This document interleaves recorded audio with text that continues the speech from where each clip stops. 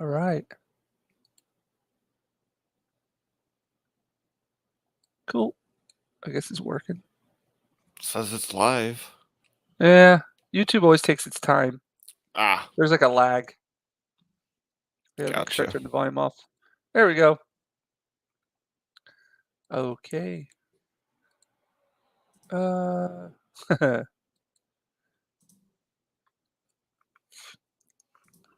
so, what was I saying? Oh, yeah, yeah. So there's like, I'm thinking about kind of like Girl Scouts with their cookies, because there's a lot of people who are really interested in backing the project here in Japan, but just asking them to throw down another extra $35 for shipping is a bit, you know what I mean? Yeah. Well, it's 25, but I still get Yeah. I get the point. Yeah, so, what I'm thinking about doing is adding like, doing, like, a bulk order, you know what I mean?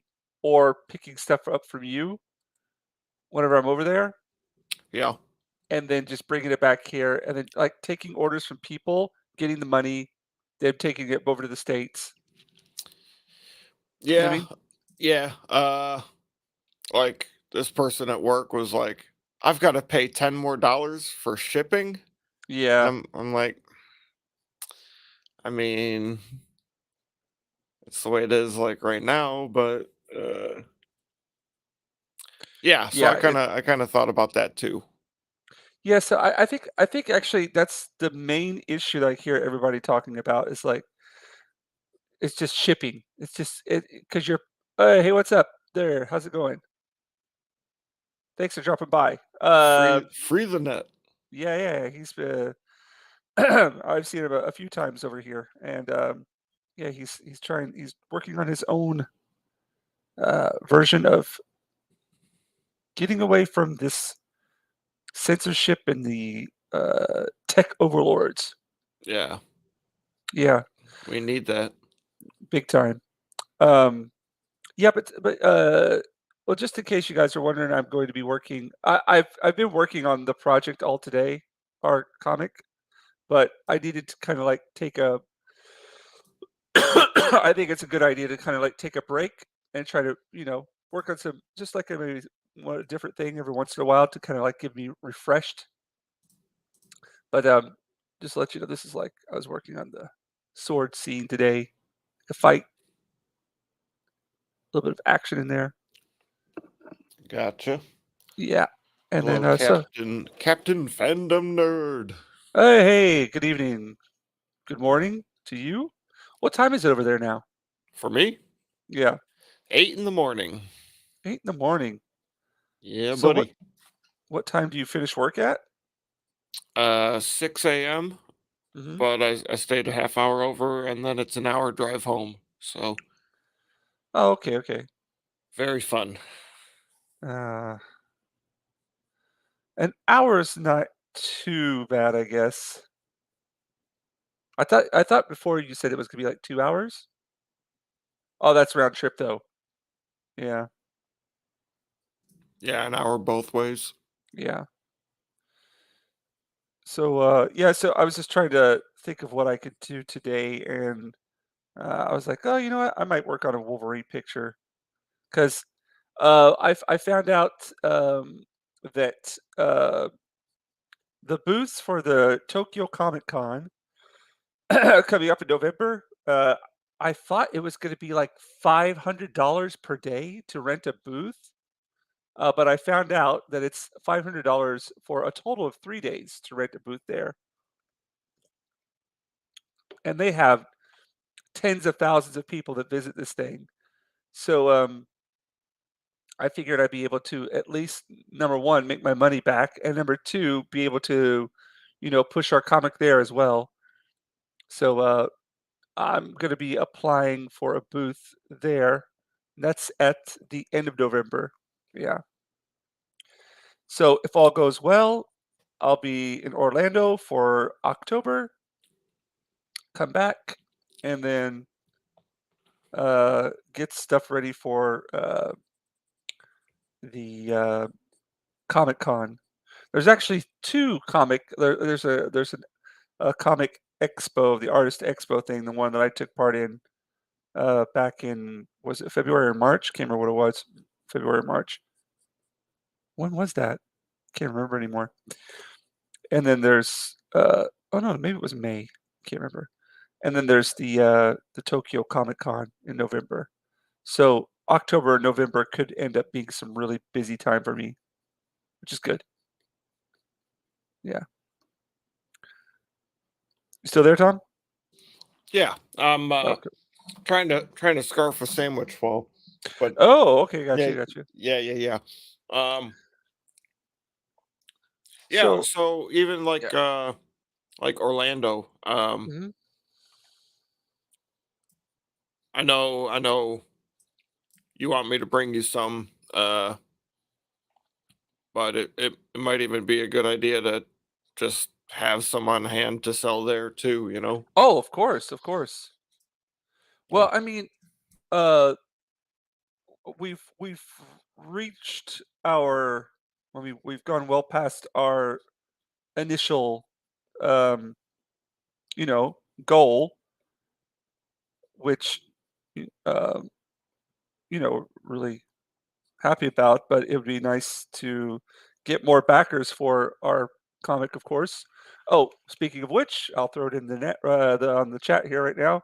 So Roger Ryder, who's on there, the two of us are working on a comic book together, and we just launched last Friday on Comics Division's Thursday Night Throwdown channel live during then. We're going through Indiegogo. Here's a link to the our campaign. If you're interested in backing it, have a look at it. Throw it out to your friends and relatives and your foes, friends, relatives, and foes. Whoever. But oh, 私は日本語を話せませんし、日本のロボットではありません。Milton knows the insane witch king. I cannot speak Japanese, and I am not a Japanese robot. There we go. Oh wow. Uh, We could need to Milton, confirm. Yeah. Milton, are you? Have I seen you on Finatra's Stank stream in the morning? I've seen Milton Knowles there before, but I don't. You didn't have the insane witch king tag. Yeah, I've seen here a few times. I can't. I know I don't remember seeing him or her. I don't know. If, I don't. I guess. Um, and I don't know if I've seen him in other places or not. I like it. But what was I saying? Yeah. So um, about the,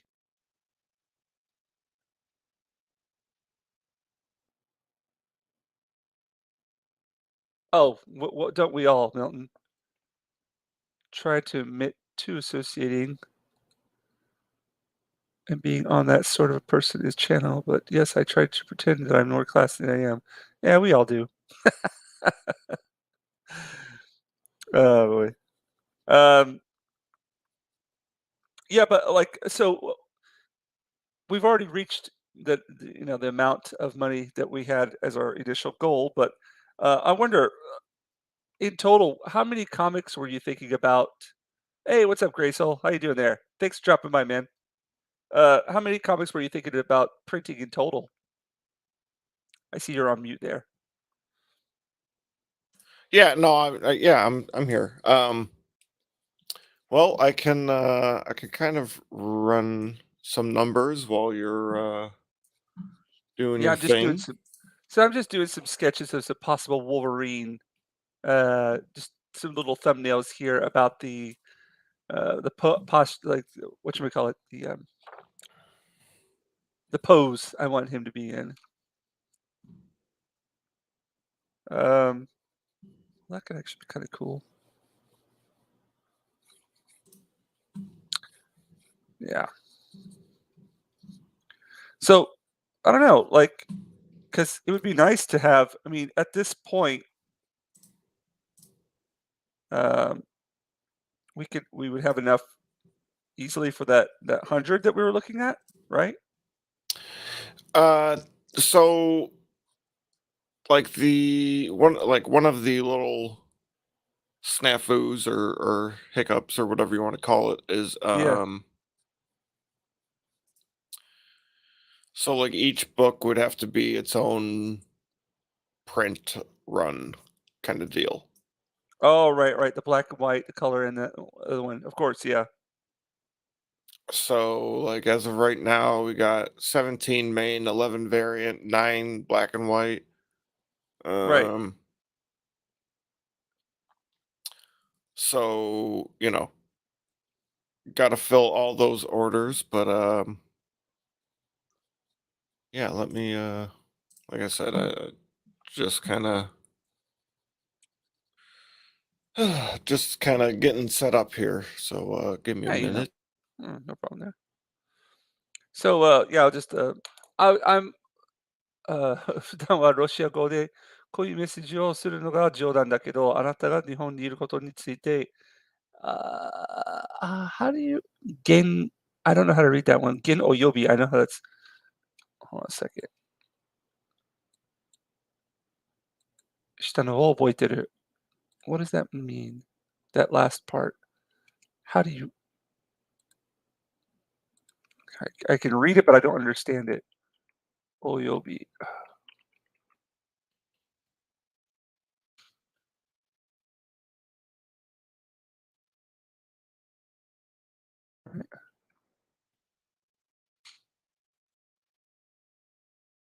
Eagle. A mention. Oh, a Genkyu. Oh, there we go. 普段はロシア語でこういう like normally he says this in Russian as a joke, but he remembers that I was in Japan. I mentioned that I was in Japan, so that's why he's doing this in Japanese. Gotcha there, Milton. Gotcha. All right. I haven't really decided this pose yet. So I wanted to do Wolverine tonight because um yeah, yeah. I just been wanting to I've been working on the comic as of late exclusively, and I felt like I just wanted. I'm going to be going to Tokyo Comic Con in November, and wanted to slowly try to build up a new portfolio of work to take there. And there's been a big demand for whenever I went to the Tokyo Comic Artist Expo and I participated in that. Everybody was wanting like drawings or paintings of characters, well-known characters. So I felt like it'd be a good idea for me to start doing some of those works and having them there for people to look at and possibly purchase. Hey, what's up, Keely Chow? How's it going there? So, speaking of Wolverine, like, of course, was my favorite comic book character when I was, back in elementary school and junior high school. Until now, it's my favorite without a doubt. So, just to share a couple of the pictures here. Let's see. There we go. These are some. Um, these are some pictures of Wolverine by Kent Williams, who was my a guest professor that I had at East Carolina University for our advanced illustration classes. And for example, this is his Wolverine killing cover that he did here. There we go. A very expressive style. He's a really he's a master of the human figure anatomy, and he was a huge influence on my artwork as well. This is another quite cool one right here. Just it's very loose watercolor, eh, and this is done back in 1999. Look at that. That was that was right before I took his. He was our a guest professor at our school. But this is the card right here that like really inspired me when I was in high school. 94, 2 years before I graduated high school, and it's Lady Deathstrike versus Wolverine, Fleer Ultra. X-Men series cards. Definitely not your, typical Yeah, comic yeah, which is exactly why I style. liked it. Yeah, I was like, "What is this? That's really interesting." And, I found myself, like, at first being sometimes you hear, like, some music that you expect one thing, and then you hear another, and it kinda takes you off guard, and you're like, "Whoa, whoa, what is that?" And then you go back and you listen to it again and again, and you're like, "Oh, okay, okay," and it really sticks with you. You really start to appreciate it.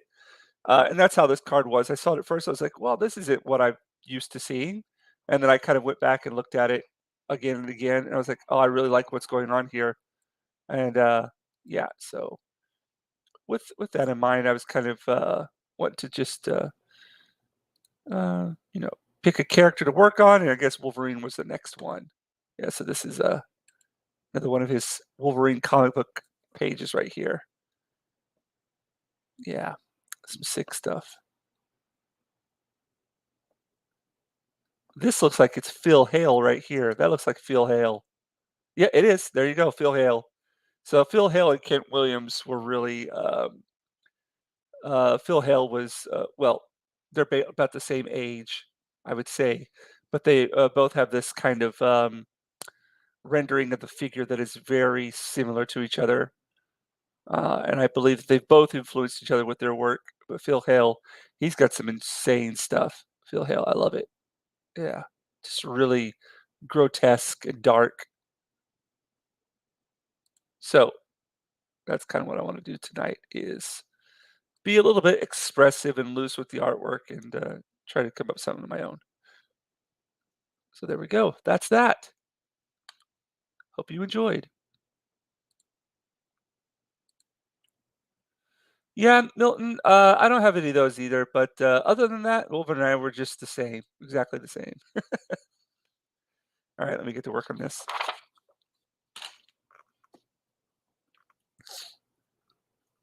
You know what? I'm going to do that first.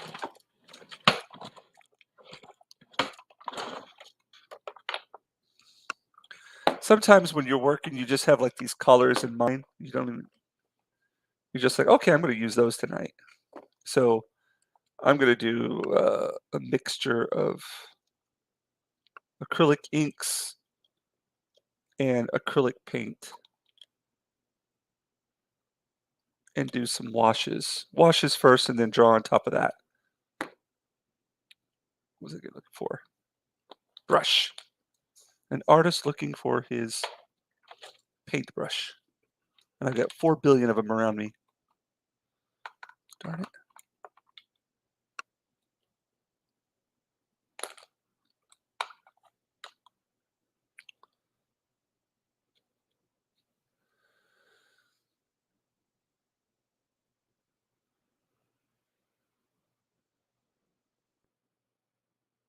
Yeah. Oh yeah. Oh, yeah, there's some artists like that too. Want a really easy way to draw front on faces by looking at a Russian artist seriously. All I have to do is change the width of the nose and lips and face, and it changes the whole picture. There you go. There was a guy who did some X-Force comics, and he had their noses like really wide, a wide X-Force comic. Let me look it up. Yeah, yeah, I know. Oh, who was it? Same here. I'm like, oh, I need a pencil, and I've got like 4 billion around me, and I can't find one for some reason. That's how it goes, though. There was a guy who used to do the. I can't remember who it was, but he did a run on X Force and other the X comics. But he had like these like really. Oh no, what am I talking about? Of course I know who that is. I'm so stupid. I apologize. Here we go.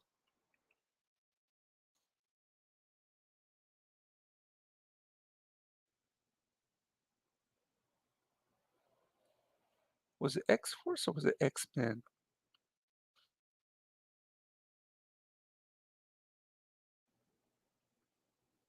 It was Frank Miller, of course, right?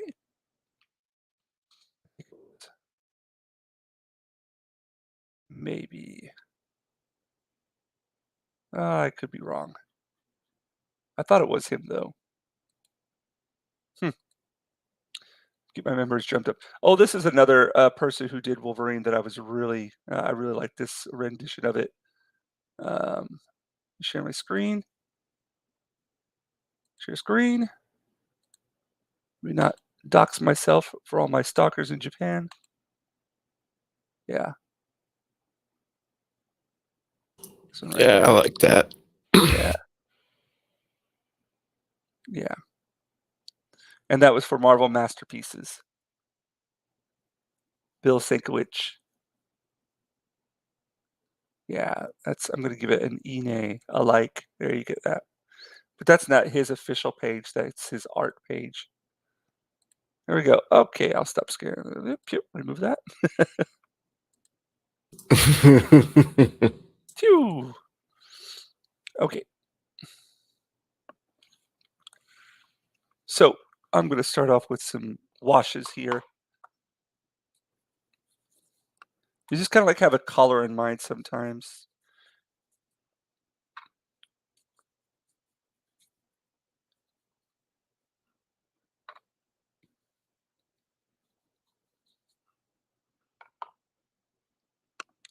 But I remember,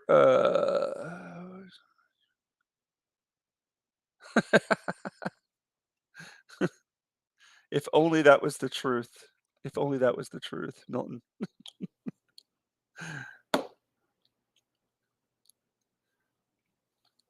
Sometimes I might just find the image within the ink splatter itself.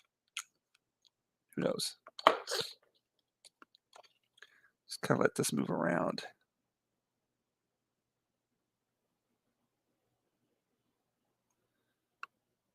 Yeah, there we go.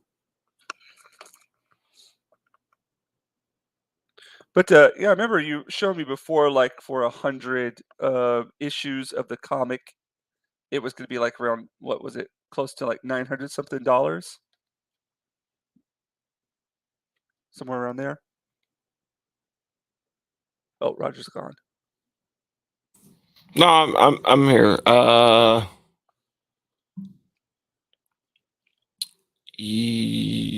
Let's see.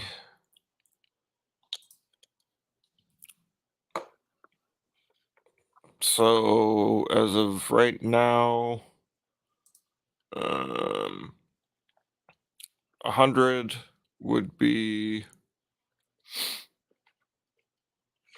uh Hey, like what's up, 11. Eric? Yeah, man, I heard that, on, Wakazashi's, stream that you're gonna be a bit busy there. No problem, man. If you have time, come back and check it out, and you're always free to hop on as well. I don't know what this is. There's, like, these little black spots. I don't it's in this Bristol paper. Oh, shoot. Turn this thing on.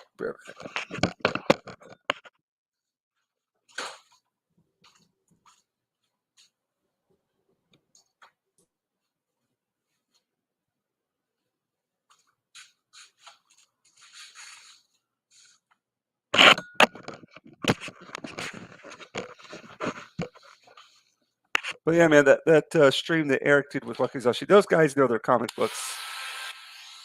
Mhm. So I'm looking at 100.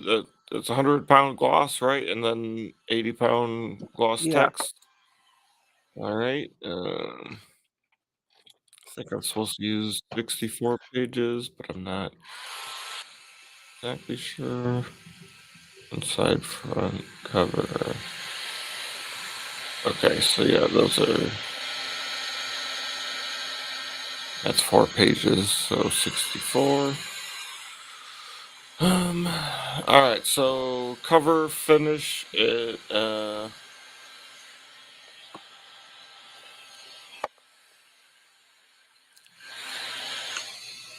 It's recommending a UV high gloss for uh,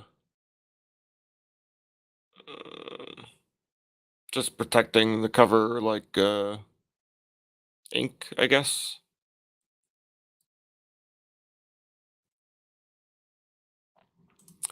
And yeah, so 100 of the same book comes out to $1,100.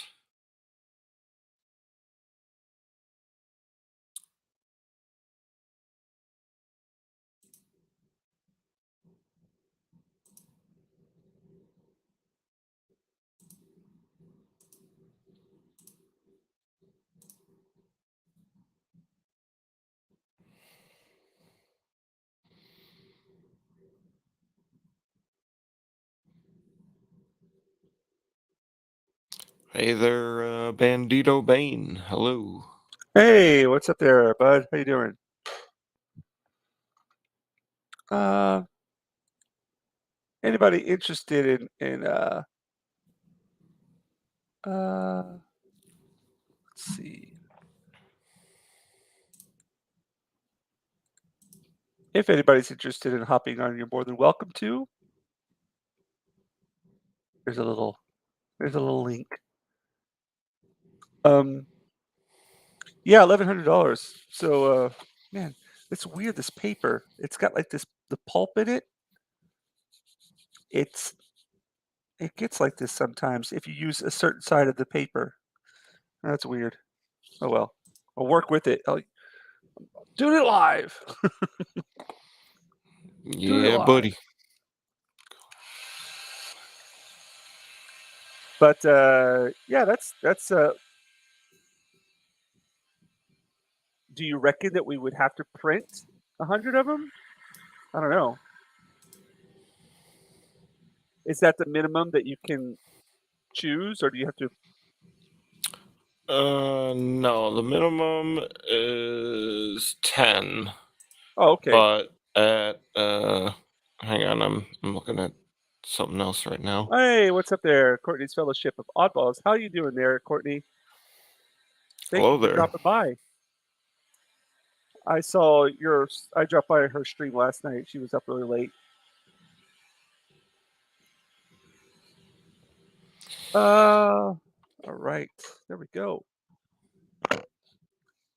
So I'm finished. It's just a big blob of brown.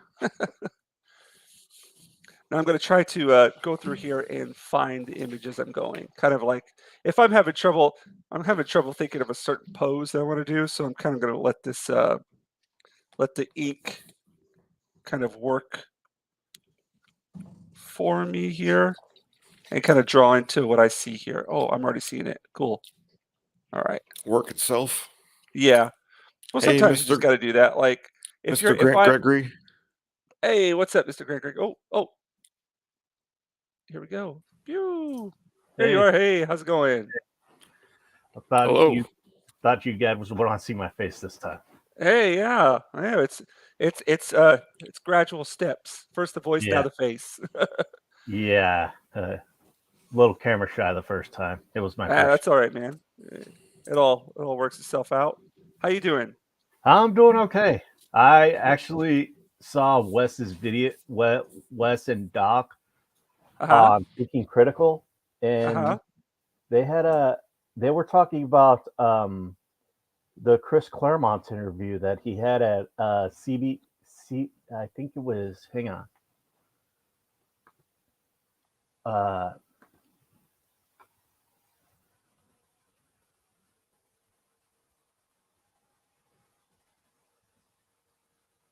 It's like C2EC or Oh, something. Mr. Grant's CB there as well. We got another guy. Hey, what's up, Mr. Grant? How's it going, Grant?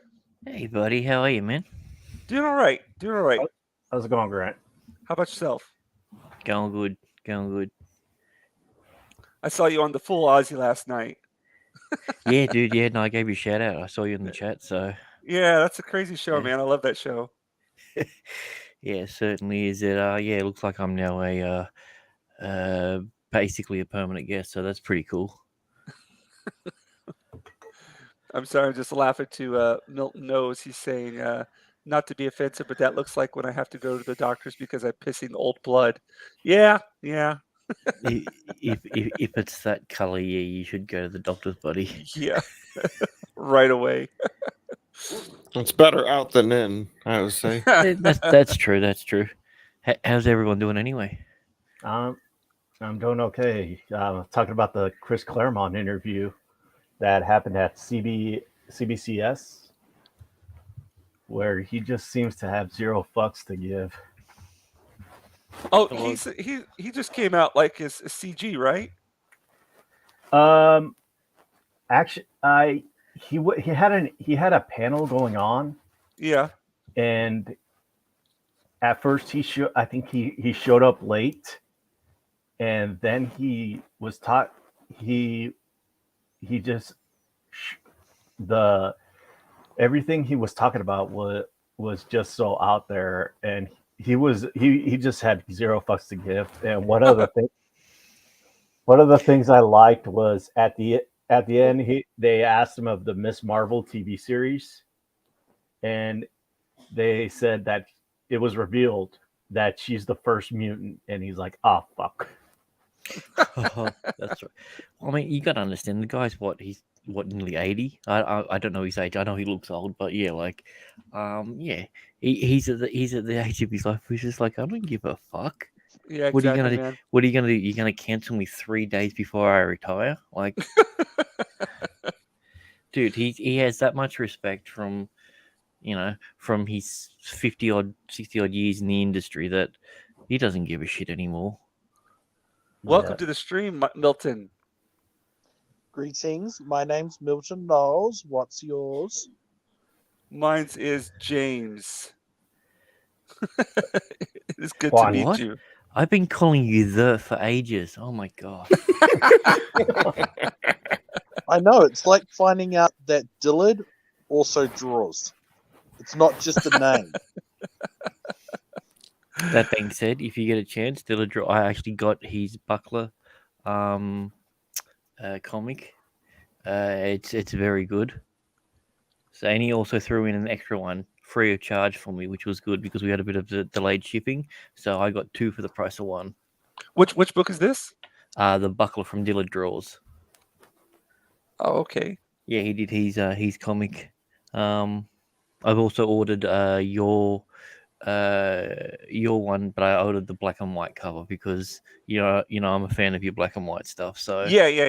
as soon as you gave that option, I was just like, yeah, that's the one I'm getting. Speaking about Yeah, speaking about your comics, congrats. Yeah, thanks, dude. I mean, yeah, it's a work in progress, but I'm hoping that this one will be, whatchamacallit, like I want to do this professionally. Is this So- Wolverine you're drawing? Because I'm seeing Yeah. claws. Okay, Yeah, cool. it's Wolverine. So what I did, I just put down a splatter here, and I found him within the image. So like he's got like his face right there is coming out, and then there's his abs, and he's got his muscles and 2 hands. So I'm just yeah. Regular Rorschach painting right there.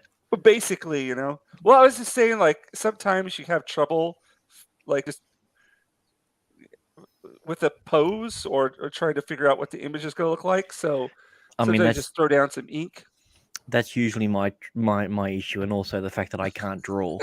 So If you can't draw, I got a deal for you. Much like that comic book, I'm offering 2 drawings, but for the price of 2 drawings. that's even better. No, where are you at? I live in New Zealand. Oh, okay. Yeah. Awesome. God's own, as they call it, or the best country in the world. Yeah, Australia's 7th state. We know what that's. Yeah, Yeah, and- Australia is a horrible desert wasteland. I've seen Mad Max. Yeah, but I mean, you have Ardern as a prime minister, so I guess we'll call it even. Yeah. Oh, yeah. We have a communist dictator in charge of our country. She's a saint. Yeah. Are you North I'm or South thinking of Island? moving to North Korea for freedom. That makes sense. I'm Dude, pretty that sure they latest, don't like- like people of my religion. Yeah, I was. She had that one thing where she came on was like, if you don't, if it's not from us, it's not like listen to like what our truth. Ours is what we tell you is the truth. Don't listen to any of those other sources. We are the source for your truth. Like, yeah, okay. Yeah, anybody that goes my truth instead of that truth and then says that saying Yeah. the truth is isn't it anti-trans now to say the truth? It's like, no, the truth is the truth and it's not objective. It's like truth can be bad and it can hurt, but it's the truth. Yeah, it's the Well, truth. Deal with well, it. she said that we was it not we believe we accept truths over facts. Wow. Truths over yeah. So I'm like, Yeah. Somebody should tell her that she's got a horrible grill, and that's the truth. Truths over facts. You look like a horse. I mean, she does. She True. has. I mean, she's got really good teeth. I'll give her that. Like, Yeah, individually she does, but she's got too many. yeah. I mean, she got 3 layers of teeth. That's the problem. She's like a great white shark. Yeah. Individually, they're really good teeth, and they don't even look as worn out as my teeth. Like individually, they're really good. Oh boy. See, I can give out compliments. Yeah, exactly. There's always some kind of bright light in every kind of dark, situation. Seriously, that splatter looks like when I have a kid. When I either have a kidney or a liver infection. Well, okay. So it's gonna be better. It's gonna get better. I Don't promise. get me wrong; it looks cool, but it's like, Oh no, yeah, I know exactly what you're saying. Yeah. As soon as I put it down there, I was like, "Oh, that looks like a splatter." After I've gone out and had about 3 bottles of wine, a nice couple shots of tequila, and whatever else was laying around. Yeah. The No, really it'd be much more burgundy if you had wine. That's true. That's true. The reddy brown looks like old blood, and the yellow makes it look like old blood mixed with water, and it's like, that's like pissing out a blood clot. So what I was aiming for was which it'll come out later when I start coloring it, is Wolverine's brown and yellow costume. Oh, that one. Yeah. Because I was debating which costume to do. I was Well, like, I think it works because the style that you're going for is he's very short and stocky. Like you can see how wide his arms are from what Yeah. you've drawn. So Yeah. that's definitely more so than the black and yellow one. Yeah. So, yeah. I was just like, look, I got a ton of Wolverine comics and everything, and this is one of the guys. He did it, of course, Mark Teixeira. Yeah. But his stuff was like really. But yeah, he's always hyper broad when it comes to his I'm gonna say flexing poses. I don't know how else to describe it, but yeah. Right. Yeah. Yeah, this is I got this whole run. Yeah, I like his style. Like this, it's very dark and very got a lot of contrast, and it's really rough. It's not really extremely clean, which is kind of like how I like to work. But I mean, if for a Wolverine comic, that's what you want. You want that Yeah. grittiness. Yeah, grittiness. Yeah. So I'm going to try to bring that out today. Hopefully. Just like elongate things. Did you spill your coffee on the page, or that wasn't intentional? It was intentional. Okay. It's like, brown oh and- man, my wonton Yeah, soup. oh, I shit. dropped it. Let's paint Work with it. Roll with Yeah, it. work Let's with do it it. live. it. Speaking about comics, I found this one when I was going through my stuff.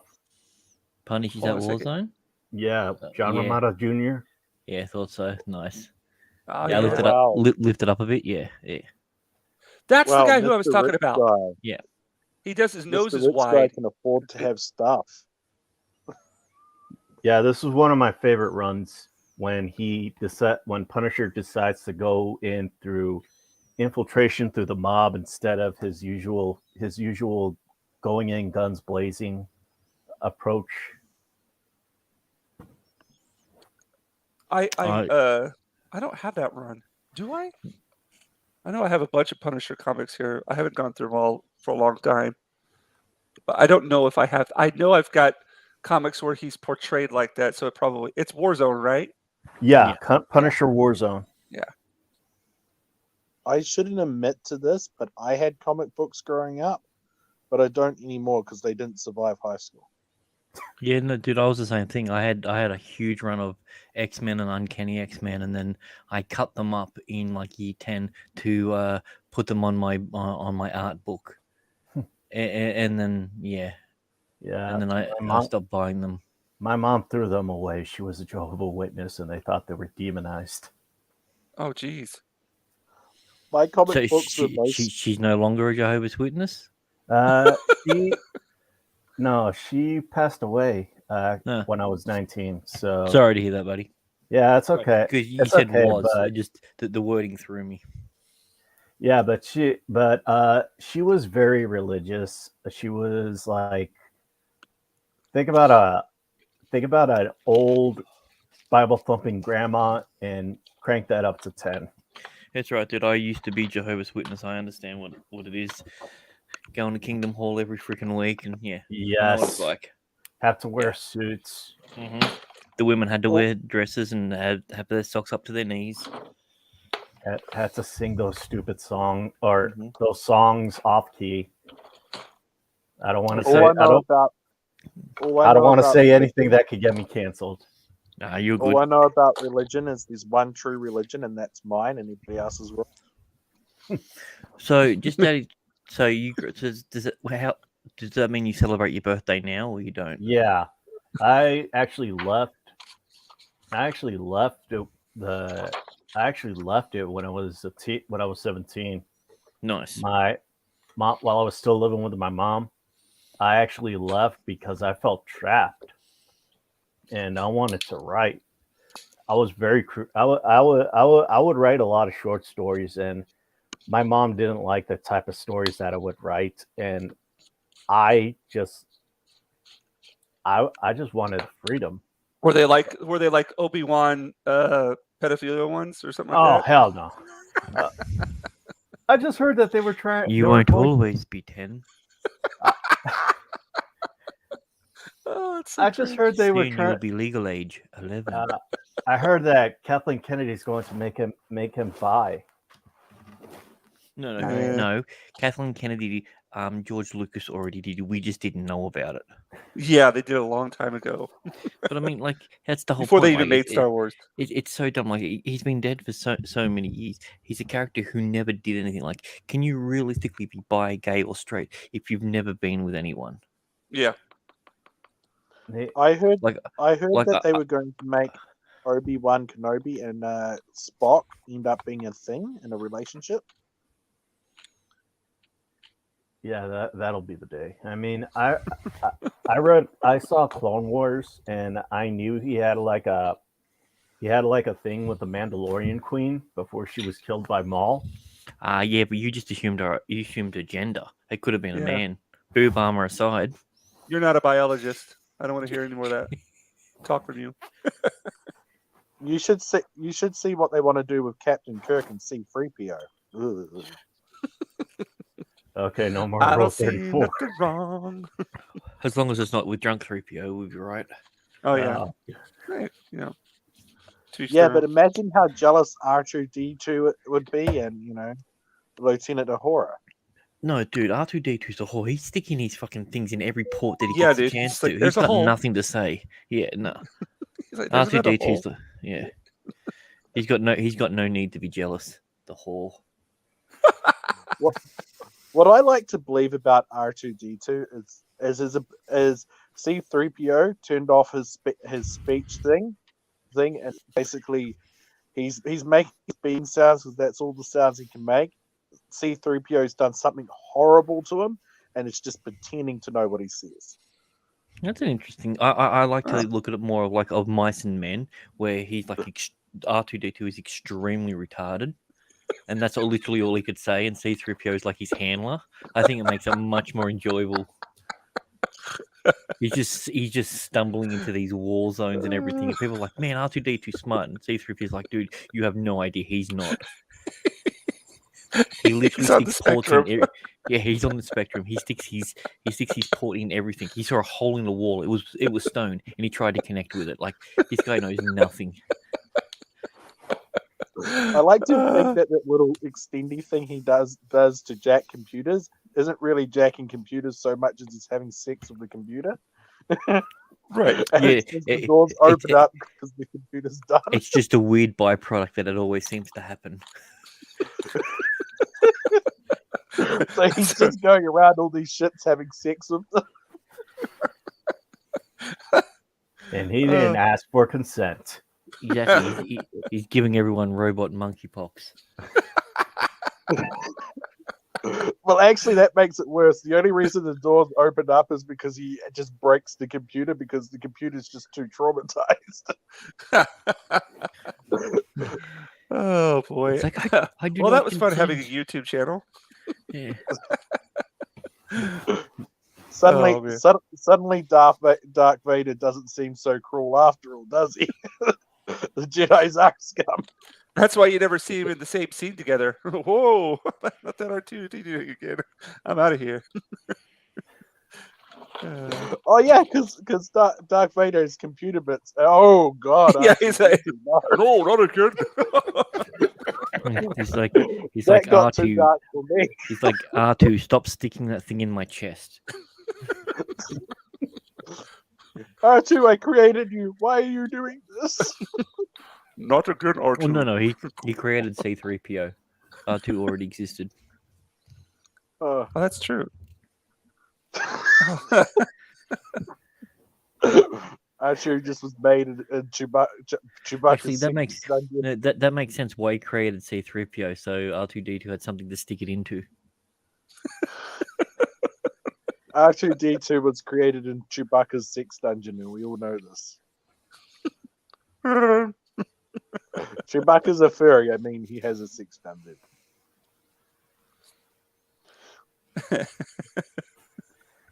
I know that's a stereotype of furries, but all the furries I know are, you don't want to meet them. So, Lofty's met a few in his days, right? so what you're saying is you know more than one because you said all of the furries that you know. So you have extensive I know. interactions with them. I used to hang out in a golf crowd, right? One of them, she's turned into not only a furry, but she dressed like a 1940s housewife because she likes it when her partner humiliates her. Is her partner Ryan Cannell? The other one. Well, he's just all kinds of twisted, and it's absolutely delightful. You just used the word furry and delightful in the same sentence. The bots are going to pick up on that. I said he's twisted, and that's absolutely delightful. I like hearing bad shit. I don't even want to meet people that do it. Okay, let's steer this around. Batgirl, what are your thoughts? I think she's Furry. a furry. Yeah. There we go. Okay, Minds think alike. Actually, yeah, Batgirl. Like, yeah, there's probably a fetish for that. Yeah, but David Zaslav actually axed the project. Dude, that takes some balls to knock $100 million off a project. Dude. But I think he's setting a clear example because when he first came in, he said that his goal was to bring it back to making things profitable. Yeah. Yeah, and the review. One of the things is that Confish said that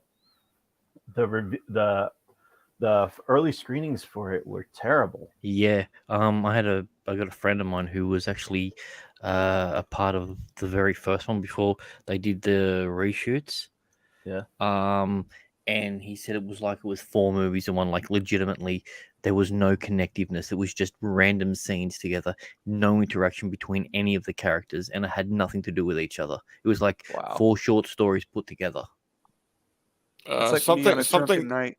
Something I read last night said Black Adam and Batgirl had the same test score, but Black Adam's still going through. Black Adam hasn't finished. There's like its- $200 million it- budget on it, right?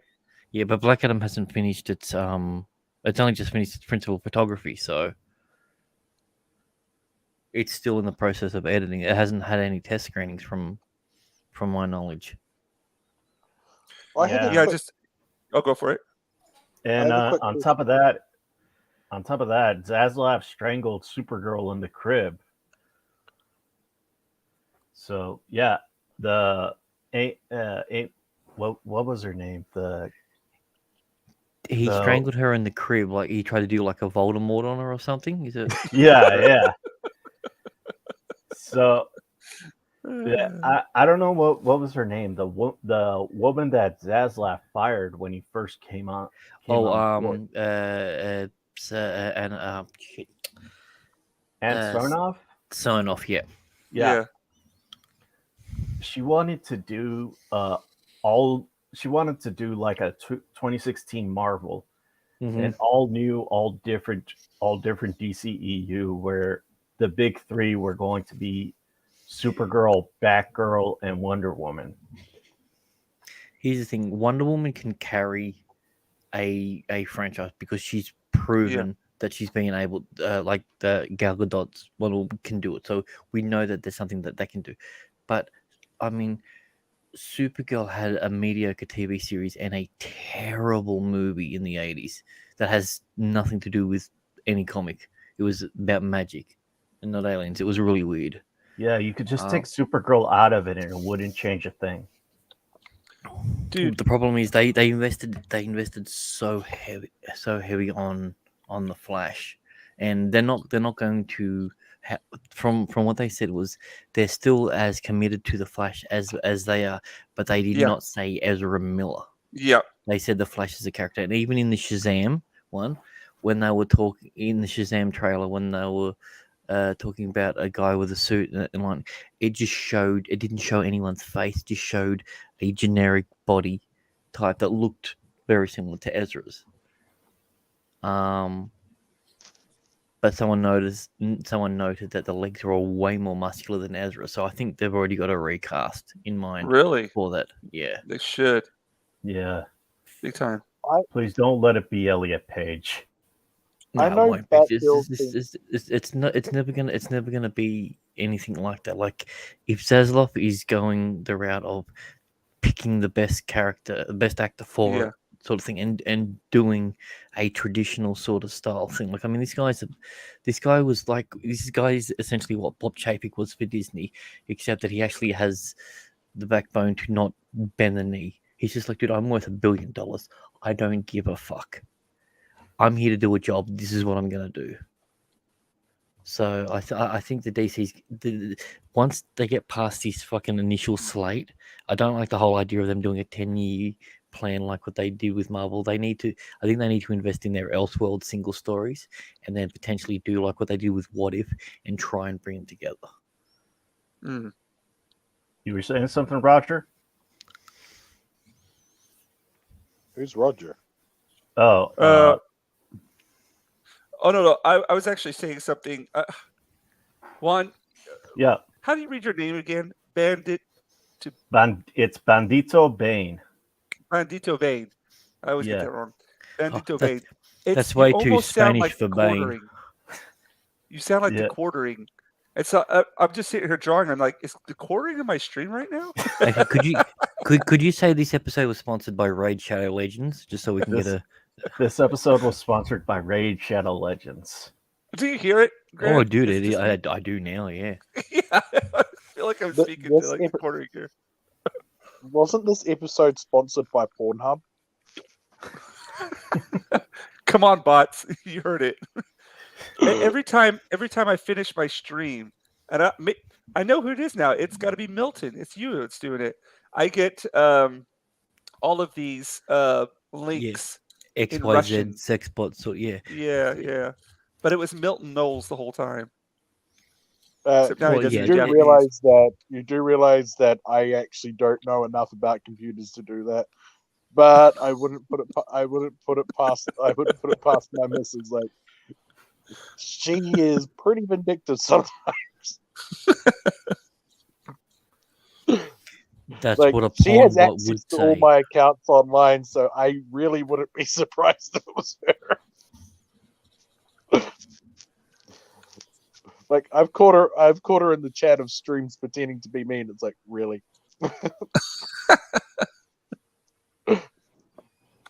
Have I seen you in other like people's streams before? I want to say that I've only seen you here. I've never been on a live stream before ever in my entire life. Oh, really? Wow. Well, That's not true. No. I saw you a second ago on this stream. I have never been on even multiple streams today. I don't know what you're talking about. I mean, apart from those other 7, yeah, you're right. It was Just 8, like me, but still. I don't go on streams. No one even knows what my name is. Bob It's Marley? Garth, right? Though for some odd reason, every time I post something on a new channel or anything like that, everyone says my name's McGregory. It's really weird. It's like, McGrant Gregory. I'm like, there's no C anywhere in my name. Like, It's just Okay, Scottish. Mick I Jagger. always say it too, and I was like, "Hey, it's McGregor." Oh no, it's not. It's like McDonald's, but yeah, my bad. Don't Just think rolls off the tongue. Twisted Sister is a female. I think that they're a dude. who do you think's a dude? Twisted Sister. So I keep getting recommended their songs, and they sound like and look like a dude. Does anybody want to tell him? Because I can. No, it's I funny feel without myself it. No. getting stupider just listening Yeah. to him. I think just let him roll with it. Keep the fantasy alive. Yeah. I've asked my wife, and she told me it's just a stupid question. Shut the fuck up. And no such thing as stupid questions. Sometimes you gotta. there is. Sometimes you there gotta. is such a thing as stupid questions. Like, really, that is a stupid answer. There are multiple stupid questions. Doesn't mean you shouldn't ask them if you want to know, but it's like there is such a thing as stupid questions. Like, why do they call it grated cheese? Because it's been for a fucking cheese grater. Who's asking those questions though? I have a really dumb friend that thinks that he's a reptilian. Well, there we go. Are they the same people that hang out with the furries? No, but I want him to. That would be funny. You just see which one starts eating the other one. No, I just want to hear him go off his handle because they'll start calling him a scaly, and then he'll go, "No, I'm not." And it'll be like, "Yes, you are." No, I'm not. I just hate people, and I like people. Just I make what I call friend groups, but they're mostly to pick on each other. You are a special kind of human, Milton. I'll give you that. I'm speechless. Well, I scored 21 on I scored 21 on psychopathy test, so yeah, out of 24. Oh, they have a test for that? Yeah, they have out of multiple. what? My Dude, dude, therapist we has have tried. no context on that. Is that out of 100? Is that out of 22? Is that out of 10? Like, I said out of 24. oh, so you're like a psychopath, but you can't even fully commit. I'm like a psychopath if they could actually care about like 5 or 6 people. Other than that, like, No, but then you're to not a be mean, psychopath I really because you couldn't care give a about crap people. if somebody died. I'm not even joking. Like if somebody other than my wife gets hurt, like I try to pretend to feel upset about it to make them feel better, but I'm really not. So how about the Lakers?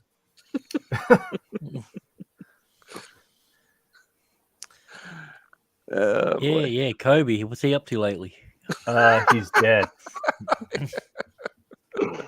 Too soon? Am I that concerning to talk to? Shit. I try not to be. Right now, I'm wondering if I should call Interpol. I'm new That's to not this whole fair. internet thing. I'm just drawing Wolverine. I like how On a, you. hor- I like how on a you. horrible, scary bloodstain. Like, why?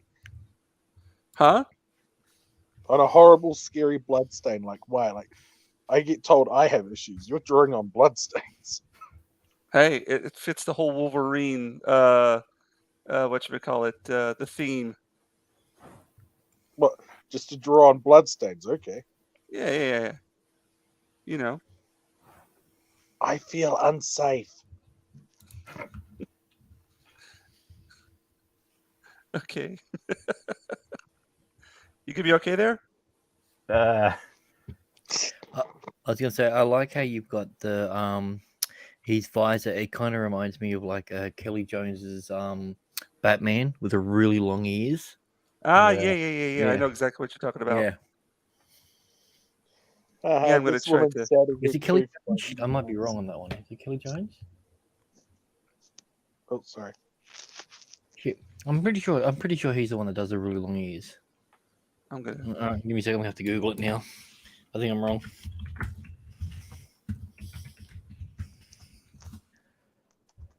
No, I'm right. Okay, cool. Yep, I was right. What was the name again? Kelly Jones. Kelly Jones. Yeah, I know exactly what you're talking. Again, I'm just horrible with names. I never know who's who, but I know the picture. I know the exact picture that you're talking about, though. yeah, Kelly he also, Jones does the really thin. It's not the thick ones. It's the really thin but Yeah. really long. Yeah. Yeah, He yeah. also did that those Elseworld stories where Batman was a vampire. Vampire. Yes. Yeah. I was gonna say it's from that entire run. So. Yeah. I like it when Batman gets infected by the Joker gas, and then he becomes like a really horrible supervillain. No, I think it's lame. It's been done too many times now. Yeah, Between that and the Batman Who Laughs, it's just it's now almost become a cliche because something cool happens and then DC says, you know what? Let's run that into the ground over the next 30 issues. speaking I of think- which, I think- I has think what I anybody was heard? talking about was the Batman Who Laughs. Like Elizabeth says that she has to check them out before I can look at them because there's stuff there that might upset me. Sorry, Speaking of Bane, you were wh- saying? Yeah, has anybody heard that Cena Grace is doing a Superman comic? No. It's going to be a YA Superman comic. Oh, why?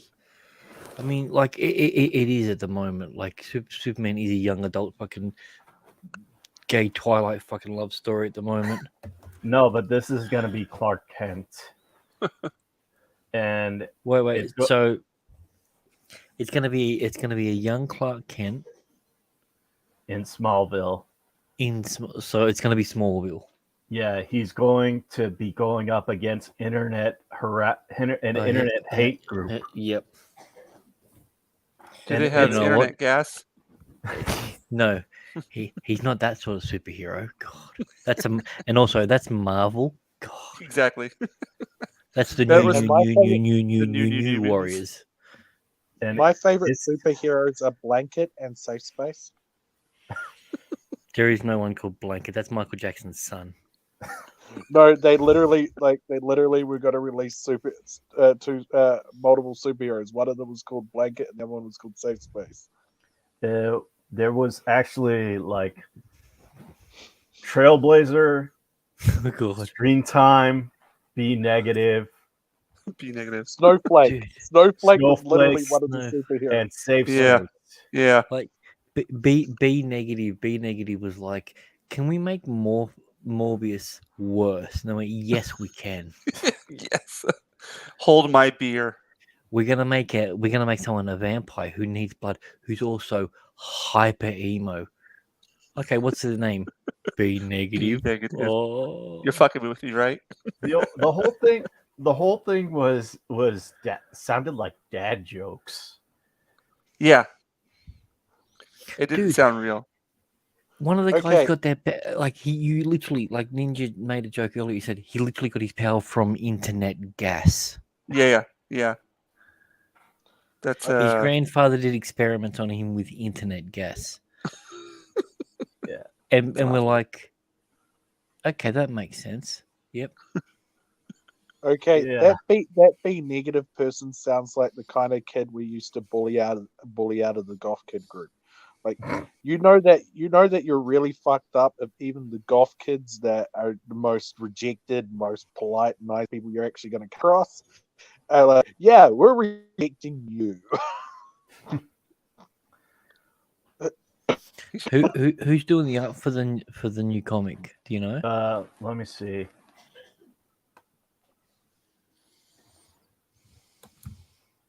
I still like the idea of Safe Space and Snowflake going out. They were brothers.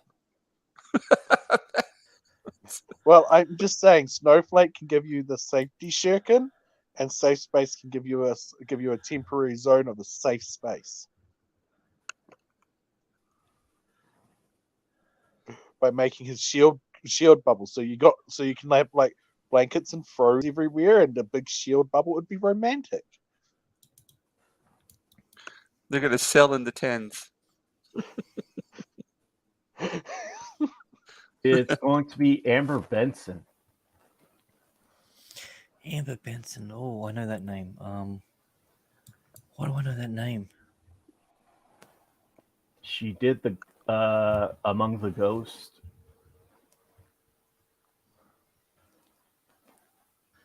It's not ringing a bell. Anyway, back to those terrible superheroes. Does anybody else believe that they were first introduced as a joke and people were too dumb to realize it was a joke, so they went with it, not realizing that it was just a parody to make fun of these idiots? I think that Marvel just went to Daniel Kibblesmith and said, "You know what? This is just too stupid, even for us right now. We're not going to Wait, make money." Amber Benson. Isn't that what's her name from fucking Buffy? Hang on. Buffy the what- Vampire Slayer. Was the shit. Tara, the one that was killed, Willow's girlfriend. Isn't that her, or am I thinking of the wrong person? Yeah, it is her. Wow. She does comic stuff. Yeah, I guess so. She did Buffy the Vampire Slayer. Wait, she did the season 9 comic then. I don't know. She also did Shadow Play, Among the Ghosts, Clueless Senior Year, Clueless One Last Summer. That's all her comics right now. Yes, this it's definitely out of my realm of comics that I've read. So Yeah, Buffy the Vampire Slayer has a comic? yeah, season 9. Like, It's I thought it's Buffy the Vampire Slayer was only played on old reruns when I went to boarding school. I've never seen Buffy. Yeah, I used to watch it on old reruns at school. I missed out on all that. But It's Yeah. so weird because you're saying you used to watch it on old reruns, which makes me realize that I'm probably much older than you because it was it was still new when I was in school and that. So Yeah, it was still new to me too when I was. yeah. And but going back to the Superman comic, it just sounds. I think it's just gonna be like another Mariko Tamaki I Am Not Starfire No. self-insert. self-insert, Yeah. because it says that they're going to have old characters like Lana Lang and new characters. Well, I mean, if they're gonna go a young adult version of it, and he's a teenager, it makes sense to bring Lana in. So I can understand that as the love interest, but it's yeah. As soon as you say I'm not stuff, I'm assuming that that's what it's gonna be like. Yeah, That being said, I don't know if you actually read I'm Not Stuff by. She gets more pimply and warty by every page. It's so weird. It's like from her first from the first page to the last page, she's so much more uglier. I saw. With- Yeah, I saw that. I actually saw like the free sample uh of it on the Comixology website. I still felt I wanted my money back. they offered it for okay, yeah. They did the same thing with the first part of Gotham High. Oh God. So I ended up actually buying the rest of it because I had to see where it was going because it was so bad. It See, was, when I don't like shit, I don't pay for it, and it doesn't encourage people to keep making it. But hey, you keep supporting the problem, and we won't hate you for it. I wouldn't give a dime. I wouldn't give a dime to those things unless I ran out of toilet paper.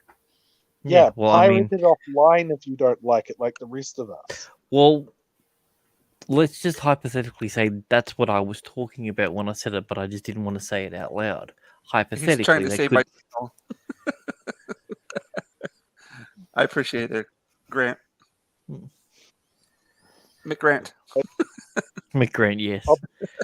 I'll put it this Thank way. you, the I'll put it this way: if you don't like Disney movies, don't pay for it, and then they'll be encouraged to buy the consumers because they're after a dollar line. Now, here's this thing that people don't get about Disney. Disney doesn't hate you. Disney doesn't like you either. It views you as money. Same with every other movie production industry. Your money. As long as you're giving them money, they don't care what they produce. They could produce the worst piece of crap possible. They could produce a 9-hour film on just a big pile of poop. And No, they could. And as long as people are giving them money, there's no big Hollywood thing that would produce a 9-hour movie. The cost alone would be exorbitant. Like they would never do that. If they're just paying for one camera guy filming a poop, I think they can afford that. But they're not, because you're also paying for your editor. You're also paying for your script supervisor. You're also paying for it's more than just the person filming My it. point is, as long as they're making money and that's all they care about, they'll keep producing it. So if you keep hate watching movies, you're watching the movie that's giving them money, and they're going to produce more of that movie. I don't know. There's a big debate on I don't know, whether or not, because you have to. I guess it depends on your method of watching it as well. Because as far as me, as I'm concerned, you can do what you want to do, but I won't go out and pay for another Marvel thing in the theaters. But I know some people, they have to go there to, they have to see it with their own. You can't just say you hate something without seeing it. You know what I mean? And if you're Yes. basing your whole channel and stuff on that, you actually have to view it to able to mock it. And people do that, but that's exactly right. Like people want to keep the credibility that they have for their channel. Right. If they say, you know what, it's like, well, what part did you like about it? Well, I didn't watch it. Yeah. And as soon as someone says that, dude, whether I agree with you or not, you lose all credibility. Right. But people will go and find ways of viewing it without having to, give the buck over to Disney, or you know what I mean. There are ways to do that. Most of the time, whenever it's something that I want to see at the cinemas, if I can go to one that's in a big area where there's multiple movies playing at the same time, I'll buy a ticket for another movie. Yeah, exactly. Yeah. I can't do it in my local area because we only have a twin cinema, so. 2 doors and they're at the opposite ends of the cinema. So, if I want to see something there, or I can find a way of watching it for free, when it comes to your points and everything that you can use throughout the years. So I'm like, okay, well, I've got X amount of points. I can see a preview. I can do this. Right. There's different ways of going about it, while still supporting the local business. Yeah. Because that's another thing too. Because you got to support. It's not just about getting the best. I don't want to give Disney money, so I'm never going to go see that. I was like, yeah, but I want my local cinema and my local video store and everything to survive. Right. So I'm not giving Disney money. I'm giving them money. If they choose to give it to Disney, that's their choice. That's the way I look at it. After the Guardians of the Galaxy 2, and I would probably still watch Guardians of the Galaxy movies. I Yeah. watched a couple more Marvel's movies, and then I decided that I'm not watching Marvel anymore because it's not only overdone, but most of the movies are bad. And it's like,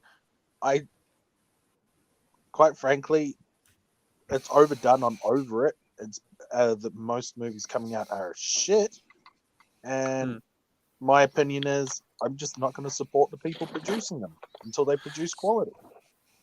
Yeah, yeah. I mean, you're like me on that watercolor Wolverine. Oh, thanks. What's up, Joe's Atmosphere? Yeah, it's actually acrylic ink and acrylics, but it has that watercolor look like to it right there.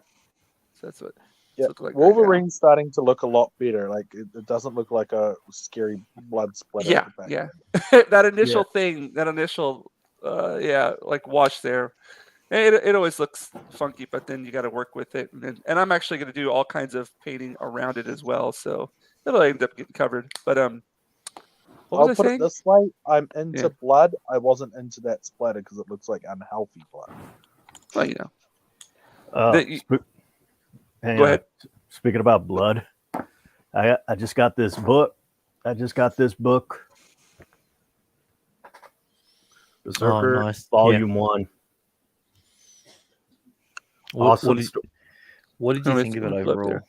It is a really great story. I mean, even though like the first issue, it'll show like the character being this special forces soldier. When it expands the story, the story will tell that he doesn't want to do this anymore. He just wants to die. I mean, it is a bit of a cliche type sort of thing with that.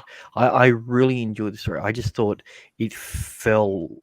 Sorry, have you read all of it yet? No, I have. Okay. I've only read Volume 1 so far. No, okay. The end of Volume 1. Yes, I have. Yeah. Yep. So just so I'm clear, what happens at the end of Volume 1? Just so I know where we are in. The doctor ends up going to his house to tell him the truth of why they're experimenting on him. So that's the last one. So that's issue 6, 5 or 6. Okay. Yep. Okay. Yep. So yeah. Unfortunately, I think the next issue is when it starts to go off. It gets, without going into too much detail, it goes as weird as to say it's grounded. The first volume, the next one it goes beyond the fantastical. It becomes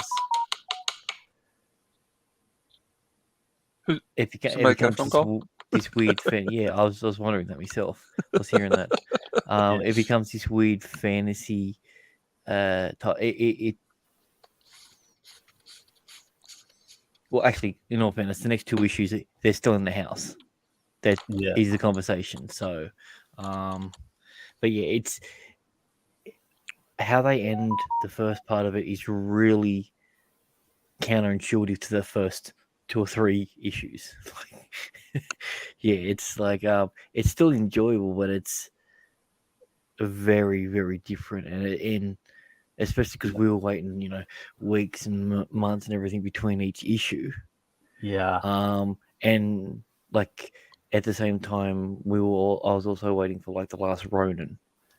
And then, yeah, dude, and that's something, something that they fucking nailed. Yes. It's been forever since I've. Yeah, Eastman and Lord did it again. Dude, Not even sorry, Heather. I'm just gonna respond to Joe's. Sorry, guys. Joe's atmosphere. Yeah, sorry, man. I've been. I saw that on Twitter. I haven't responded to it, but actually, this is kind of like a response to it. So I need to tweet back and say, yeah, this is going to be kind of a response to that. But yeah, thanks for that challenge there on Twitter. Sorry, guys, go ahead. Dude, it's your channel, man. Absolutely. Yeah. I always feel like I don't know.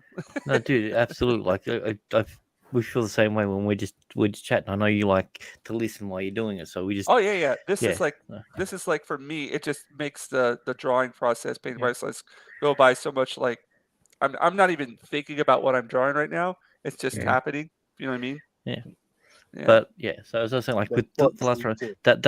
that last issue, we all knew what was going to happen, and even Yeah. when it happened, we were still and then that for those who haven't seen it, there's a 5 or 6 page after story essentially with certain things that just it gives you the warm and fuzzies in the Yeah. right way, and I haven't had that in a comic for so long, especially for an issue for a story that was like 6 issues. It was nothing, you know. Like it wasn't like it was a long thing, but because we waited so long between all of them, Yeah. Now and is this the one where the friend finished it off? And has he worked on that yet? oh no, that's I'm sorry, I'm thinking of a different one. that's Berserk. That's Berserk. And which Yeah. ones are you guys talking about right now? We're at the moment we're talking about the Last Ronin. He was talking about Oh, my bad. Yeah, because I saw. Yeah. Okay, yeah. Kevin Eastman and Peter Lord. Going back to the like when they were fucking 80 something when they were sitting Yeah, on the bus they and actually discussing about it, like they actually used their tax refund to publish the first publish. I issue. know, so like I'm not a huge Ninja Turtles guy, but I can remember when I read that first issue of the last one, and I'm like, this better be fucking Raphael, because it didn't make sense. And now the fact that it's not, and it's Michelangelo, it could not be anyone else. The story Yeah. does not work unless it's Mikey. Yeah, It needs and it's. it, Though that being said, there was that weird thing in like the 4th issue when April was being really weird with Mikey about a daughter. I was like, is that Mikey's daughter? And I'm like, nah, it was so weird. So Yeah. it ended up being Michelangelo. I can't say No, it Michelangelo. wasn't Michelangelo. Michelangelo. Yeah. Back in a second. yeah, yeah. It ended up being Michelangelo, and it was like a curveball because Michelangelo's always been this carefree. The goofball. Yeah, he Yeah. was always cracking jokes, making light of everything, but now he's brooding, serious. Right. Everything he wants, everything he loves is gone, and You saw the. Oh, sorry. Go ahead. and he feels like he's got nothing to live for. Hey, saw that's the, my life's backstory. Oh boy. Literally, everybody I've ever loved except one person is dead. You know. Oh, I was joking.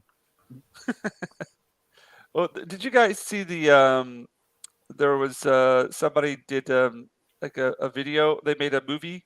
Oh yeah, Yeah. I've seen it. Yeah, the 3D render of it. I think that was Yeah. really. I mean, here's the thing: like nothing happens in it, Oh, but But everything does.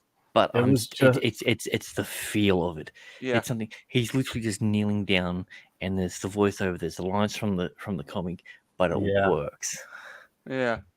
I haven't read the comics at all. That's the only thing that I've seen from it. It's just so difficult to get shit here, man. Yeah, I want to order stuff, but it just doesn't. I'd have to pay an arm and a leg to get one comic book delivered to me. Yeah, dude, I understand. I literally just bought this comic. It's called Auntie or something. Auntie. It cost me like $37 Australian to get it delivered. Tom, are you there? Help me. No, not here. I'm gonna put this in US money to show how horrifying it is. I pay $30 US for a book, and it costs me $111 in total to get the book here. That's including that. So that's the $30 for the book plus the shipping. Yeah, Yeah, the shipping. dude, Yeah. the Rippaverse. It cost me $200 for a fucking comic book and a T-shirt. That's That's yeah. like we got to be able to do something about that. You know what I mean? Like that's the Okay. next step of like that's something that needs to get fixed out, because that's gonna stop a lot of people who who are like debating, should I get it? Should I drop the money or not? And then they end up just like, no, I can't do it. Not with that price of that fucking shipping there. Well, So that's the thing. Like, and also with the exchange rate, I wanted to do your big tier, your $600 tier, but that works out with the equivalent to $1,100 over I here. know, man. The exchange rate is Eh, the Japanese it's yen right now is so freaking weak. Like $1,700. Actually, what was it? Oh, thanks, Shadow Punk. What's up, man? That Ross and Bond is one of my older sketches. Hope you. Oh, yeah, that was a good one, dude. Joe's. That was nice. Yeah. Sorry, I didn't reply to that. I've been all over the place here, but yeah, Shadow Punk. Shadow Punk's got his own campaign as well. Has the campaign ended, Shadow Punk, or is it still going on? I backed his campaign. If you back it, doesn't that mean you're giving him money, and doesn't that mean you're his employer? no, you're buying a product. Okay, yeah, because I was explaining that to people here. They're like, "What? What?" Because a lot of people they don't know about what's like that process here, The whole about like crowdfunding the thing is crowdfunding different. Yeah, process. I was explaining it to my friends in India, and they had no idea what I was talking about. They're like, Yeah, it's like, so is it done yet? I'm like, yeah, it's done. But sometimes things aren't done. It's like, well, why would you buy it if it's not done? I'm like, because it's gonna be. And it's like, yeah, well, why don't you wait until he sells it and then buy? I'm like, because it's not being sold in stores. And I'm like, it's like a boutique sort of thing. And they're like, and then they got it. yeah, yeah. It might be an Asian thing. I don't know. It could Hmm. be. I don't know. Like, Yeah. well, it seems like it's more of like a this is kind of a modern thing as well. So, I mean, I didn't know about it until I Well, that started. being said, South Yeah. Korea has a huge crowdfunding thing that they do all the time, so maybe not. Yeah. You know how I buy things? I tell Elizabeth that I want it, and then she gets it for me with my money. What, the Queen? No, my wife. Like, I tell her I want anything, and she just gets it for me. Like, your wife's the Queen? McQueen. My wife is not a queen. No. Her name's Elizabeth, that's all. She's on all of our monies. It's quite narcissistic of her. Those Well- abs look better than the fake abs that were on the Supergirl costume. Oh, these right here. Yeah. What? Yeah, because they're not rectangle. I don't do a lot of like superhero work. You know what I mean? I do. I don't know. Like, but if you ask me to do it, I'll do the best I can to try to. Dude. Yeah, you know what I mean. I But, Yeah. love the fact that his arms are like fucking this, like the same size as his pecs. Like it's Yeah. that's Wolverine. I love that. Yeah, just make Yeah. it big. And his arms are so short as well, which works really good. Yeah, it's like again, it's just throwing that ink down there and kind of having an image of what I want to do, but not really specific. And just sometimes I just got to do that. Like with my kids' classes as well. We'll just throw down ink sometimes and like, okay, let's find a picture and draw it, because it lets you use your imagination. Oh, And there's that I one. thought it There's was that just one kid that says it looks like a puppy being murdered by putting in a blender, and you're like, okay, Timmy, I'm gonna call your parents and they're taking you home. Yeah. He's like, my name's not Timmy. I'm like, I know, but I'm calling you that. Oh fuck. My name's not. Why Timmy, are you but dead naming? Why are you dead naming Timmy? Because calling him Xiao Meng or something is probably racist of me, so I'm not too sure the difference between Chinese and Japanese names. I didn't want to say it publicly. Do you know what I called the kids that I didn't like when I used to babysit? Breakfast.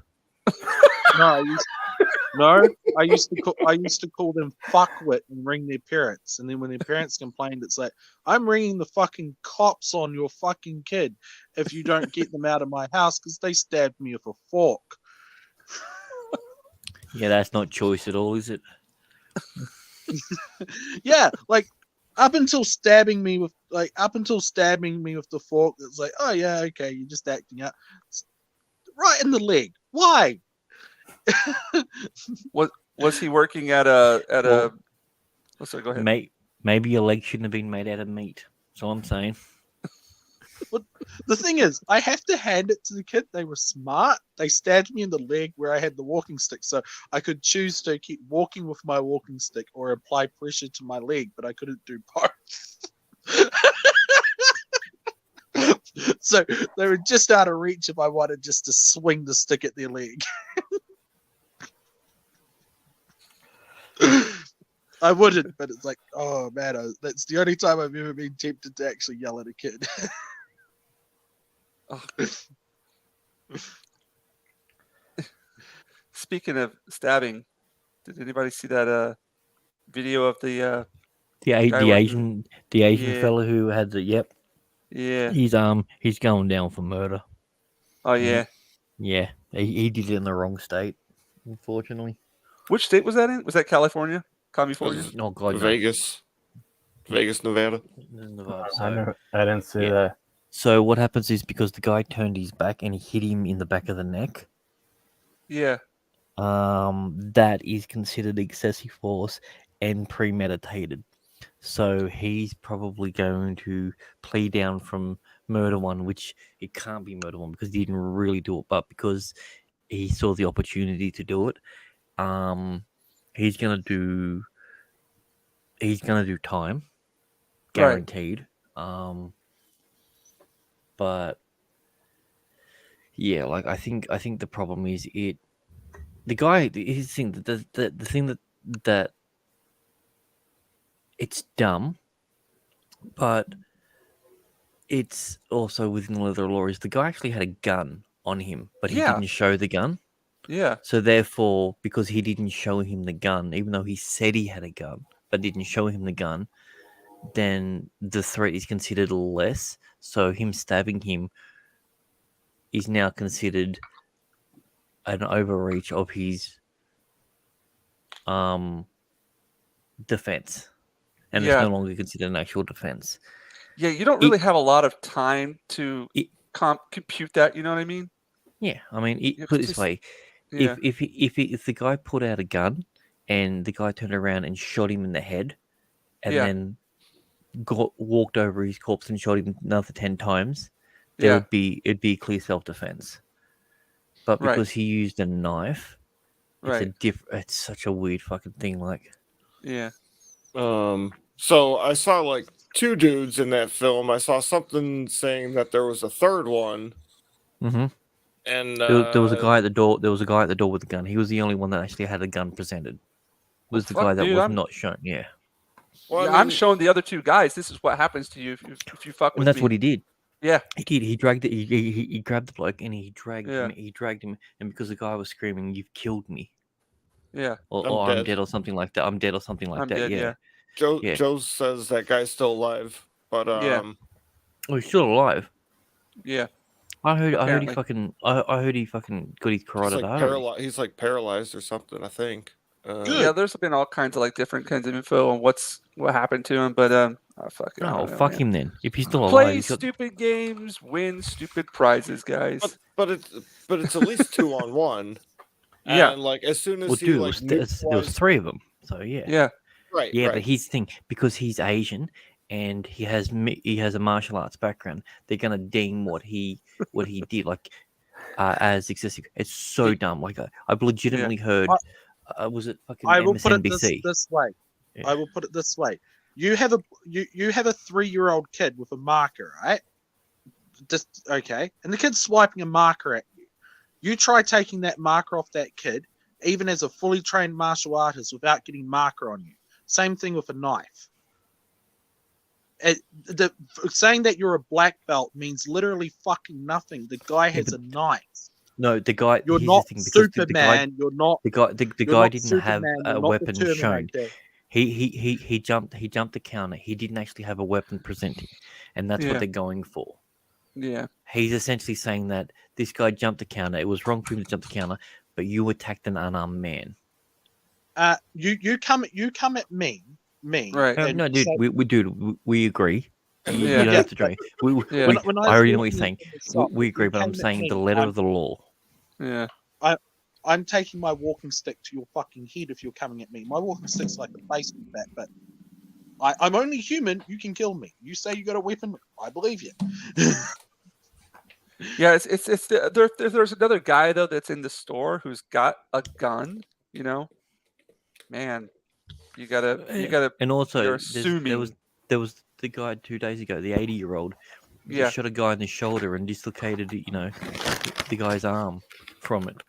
No charges because the guy walked in with a gun and he went, "All right, well, I'm going to blow your arm off." Oh yeah, that one. Yeah, I saw that one Mhm. as well. Oh, my arm blown off! Like these fucking idiots, dude. It's like, yeah, dude, No, don't it's funny fucking. because it'd be 2 days ago now. Now Elizabeth was picking up some money from a guy she did tarot readings for. She probably won't be doing it in future. That was all good. He came out. I was drinking a bottle of water by the car. He started yelling at me about something. Then I realized what he was saying, that he was trying to pick this girl up for 2 weeks. And I was like, what the fuck? She's my wife. Leave us alone. And so he decided to punch me in the face. A little short, skinny hippie guy tries punching a 6'11" person in the face. It didn't go well for him because I punched him in the face and he just was flattened when I did it. Like, I didn't mean to hit him that hard, but funny in hindsight. He got up when I went over to check on Elizabeth and went to attack me. So she pushed me out of the way, picked him up, and pile drived him into the ground. And I'll put it this way. Don't piss off a female bodybuilder because she completely destroyed his fucking shoulder. So He you're was 1 inch squealing like short a than pig you're until the 1 inch cops short of 7 foot. Then Yeah, I'm literally one inch short of being a giant, and this guy that barely is 5 foot something decided to hit me in the face because did he bring a he step was ladder to upset. try and hit you in the neck? He was upset because I was like, dude, All right, that's my Joe's. wife. Like, Thanks what for stopping the fuck? by, man. What's that? And get ready for my voice. Oh, I was just telling Joe's atmosphere here. Alert mode engaged. Yeah, man. Thanks for stopping by, bud. And I'm gonna get to that. Well, this will be number 1 of the 10-day challenge. But I'm just gonna be basically until the end of this campaign is all done. I'm gonna be drawn every single day. So My yeah. man. Yeah. Sorry about the. Oh, Wolverine's hair's blowing everywhere now. God. What's that? I said Wolverine's hair's blowing everywhere now. Yeah, so I'm working with these acrylics. It just takes a while for them to. You got to layer them over and over and over and over again. Well, at least it's not an oil painting where you have to wait 8 Oh weeks. man, oil painting. I mean, I've seen people do oil paintings within like 2 or 3 hours, but it's you gotta be really really good at that. I mean, I've studied how to paint oil paintings like that, but it's very challenging, and a lot of the times you get like muddy colors because just the way that you mix them, it has to be spot on. Yeah, I mean, I've watched YouTube videos, so we're basically at the same level. So yeah.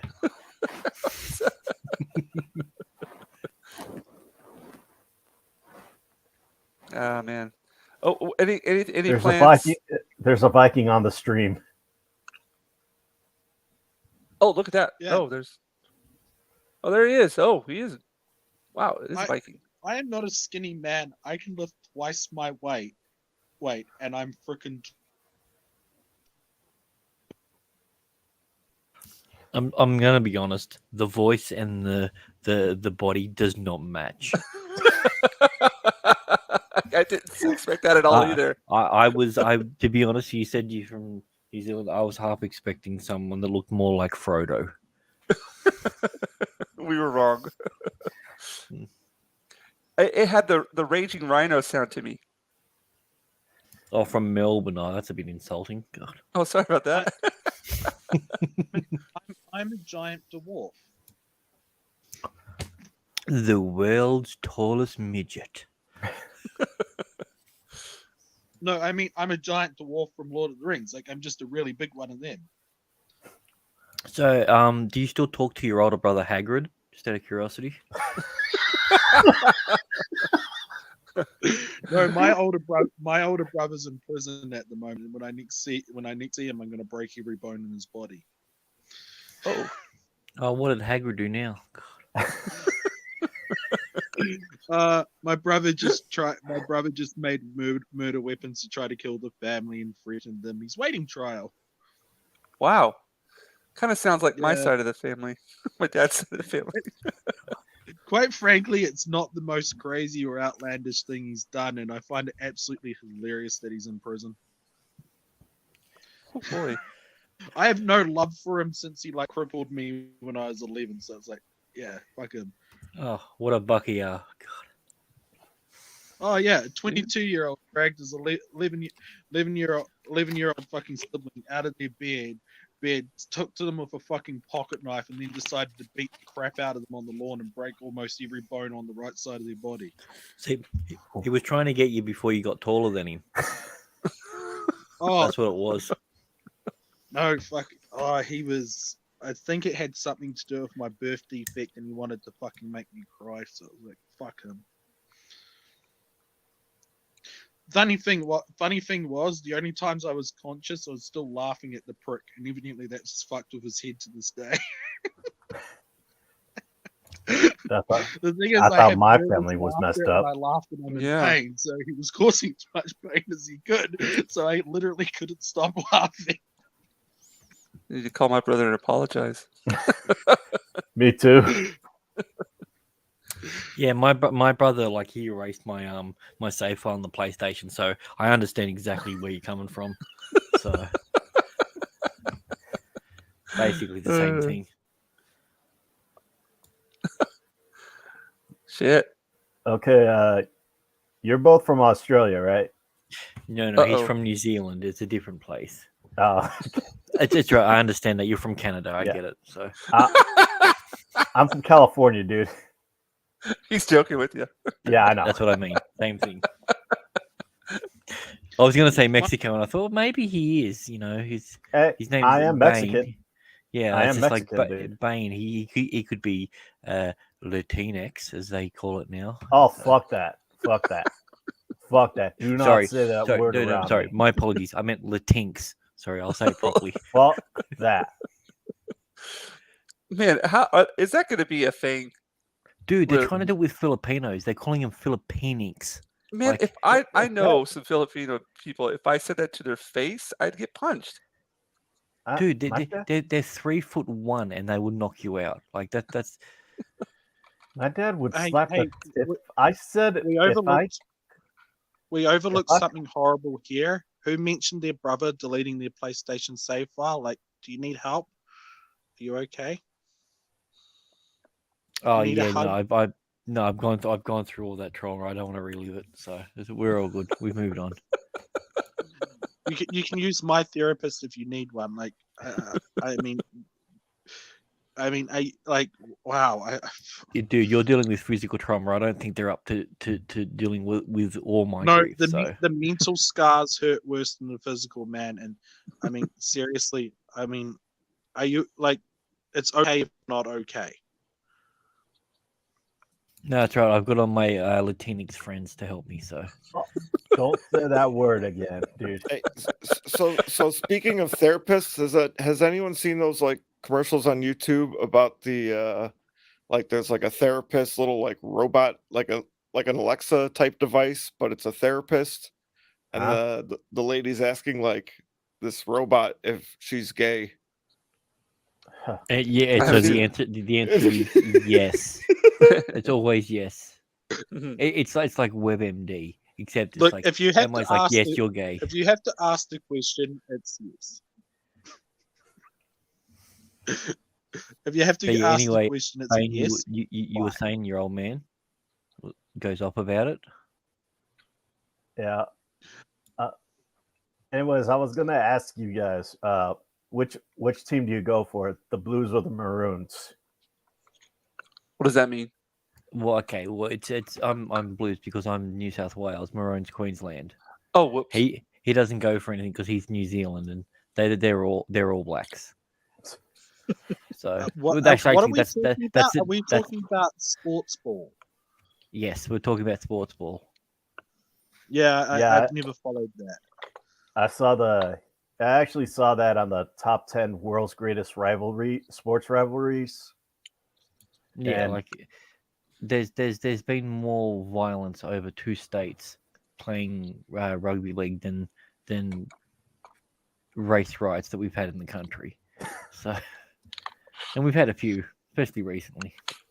Even that's really good or really bad, because if you're fighting over sports, like, I'm not trying to put this offensively, you're mentally deficient if you're fighting over sports. Grow the fuck up. It's a game. I get it. You like the game. You can love the game, but it's not worth fighting over. It's a It's not- game. No, it's not about the game. It's a state of origin. It's about your state. It's about pride. There's a difference. I mean, That I get it. makes You're it from New even- Zealand. You don't understand That what makes it pride even is. worse. Like, if I was fighting with people because they lived in the North Island or something, like, normally it's because the North Island. Dude, you're fighting with your own family. Trash. So It's it's the not same because thing. I'm sports ball.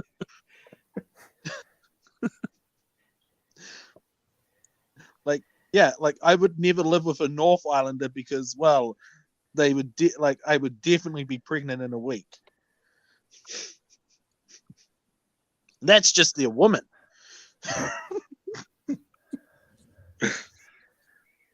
I have no idea what we're talking about here. Okay, Yeah, so the New Zealand is separated by two islands. There's the Uh-huh. North Island and there's the South Island. You got the North Island where all the men live, and the South Island where the people who, they're being called people The live. North Island is where all the animals that live in Auckland live, and they live in one big city basically. And the South Island is where we produce all the fucking food, because we're the ones that actually know. No, let's say it right. It's where you produce all the sheep, which is also where they produce also all the And sex all the workers. beef, and over a third of the world's dairy. And yeah, do you want to keep making fun of us while you pour milk on your Wheatie Bix? No, I don't have Wheatie Bix. I have Wheat Bix. I don't have Wheatie Bix. What the fuck is a Wheatie Bix? Yeah, Wheat Bix are good. They're made by Sanitarium. Sanitarium was started by this. I think it was the brother of the guy that started producing cornflakes to try to stop people from having sex. No, that was Kellogg's. That's a different company. As I said, the brother. They had a falling out over sugar on the cereal. One of them, Well, you gotta have sugar. You gotta have Yeah. sugar in your Wheat Bix, otherwise you're a maniac. Yeah, I've had those things before, man. Yeah. Where did I have those at? I think I had those in Scotland. Yeah, Scotland like Wheat Bix, but Yeah. I think they call them Weetabix over there. It's basically The guy that shredded wheat invented in a brick. Right. It was like a brick. It was like, here, Yeah, this is for breakfast. Yeah, hey, eat this brick or build Yeah, a house.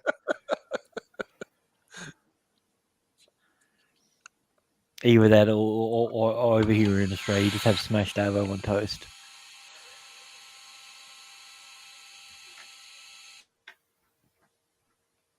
no, it's really good, James.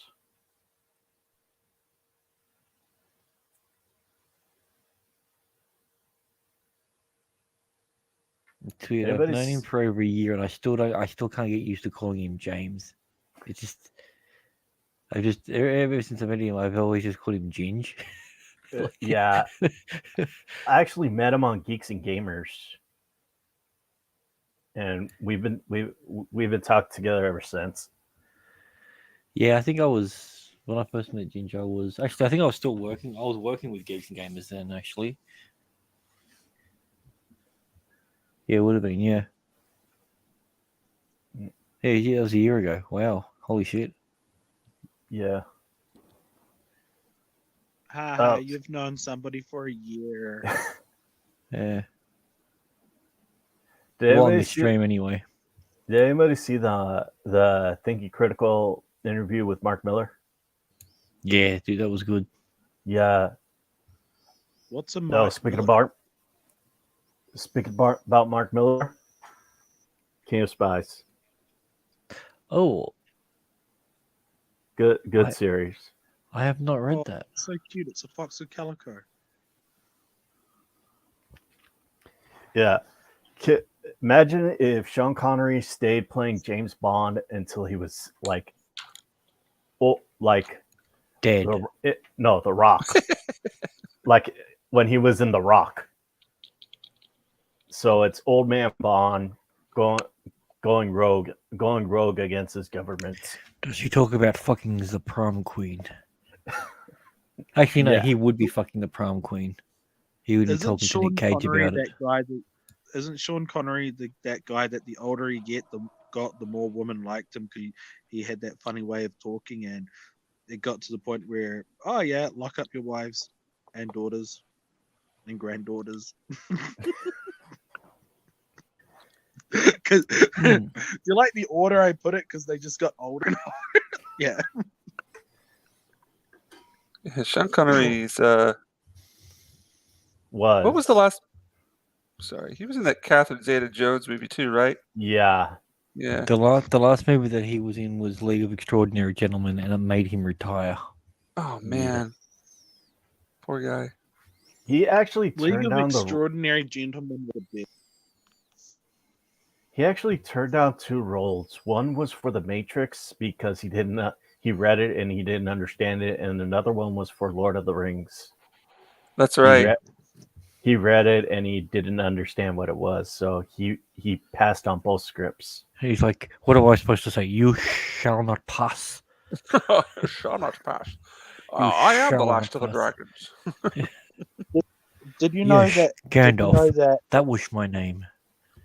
Did you know that the 2 brothers that made the Matrix are ladies now? They're ladies now. Do you? They made the Matrix and they're ladies now. It's like it's real. Yeah.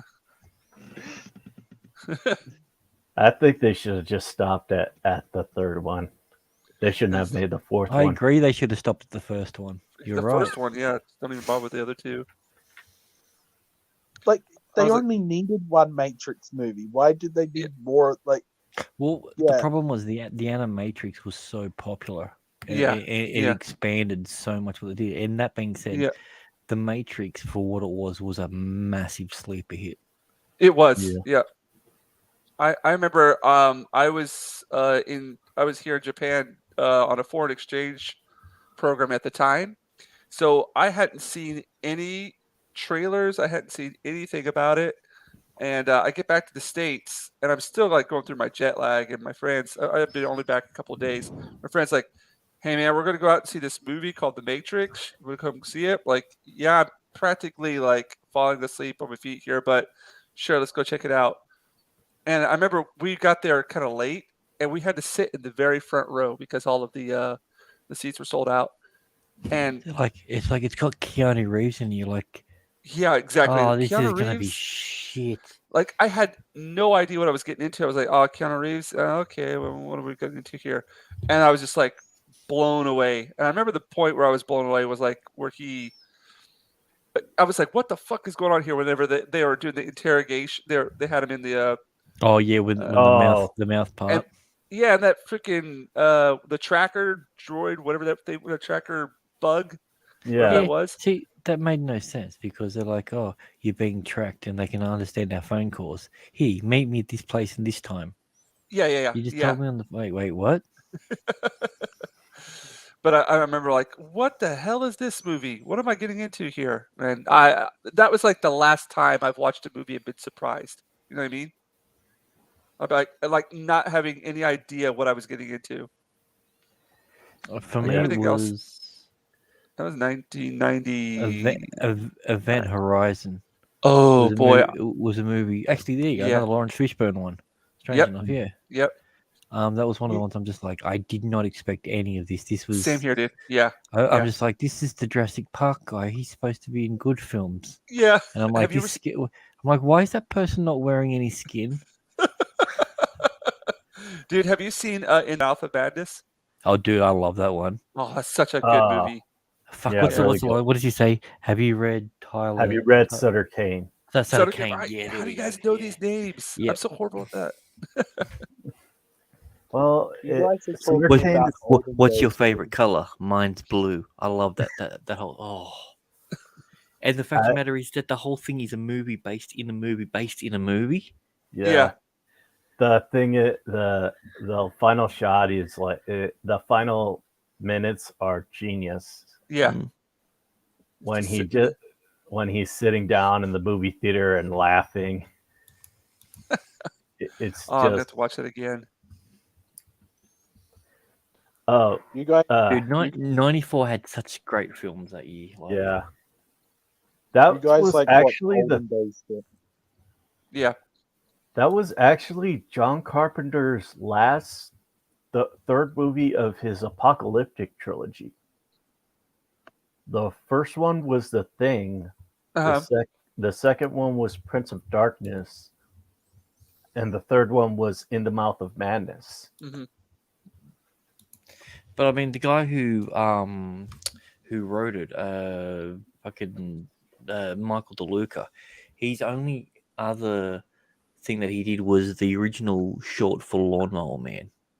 Ah, Yeah, Lawnmower Man. Oh yeah. Yeah, which got turned into and also, sorry, he did the Freddy's Dead one, but he only did half that script. And then they went, you know, we love what you did with this one. We need you to make a real gritty sci-fi film that's going on. He went, yep, I can do this. This will be great and everything. Which was Judge Dredd. Halfway through the film, he went on this weird cocaine bender, and he ended up going on a high-speed chase across the fucking country. And then in the last 2 days before the deadline, he wrote 80% of the story for Judge Dredd. Oh, what's up, Jaffo? The How you doing there, dialogue. bud? So yeah, Judge Dredd was basically done in like a fucking 48-hour period of someone that was coming off fucking crack. It shows. Oh, and he wanted Rob Schneider. He was the one who said he wrote the role specifically for Rob Schneider to be in it. oh god. That's so We can random. blame him for that. I don't think he's done anything since then. The guy who did sounds like the guy who did the Island of Dr. Moreau. Oh, dude, that whole thing was fucking. Yes. My God, talk about production from hell.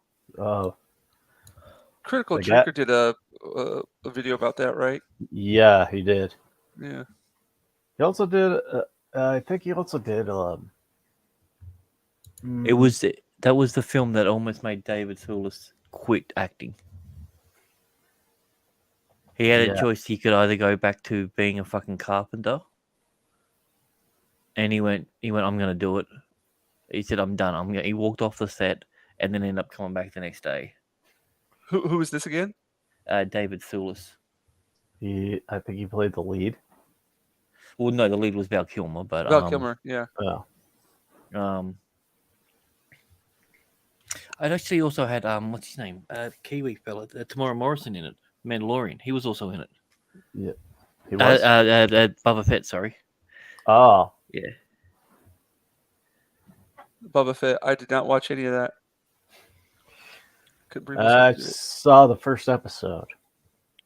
It looked interesting, but I'm not sure I want to finish it. Have you punched yourself in the dick lately?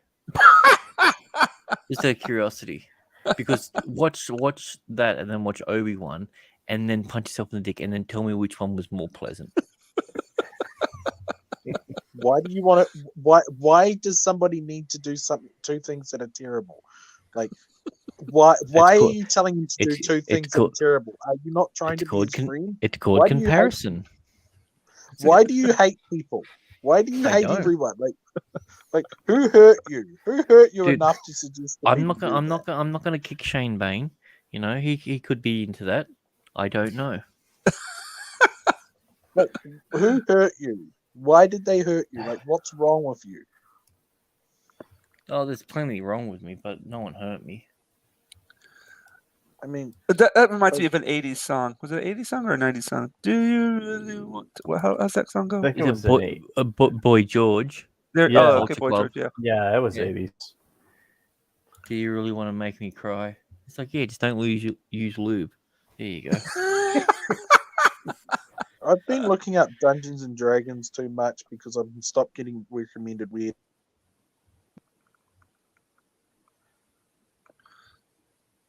Speaking of Dungeons and Dragons, does anybody out there... did you guys read the Dragonlance series? You were younger? Or, you know, Nah, actually, I read the Forgotten Realms series. yeah. I was I never- into. I was into more of the Forgotten Realms with R.A. Salvatore. Right. I never read those. I went back and tried to read the Dragonlance series again, but it's not, it's like when I was a kid, yeah, it worked, but I'm not feeling it anymore. But it could be because of the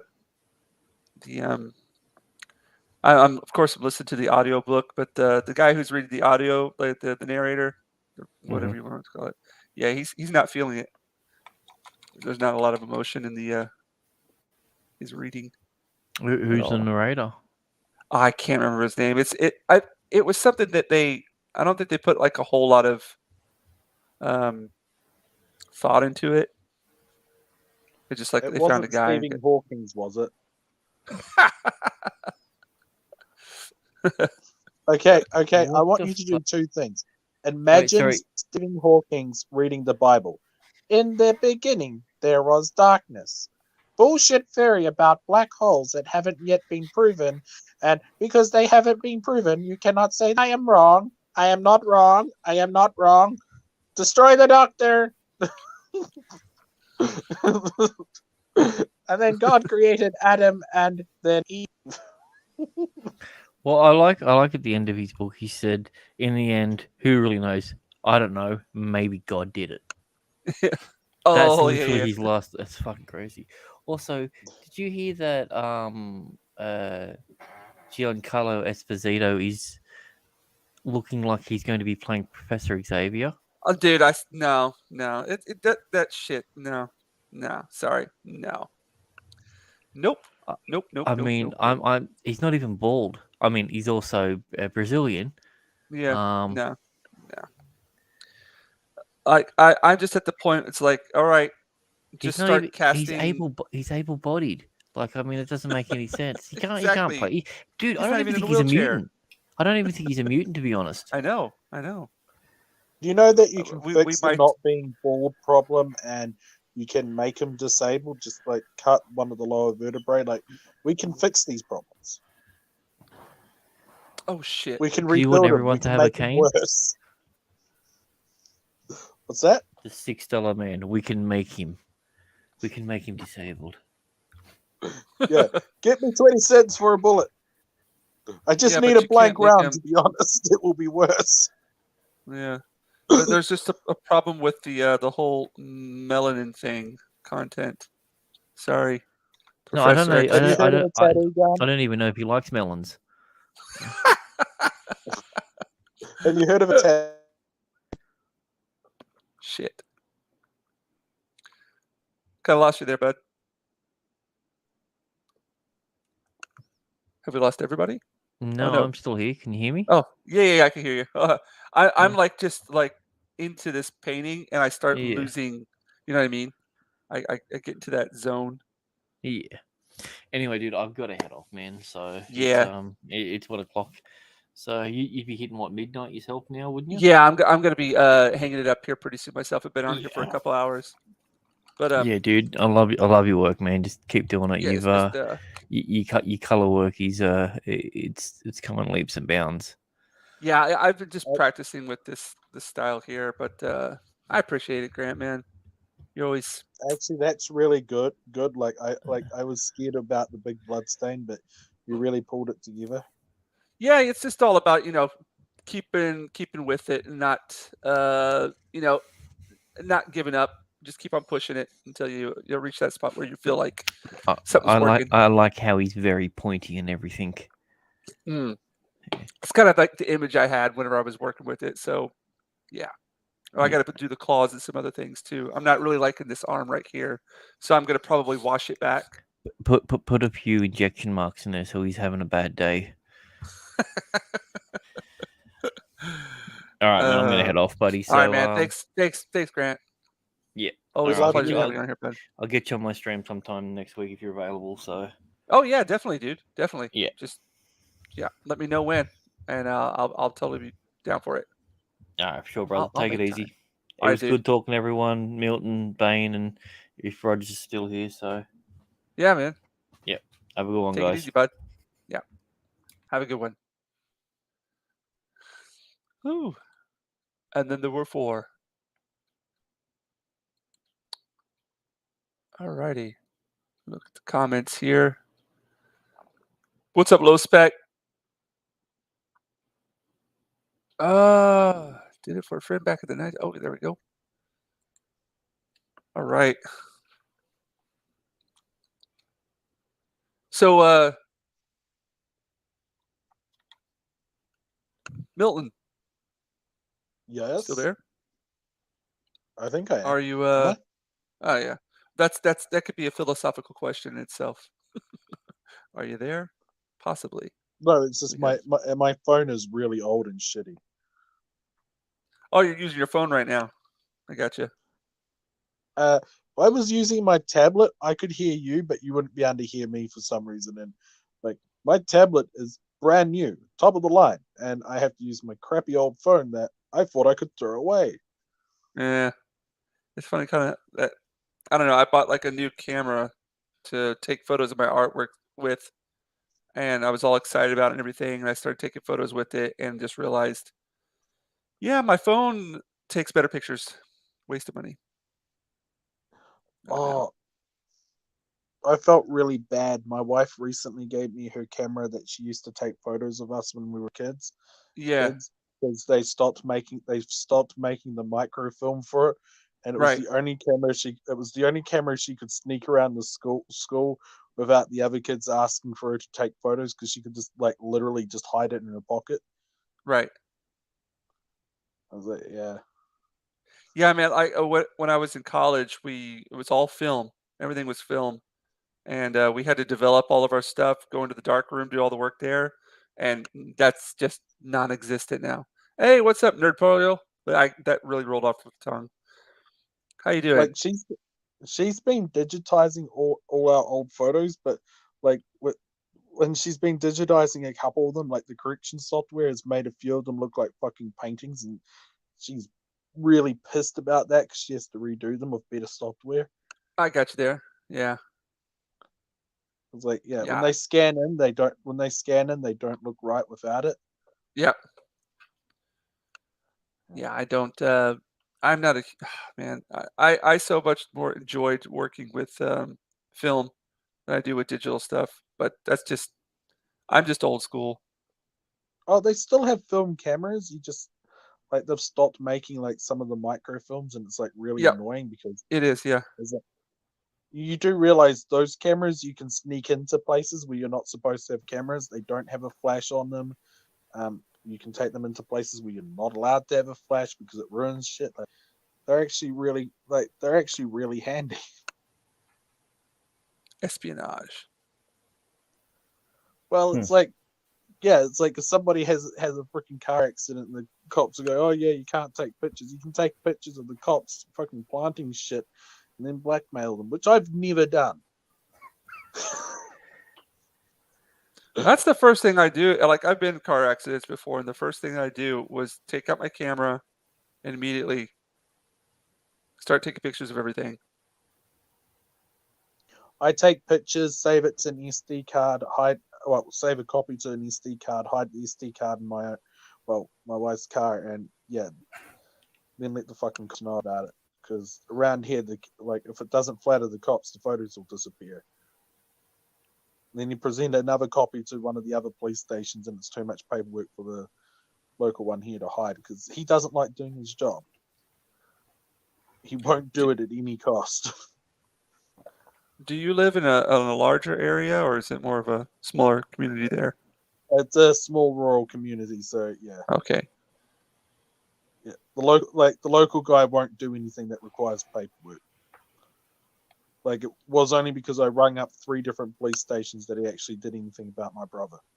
Like, because my mother rang up the day before when my brother finally left that place.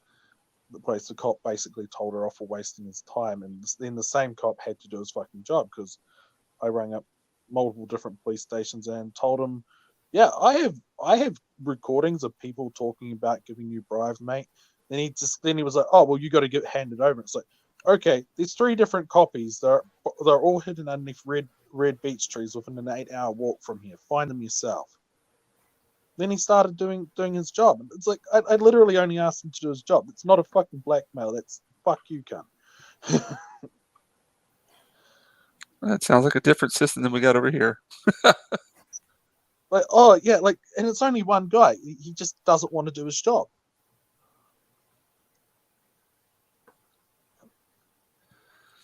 It's like people like him is why fucking Shaky Dave's son-in-law was sent around to fucking clean up the cops here, because it's not that they're corrupt cops, it's just the lazy cops.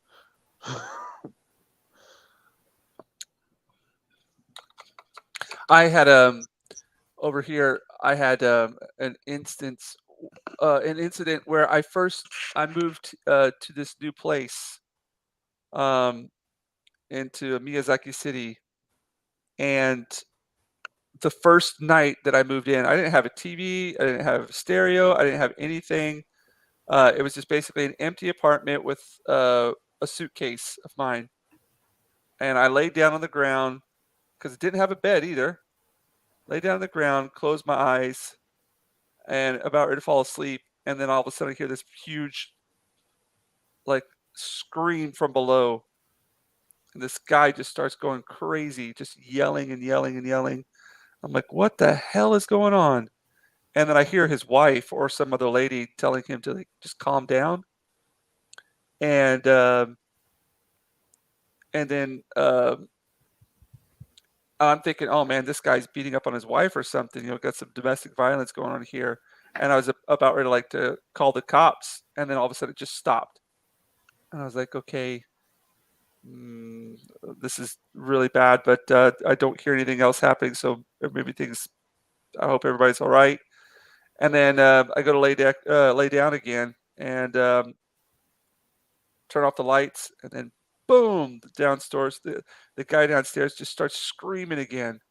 And this time I hear his wife screaming at him. There's some things getting slammed around. And I'm like going, oh shit, this is not good. So I went out of my apartment, and I was on the second floor, and there's like this dark stairwell where at the end of the hall, the whole stairwell is dark, pitch black. You can't see down to the end of the hallway. And I'm thinking, I need to go see what's happening here.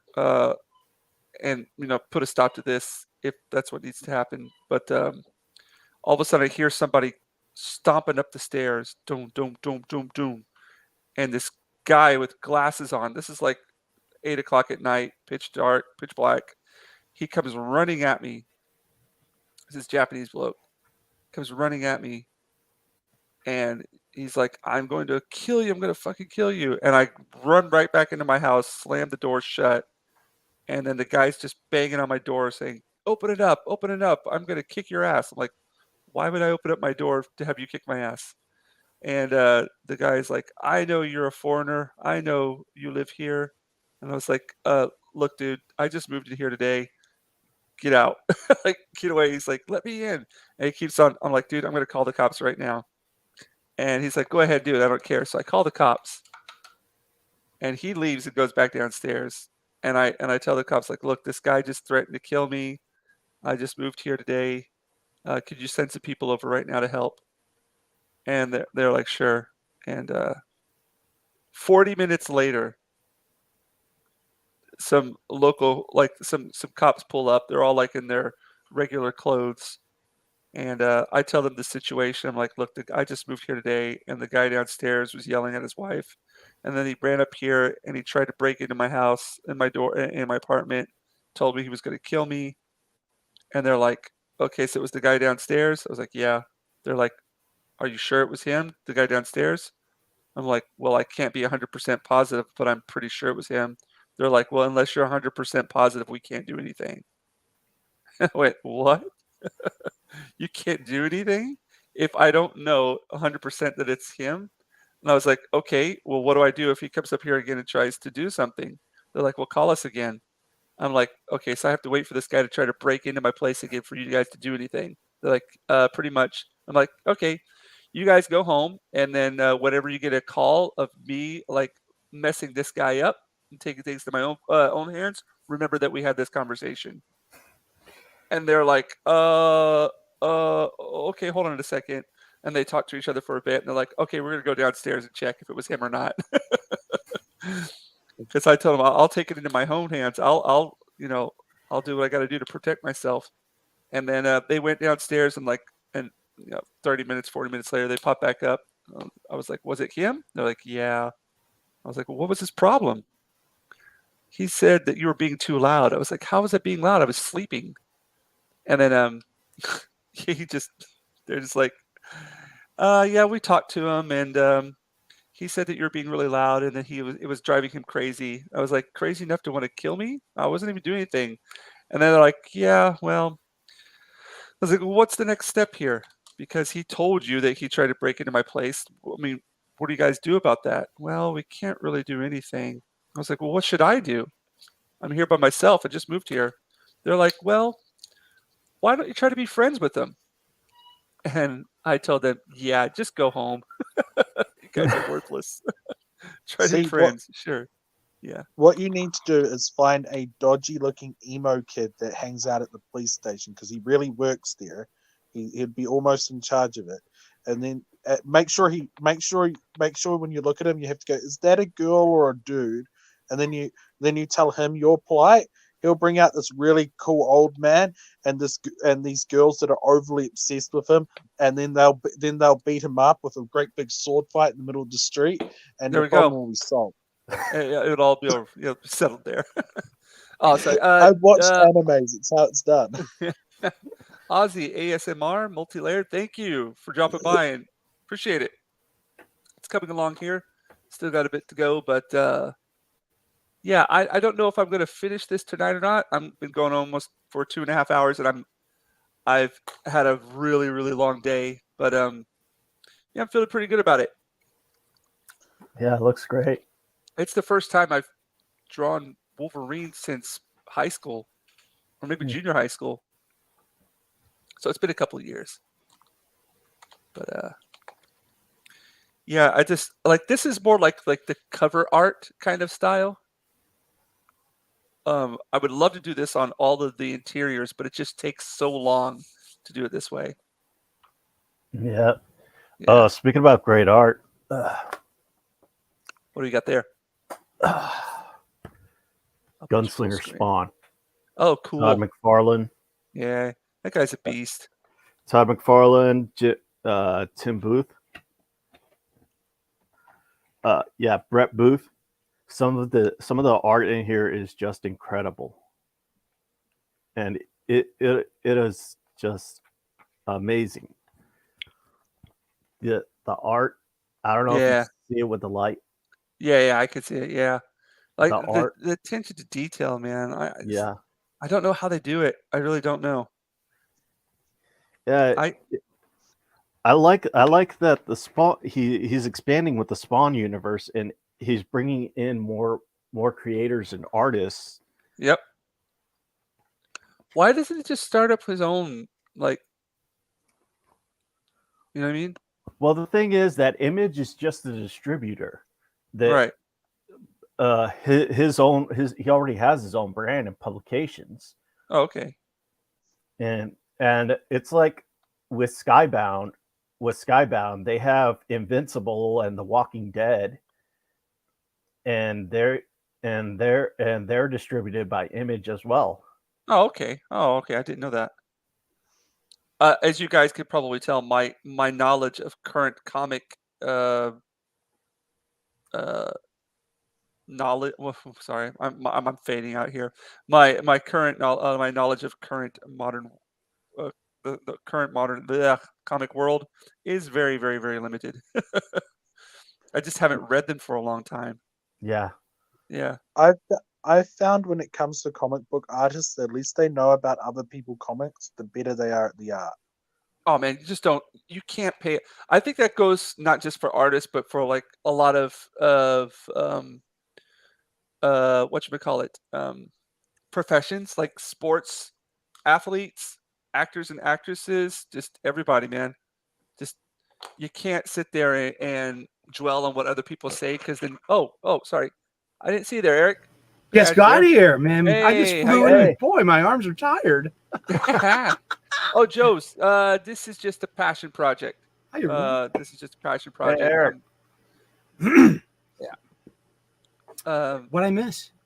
Well, Grant was on here earlier. I saw. I missed him. Yeah. Nobody's talking about his past crimes. Good for Yep. him to keep the Aussie occupied there. Yeah. And then Roger's just been kind of lurking over there. I think he Uh-huh. might be asleep. I haven't started talking I about my past crimes, but I can talk about my criminal record from when I was a teenager. It's scary. You know. But let me just start by saying I like the look on this Wolverine. Very kind of Raphael Grandpa in a way. What's that? Your Wolverine. Uh-huh. What you're doing. I got to catch a bit of it the beginning when you started it, and then I got to see you adding color to it. Just amazed that you poured all that red in the corner and made it all works. All right there, yeah. Speaking about Raphael Grandpa. Yeah, like you ever see Raphael Grandpa's Wolverine? No, it's amazing. It's a beautiful rendition of the character. Yeah, and that was the first thing I thought was like, oh wow, very Grandpa-esque in a way. Yeah. I think Wolverine is an example of toxic masculinity. I think that anything worth being toxically masculine is a great counterpoint to toxic oversensitivity, and that's my new comeback to that from now on. I just thought of this the other day. Yeah, I saw you write that. Yeah, I mean that's my new mantra. I think toxic oversensitivity is a result of toxic femininity. Could be, yeah. And that is why toxic masculinity is okay, because it's balanced out by the other two. It's a trifecta. It brings balance to the universe.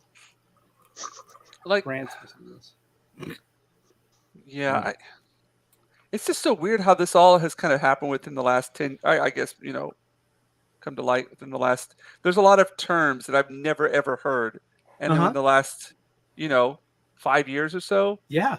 Words, just terminology that it's all academic, man. Yeah. It comes from academia.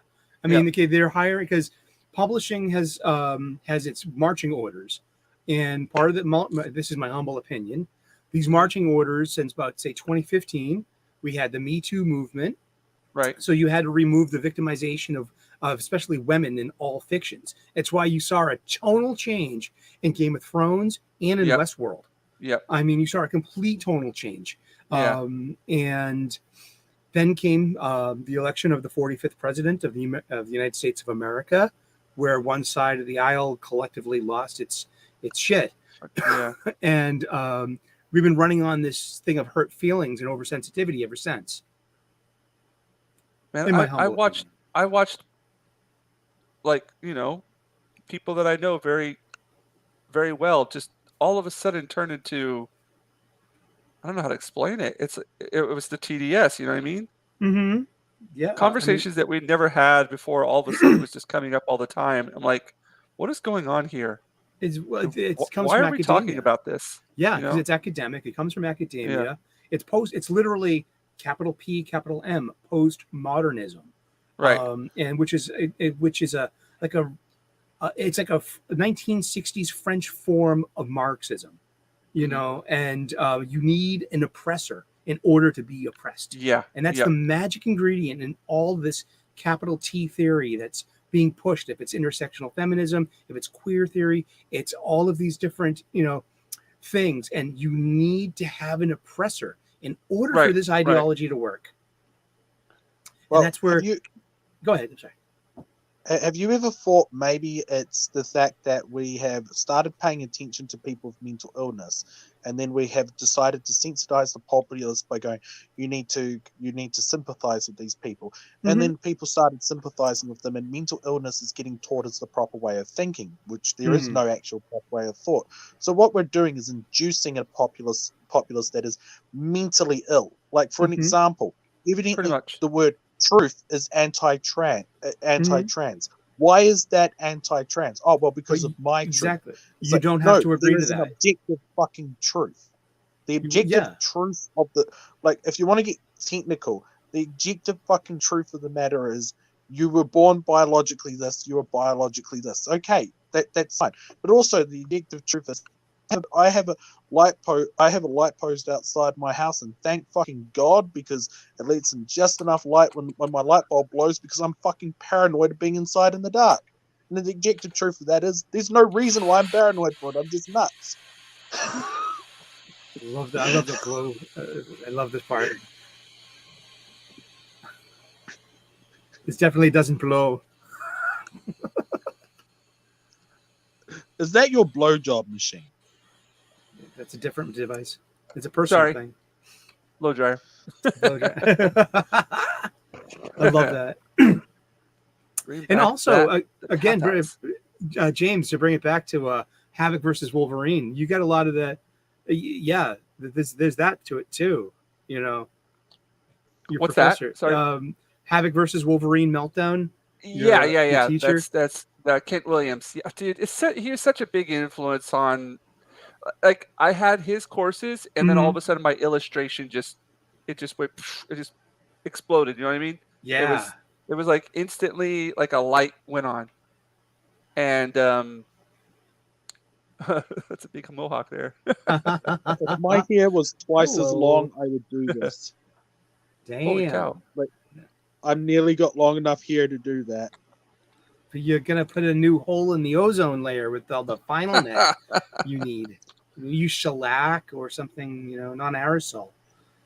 You'd have to use hair wax, and I know that from growing up, because like, if I wanted crazy hair, I had to use hair wax, because like hairspray only works so well. Hairspray is just holding a little bit of volume. Hair wax is like for a major freaking mohawk or something. That's nice. I'm bald, so like anything's nice. Oh, soy and pelon. Do you want to see? I got high school pictures here that you'd hate of me then, because I got like so much fake hair.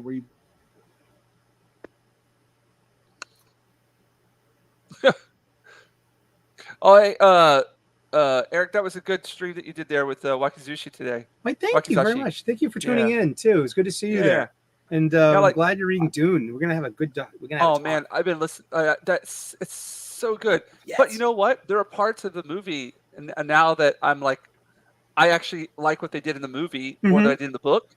And all of a sudden, there's parts of the book that I like more than they did in the movie. But I think that there was,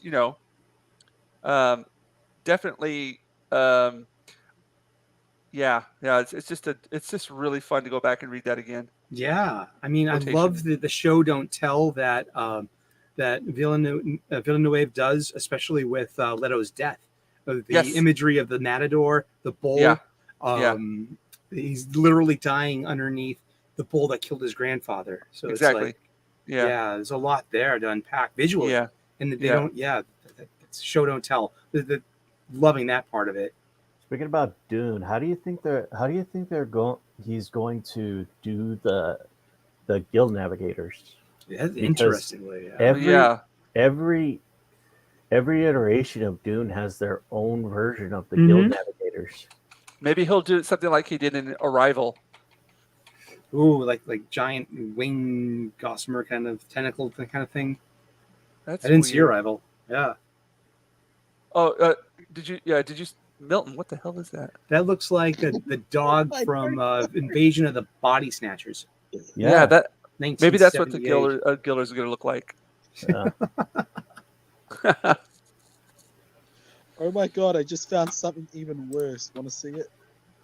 That's a great sentence to start that way. Yeah. Just, all right, Joe's. What? Oh Awesome. boy. Oh, that's weird. Yeah. Yeah. Joe's taking off. Hey, Josette. Yeah, he's taking it off. Thanks for dropping by, man. That kind of looked like Bram Stoker's Dracula whenever he's in that one form. I just watched that the other day. Again. You know, I want to get back and see that. I saw that on Christmas Day when it released in 1990. Yeah. And it was completely fizzled. But I'm thinking, 30 years later, how does it hold give it another up? shot. There's some really great parts in the movie. Yeah. And I see the camera tricks involved, like Yes. Coppola really went. Yeah, go ahead. Sorry. Well, there's I saw this one, how he composed the shot, the special effects shot of the train coming into Transylvania and Harker coming in, and it's just it's practical effects and it's all scale composite, like in different layers, and it's just wow. Like I love movie making, and that's movie magic. Yeah, there's a lot of instances in that movie as well. The cinematography is superb. There's this one shot where they're like at a diner or something, and you could see these shadows moving in the background. It's really it's the work that that went into that to make that scene happen was that was really nice. And of course Gary Oldman as Dracula. I mean, spot on, acting wise. I love Dracula movies, vampire movies. I got a little collection I'm building. I got 5 Christopher Lee Hammer movies. I love those Dracula movies because Peter Cushing's Van Helsing in every one of them. And so you got Peter Cushing, you got Christopher Lee from 1958 to 1974. They're in 7 or 8 Dracula movies. It's great.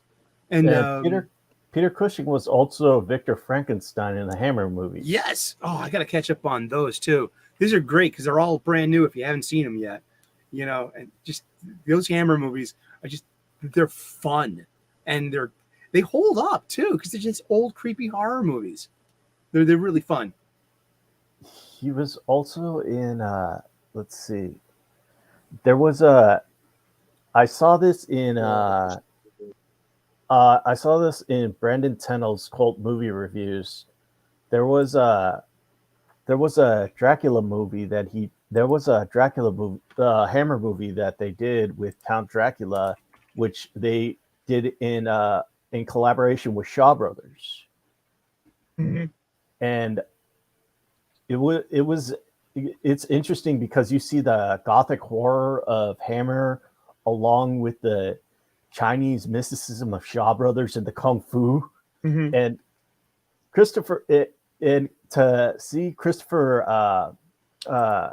Peter Cushing keep up with martial artists, he was 67 when they shot that. Wow. So you gotta respect that guy.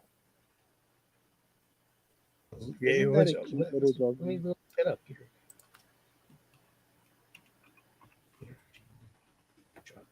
Woohoo.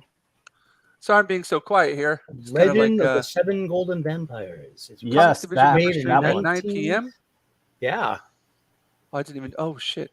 Oh wait a second. What time? Oh, that's 9 p.m. your guys' time. Mm-hmm. Of course, yeah. It's way past 9 p.m. I here. can give you time. Are any of you guys members on Comic Street? Comics channel? No. Nice. I'm not. No. Sorry, I got distracted by a text. Oh. That was me. My bad. Hello. I am not subscribed. You want to throw a link? And give it a follow. You were saying, are we following whom? Oh Comics no, stream. it was somebody put in the chat. Joe's Atmosphere said that the comics division has a member stream at 9 p.m. Oh, Oh my god, I just found a cat that God hates. That's a cat's face. Oh jeez, it's got, God hates that Hey, cat. got the hello. fucking. God hates that cat.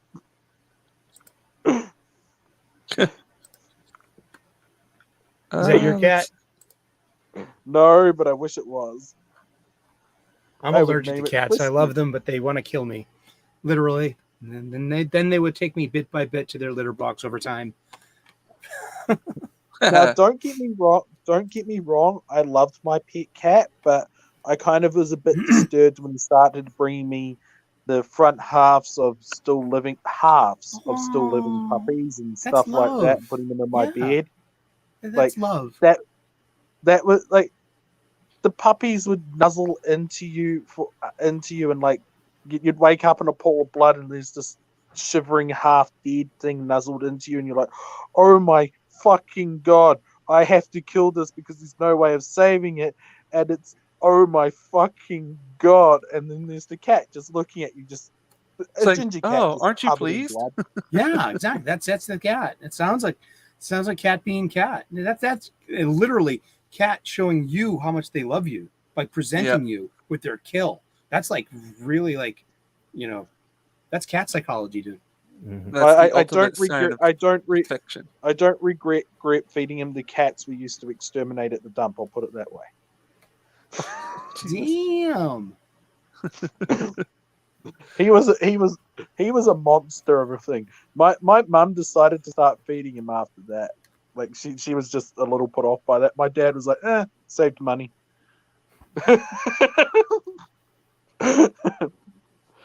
My cat was horrible. He was like people. I had a cat that used to bring us like rabbits and squirrels and stuff like that all the time. They would leave it out on the front porch. Did they bring are you people's- half dead ones home to snuggle up to you in bed? What were you saying there, Eric? What are pets like in Japan? Like what's culturally like Oh, a small lot of dogs? people have cats and dogs. Uh-huh. A lot of people have cats or dogs. Of course, with the size of houses being so small here, Yeah. you don't have a lot of big dogs. It's like a lot of people have like poodles or chihuahuas Mhm. or something on the smaller scale.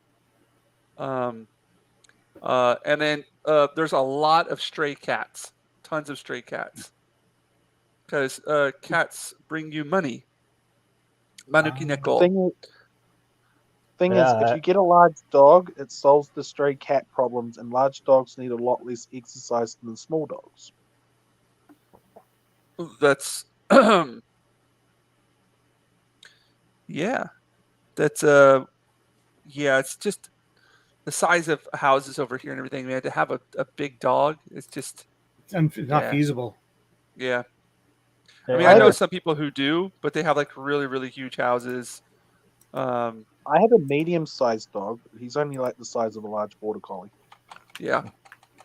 Eric, I got Yes. a little place out Boston here. What we got? Oh, Dunkin's. Wicked pissa, dude. Yeah, Is that a large regular? You got. I told you I wanted 4 Splendors in this. I don't want sugar. I want 4 Splendors. But you're trying to give me a diabetes? A large regular, and I want a honey dip donut, a chocolate honey dip donut. I like when Eric busts out his It's not the Boston Boston mode. accent. Don't be retarded. I don't want that shit. Hey, Chief. Hey, listen here, killer. You tough guy. Breathe. As you can see, this is my dog. Hey, Doug. yeah. Oh, All right, I'm going to do his claws here. nice. It's about time. I know. No, Okay, that's- so there are parts of a picture like when you're doing I got to get some more beer here. Yeah, beer. Yummy. nice. Yawn. When you're doing some kind of artwork, you're like, there's that part of it that it's going to be really cool and it's fun, but you gotta wait till the end, and it's just so frustrating because you're like, I want to paint that part right now. Mhm. So for me, for this picture, not putting any pressure on myself, it's Wolverine's claws, because that's his namesake. Yeah. Yeah. So I'm trying to do them justice. Justice. They Yeah. receive a lot of attention visually. Yeah. Oh man. I used to This get a lot painting of style- attention, but then 8 years ago I started looking like a dude and realized, no, you don't get any attention after that.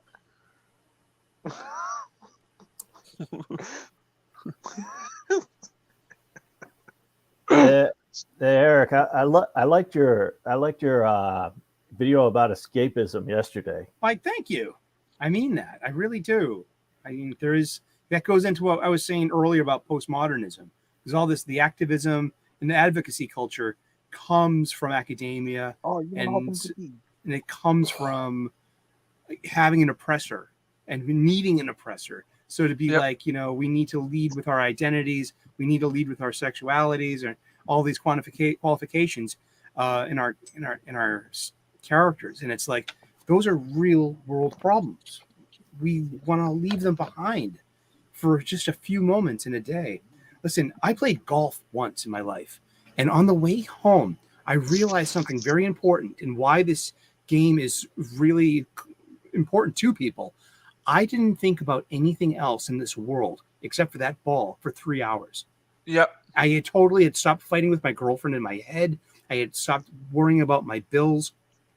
And I had a day off from the job, and I was just golfing, and I was just so focused on the ball. And on the way home, I'm like, geez, I haven't thought about this in all day. This is great. It was such a break from my worries. And that's what fiction is there for. It's supposed to be. Escapism. Yeah, it's supposed to be Yeah. your respite from the day. And activists are using us Yeah. as a resource. Mhm. Yeah, and That's, have to say that's a no. good point. yeah, I mean, I refer to it as an ideological and cultural colonialism. Let's use their own thing against them. Yeah.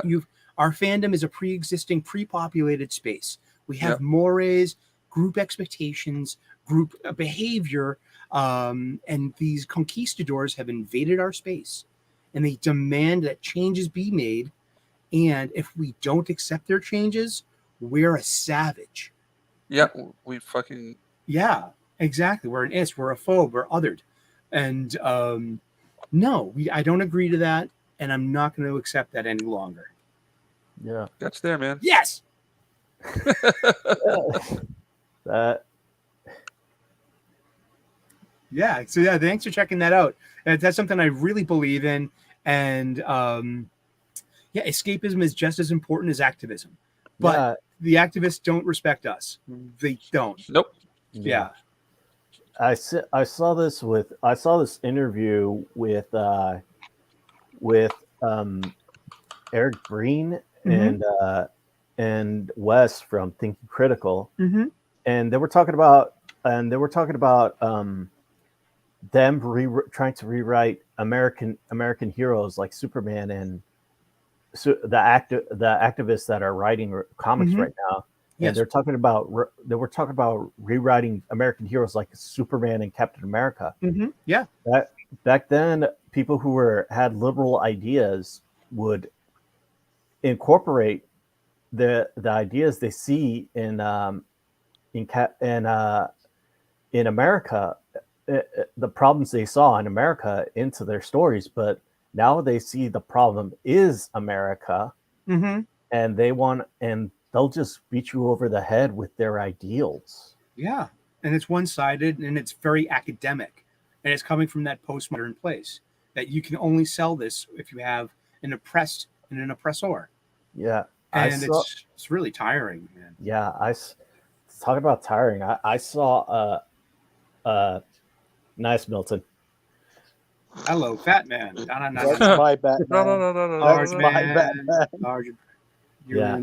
I saw a panel. I saw a panel from the Harley Quinn movie, the Harley Quinn comic that that about shooting Policy Joker in the that- face, and you can't shoot homophobia or systematic Yeah. Oh, yeah, that racism. one. yes, easily. that Yeah. one. Yeah, that That one. one. Exactly. That's a great example. Yeah, I literally felt like I wanted to throw up in my mouth when I read that. You probably did a little. Yeah. But That here's Jim the rub. Carrey, Dumb and Dumber. That meme. Yeah. Dude, I mean, like, but here's the thing. The DC universe is an idealized place. There is no systematic racism on Earth Prime or Earth Zero or New Earth. That I believe that because by its own nature, it's an idealized place. That having an Age of Heroes would have, it just doesn't jibe. I just like we've seen homophobia in comics before. Have you ever read Judd Winnick's Green Lantern? Like about 15 years ago, 20 years ago, he did an amazing, sensitive job on about with gay characters. This Spider-Man cures homophobia. Is it? Well, look at that. Spider-Man badonka is a bigger donk. That's a very large ass on that Spider-Man or Spider Person. You don't want to misgender the It's spider. Spidey-Man. Get over Spider-Man. yourself, man. Yeah, I know. For me, it didn't. Like, I remember the first time that I kind of noticed something along those lines happening. It was back in 2006, Mm-hmm. and I was on. This is the first time. I mean, I went to art school, and I really didn't see a lot of that going on then. But in 2006, I was on a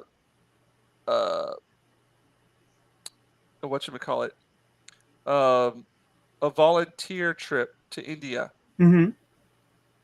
and we were playing this. There was like 12 or 13 of us there on the trip. Like, we all traveled from Japan because we were all working here, Mm-hmm. and we were playing this game. We were all like drinking, having fun playing this game where you had to guess who like the assassin was and all that kind of stuff. Mm-hmm. Oh, And we it's had kinda like one the girl on the werewolf trip. game. What's that? Is it kind of like werewolf games?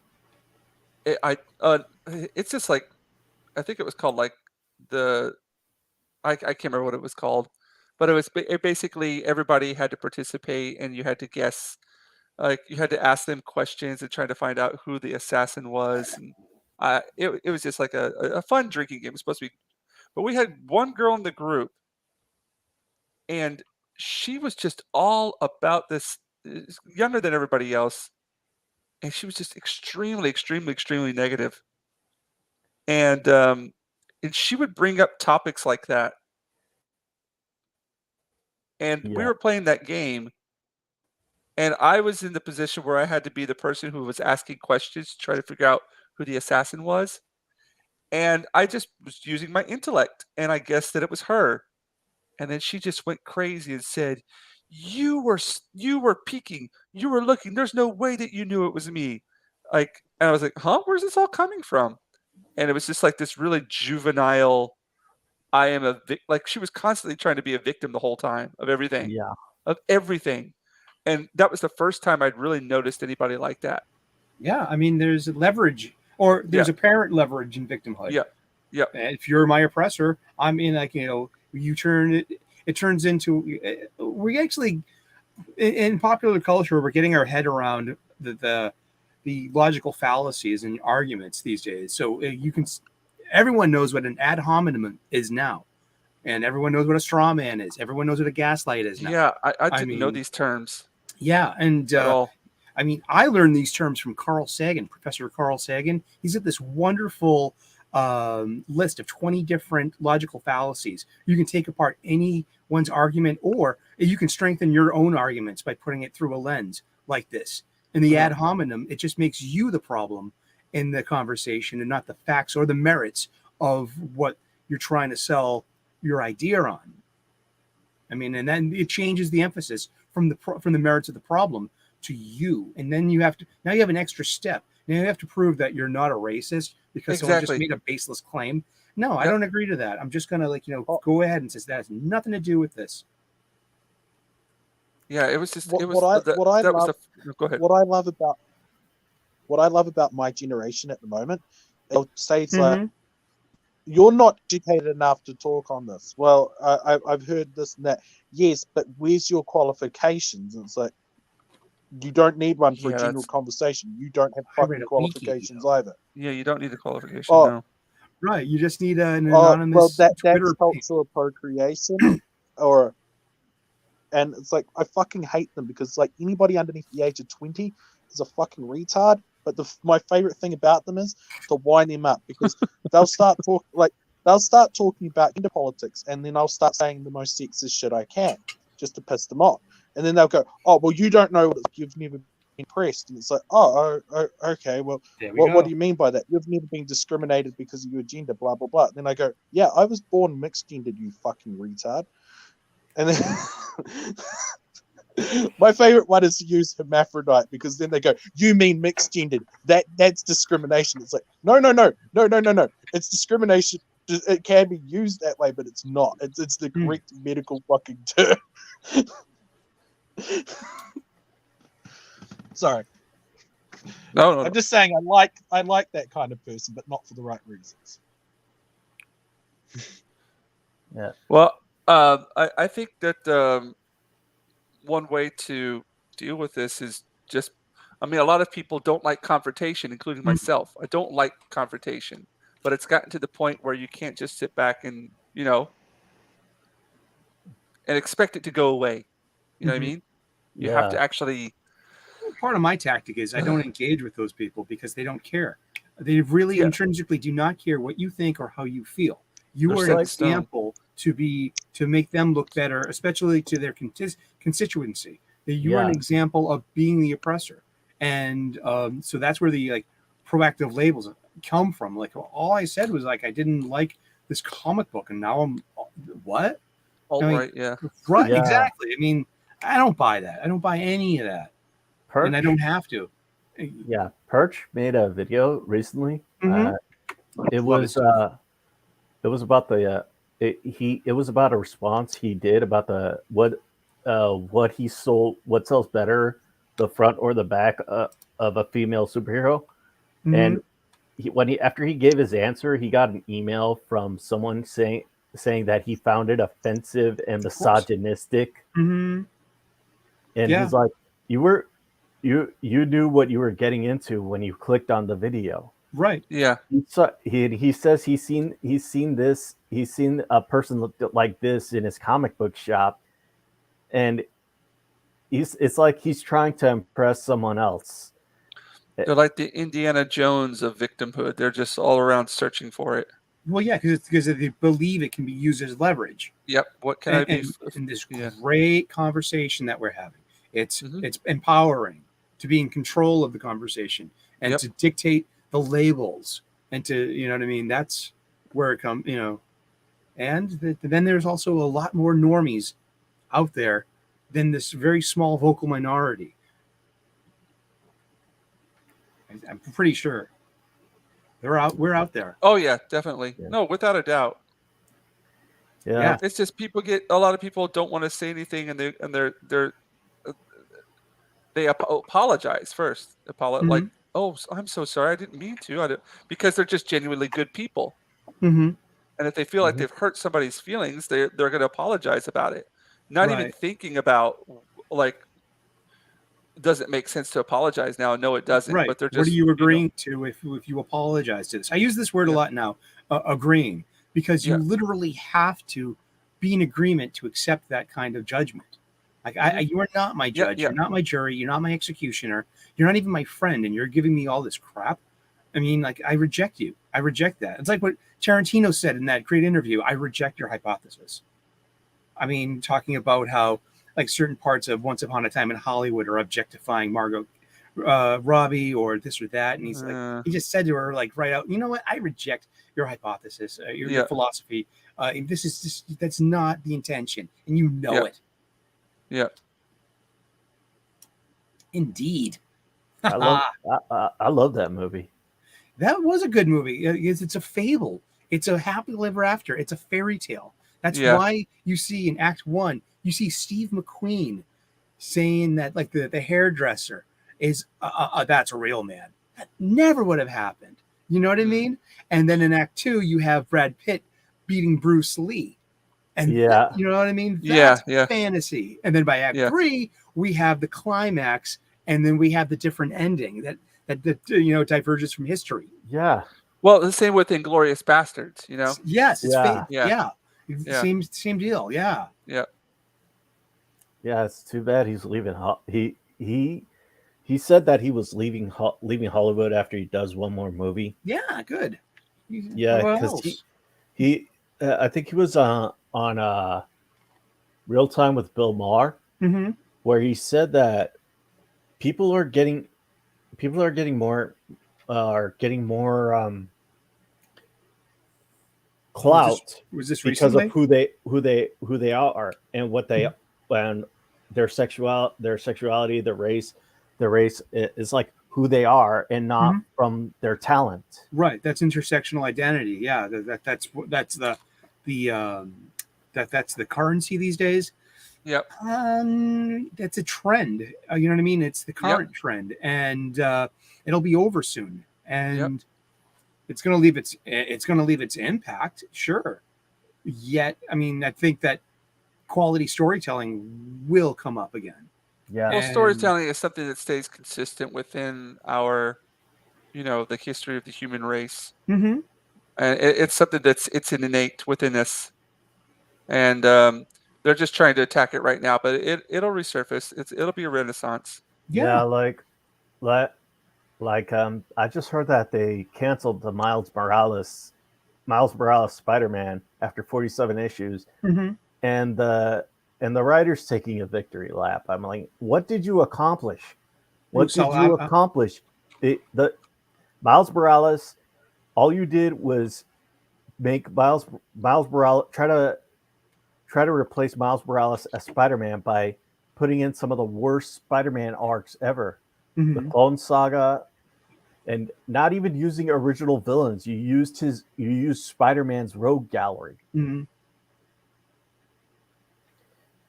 You don't deserve a victory lap. Well, for 4 years on a title is pretty good. A good run these days. If you kept your art battery too, I mean, did he keep his penciler and inker? Was it a nice consistent? Yeah, I think so. Because that's an accomplishment too. I mean, only Snyder and Capullo did that for 5 years over at DC in the New 52. That was impressive to keep a writer and the writer artist battery together. That just in this day and age, that's they don't do that much anymore. Yeah, it's always like this revolving door at artist. Yeah. Oh, did you hear what Chris about the panel with Chris Claremont? I heard a little bit about it. I mean, it's like every few years, someone young is going to rediscover that, Kitty Pryde dropping the N-bomb, and God Loves Man Kills, which was written in 1982. And it's the great granddaddy of anything progressive and putting activism and agenda and into comic books. You can trace a lot of the modern sensibility back to Chris Claremont's that original graphic novel. Are you familiar with this one? No, I don't think I am. Ooh, wow, it was made in 1982. It was so ahead of its day. It was a Christian right kind of movement against mutants, and they resorted to to killing mutants too outright. And they captured the X-Men, and it was just really ahead of its time. And it's because it was done in something called the OGN format, the original graphic novel. It was set outside of continuity. It was at a higher cover price. In the 50-cent day, 60-cent day, I think it was $5.95. It was larger, used like cardstock covers and much better quality pages and no ads. And it was the European style of magazine. And that's what they were going for, something a bit artsy fartsy, a bit mature too. Not like Epic. Epic was their line of mature content. That's where Conan was published, and Gru the Wanderer were published at Epic. But Marvel tried this initiative. It was called, the OGN, the original graphic novel. The first one was The Death of Captain Marvel. That was huge. You had a superhero dying of cancer, and he's surrounded in hospice by all the heroes at his last moments. It's really interesting. And then came X-Men, God Loves, Man Kills. Then came New Mutants, which preceded New Mutants #1. And that New Mutants original graphic novel is wonderful. And it introduces us to, the team. And there was about maybe 18 of them or so in the early 80s. And but yeah, it's something to check out as a comics fan. Chris Claremont's X-Men, God Loves, Man Kills. Oof. Yeah. So Chris Claremont stepped in some doo-doo. I don't think he gives a damn. He doesn't. No, he's too old. He gets paid too much. This is the proper amount of don't give a shit to ward off anything like this. Like you don't have to take it seriously. You don't have to agree to it, and you don't have to let it bother you. I mean, this is like out of Bill Burr's notebook. This is great. Bill Burr's kind of uncancelable. You know what I mean? Yeah. Bill Burr even said that male feminists is the worst type. It's the worst type of trying to get a girl.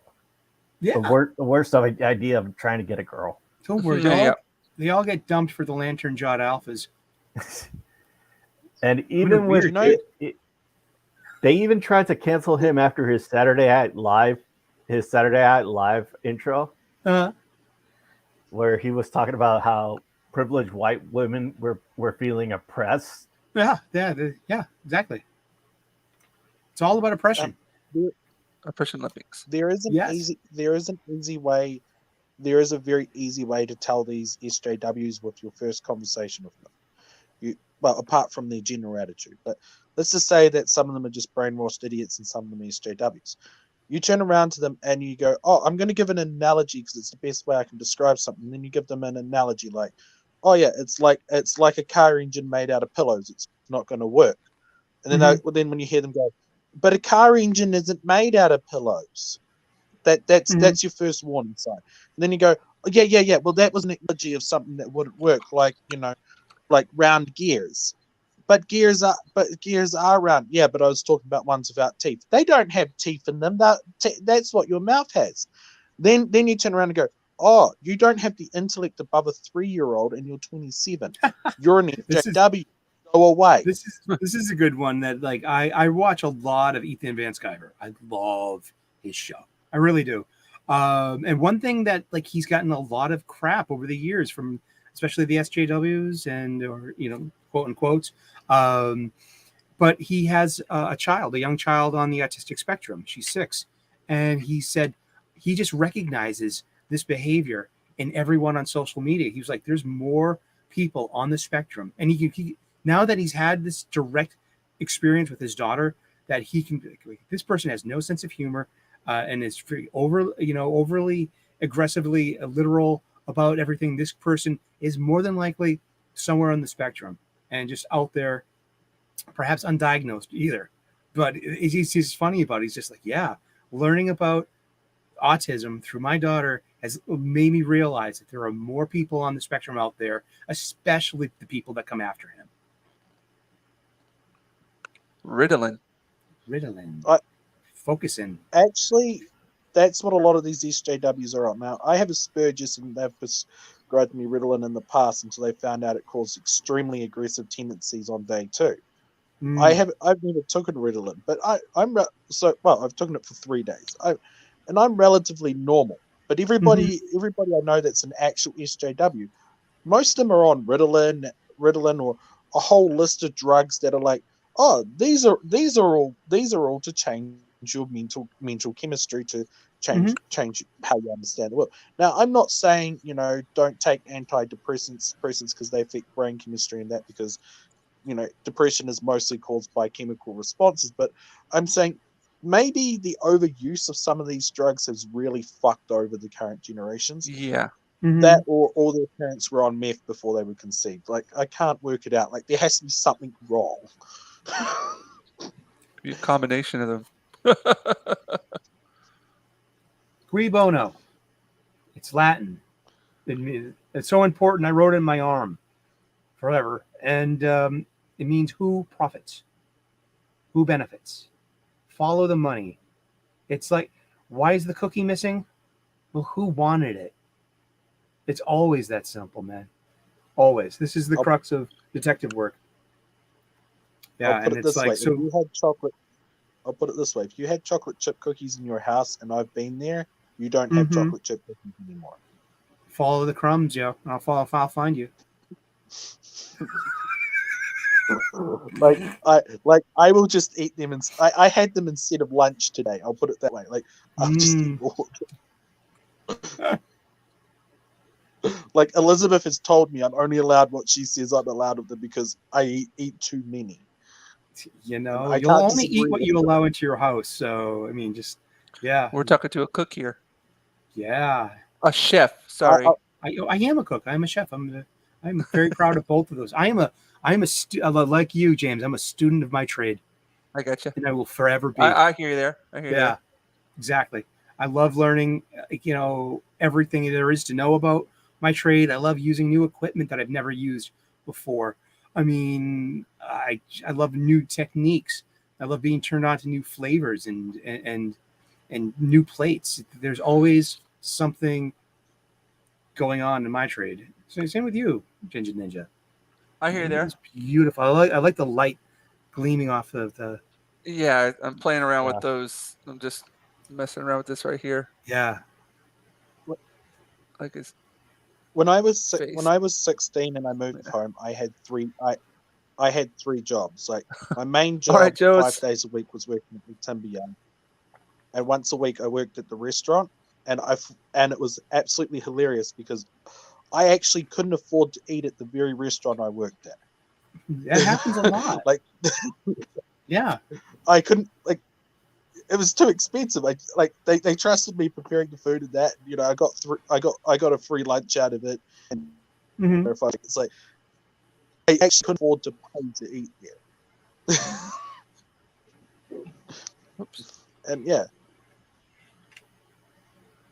I managed to buy a house for my fucking missus by the time I was like, what, 20? But it's like, it's like, fuck, I couldn't afford to eat there.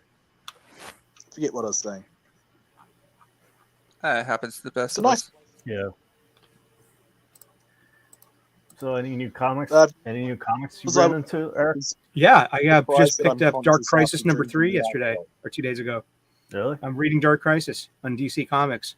I have a hard time justifying spending my money with Marvel Comics because I've been blocked by so many of their creators on Twitter that I've had Yeah. no correspondence with. I'm on a list. I'm adjacent. You Yeah. know what I mean? And that's just like, how am I supposed to want to spend my money with Marvel Comics after that? I don't. Yeah.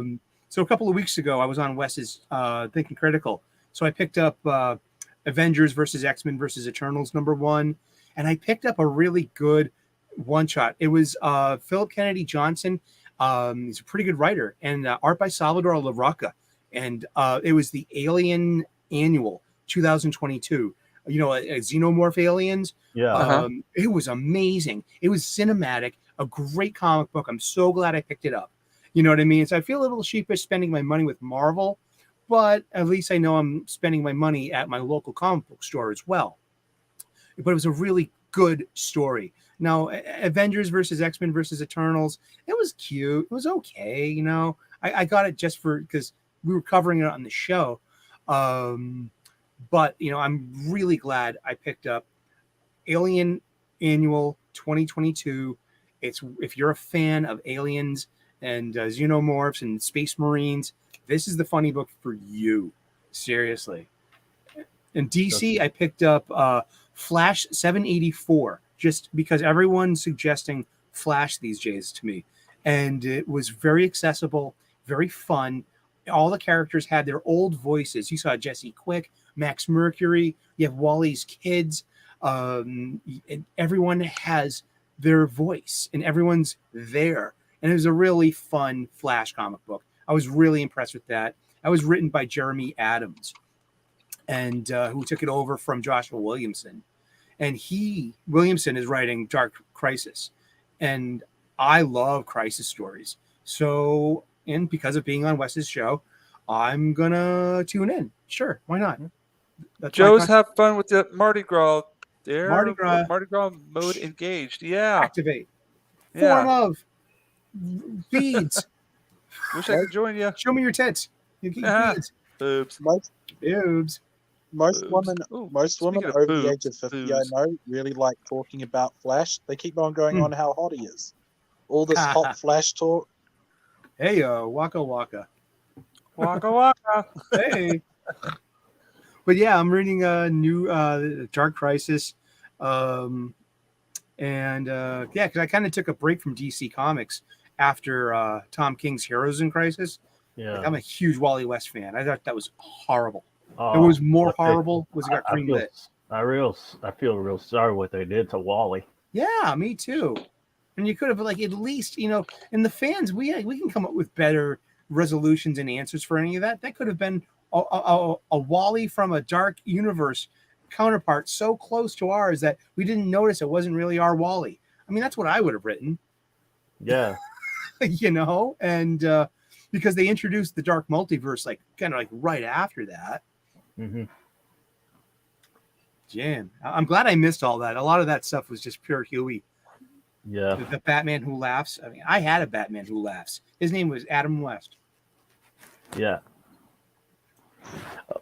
Well, Adam West. Adam West. I've always liked him since I heard what him and Robin used to get up to in the behind the scenes. Fun. Lots of fun. Lots of fun. Hey, they were in shape. They were good looking. They were young. They were on TV, which went a long way with the ladies and living in Hollywood. You know what I mean? Yeah. Well, I'm just saying, Batman and Robin tag teaming people, not just women, like people, like that's hilarious.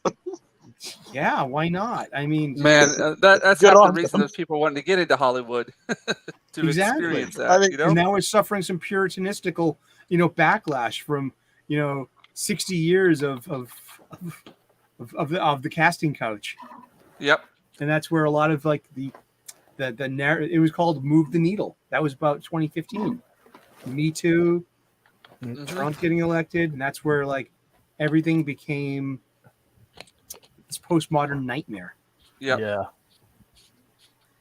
Yeah. Yeah. Gee, Westworld was such a good show that first season. It was that first season. It's so hard to go back and watch it too, knowing what happened to it afterwards. And like season 4 now that they're saying they're return to recipe. You know what I mean? Even Ed Harris is like, here we go. I'm back as the Man in Black, who I wanted to be. And trying to justify like the past seasons 2 and 3 as just part of the arc. No, that was like activism and they did the advocacy. same. They did the same things with Game of Thrones, and because the final season was terrible. It was horrible.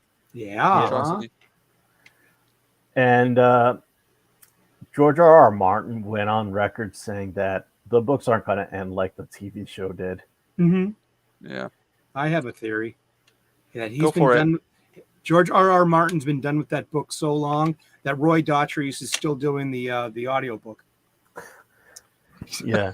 Because think about it. Since 2015, since the needles moved, since you can't have the victimization of women in fictions.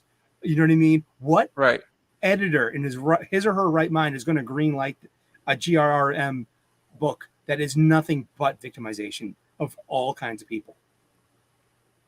Yeah. Nobody. Do you know why women are victimized? Do you know why women are victimized in media? And it's actually really dark and horrible, because women are quite often actually victimized. Yeah. Yeah. It's a reflection of reality. Like unless a female is working out from the age of 16 or taking steroids, she is not going to be anywhere near as strong as an adult male.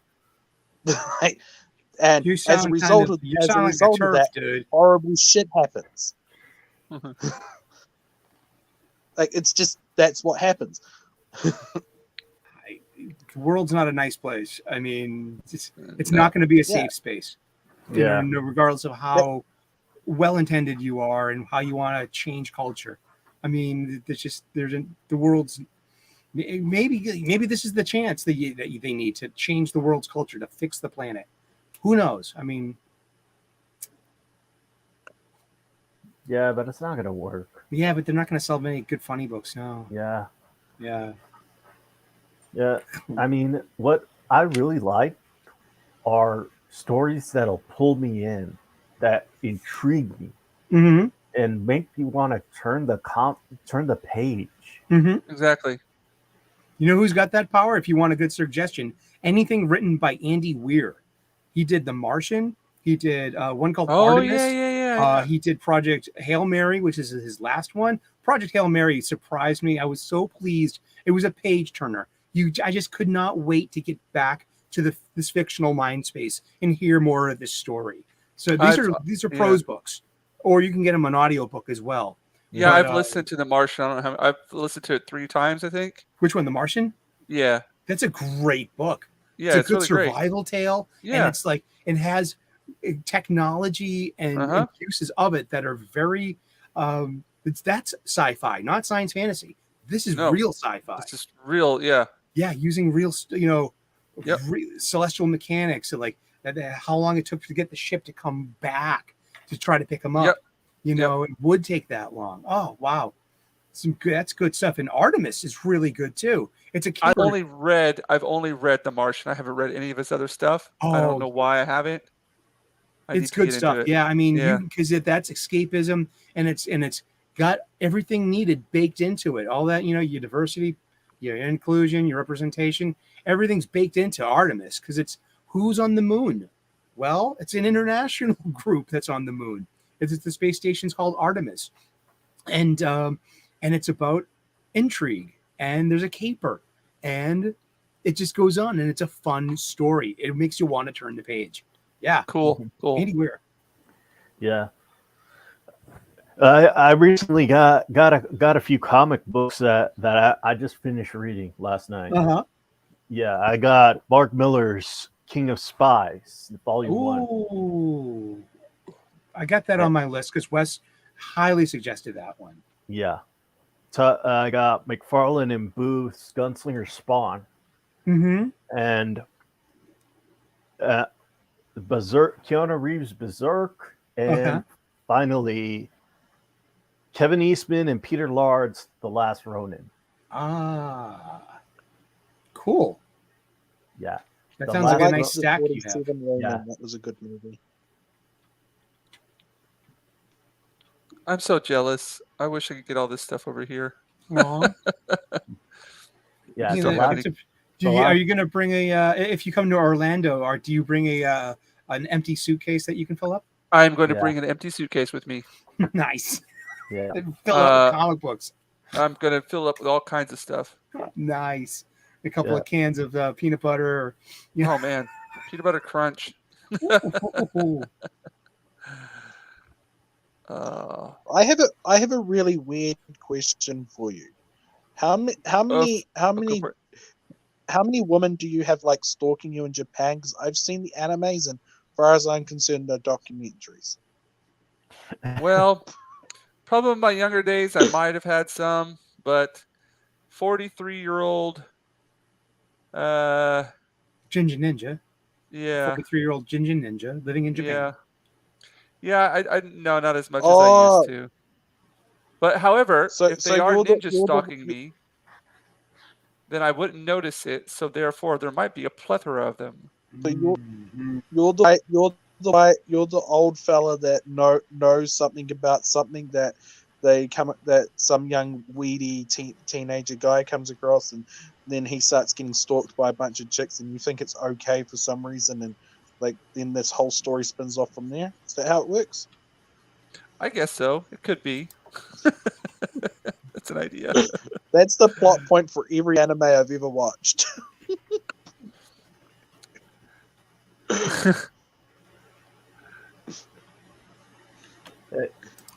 I was digging through my stuff earlier, Uh-huh. and I found this jail bar. Oh, the Crow. Damn. That's a Wayback Machine. Yeah. Smoke a joint and put on that soundtrack there, Chief. Yeah. One of the best soundtracks ever. Ever. I keep getting told The Crow's too old for me to look up. Oh, come on. That's a ageless movie. It still holds up. Yeah. I was told it's not relatable for my generation. What is it? The Crow. I was told Crow. it's not relatable for my Crow? generation. It's not relatable. Yeah. Yeah. Really? The book or the movie? Both are older than me. Well, I'd say invest in old movies and check it out yourself. And it's Crow 2 is kind of bad. Wouldn't suggest There's that. a Crow 2? Yeah. Iggy Pop City was of the bad Angels. guy too. I mean, City of Angels, yeah. And but before they like race swap or gender swap this, you know what I mean? They don't need to. I mean, the Crow can be anyone, I guess. Yeah, technically. But check out, the story of Eric Draven, the Crow. Yeah. It's really kind of hardcore. It's like it's rated R superhero stuff. Yeah. This dark. was like anti-hero indie comics before Image. Mm-hmm. Was The Crow done by who published it? It was like 1989, I think. It was Kitchen Look at Skin the Press. Wikipedia. Yeah. Okay. It says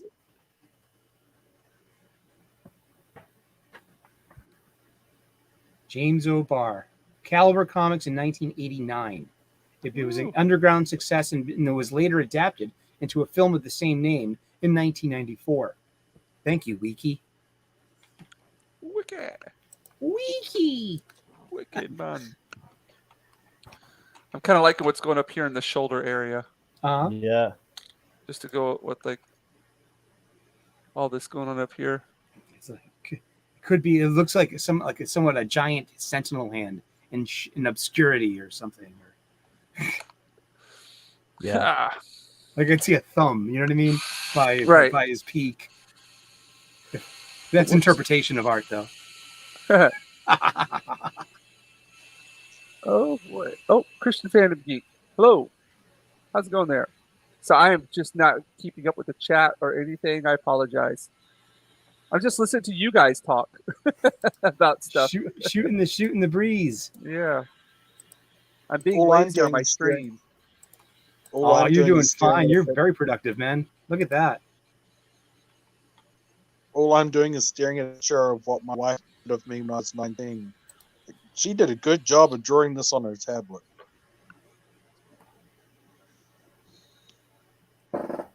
I saw that. I saw that the Indiegogo campaign for that Star Wars Girls cosplay calendar for 2023 reopened. Uh-huh.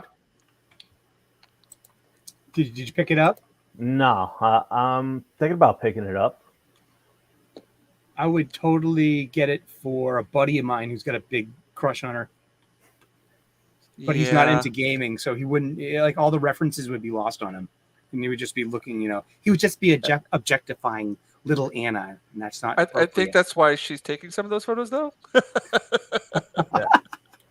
She looks great. I mean, keep it going. Yeah. I mean, seriously, she works hard at that. You can tell. You can tell by. No, I'm not saying like, hey, look at her abs. She's got tone, and you know what I mean.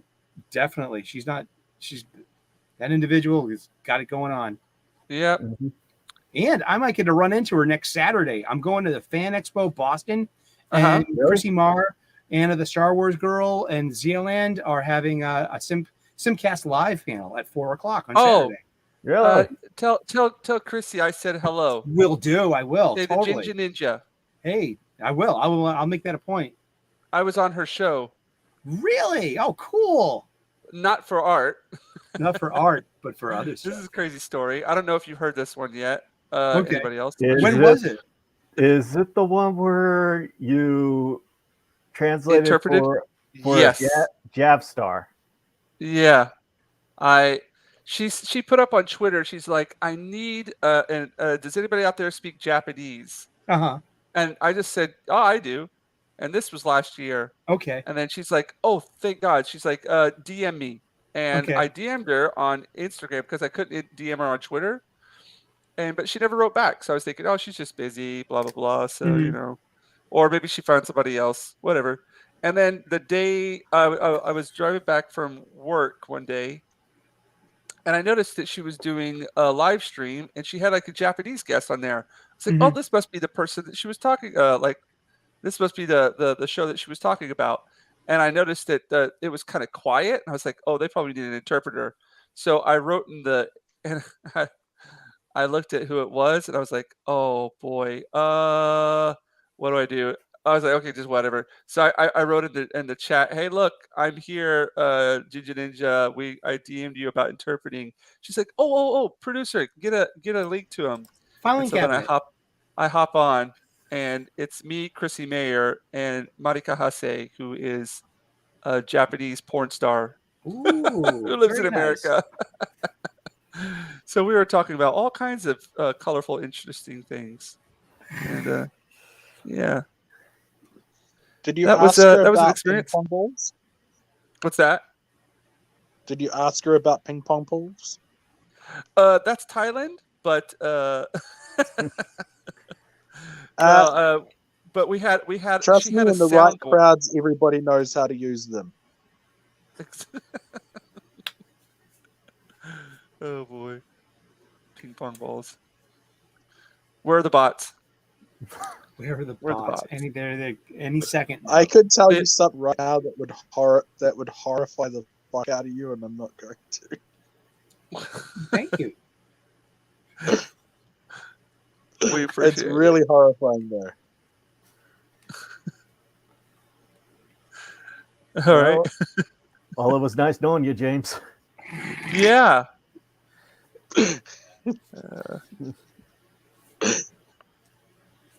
I'm just leaving it up to your imagination.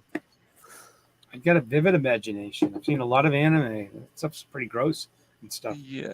Yeah. Jeez. Some of the first anime I was introduced to was on the. Yeah. Was one of those? I can Okay. honestly. Oh, yeah.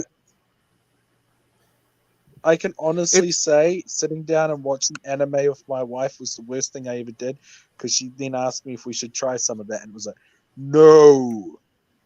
Can I stick 15 tentacles up your butthole?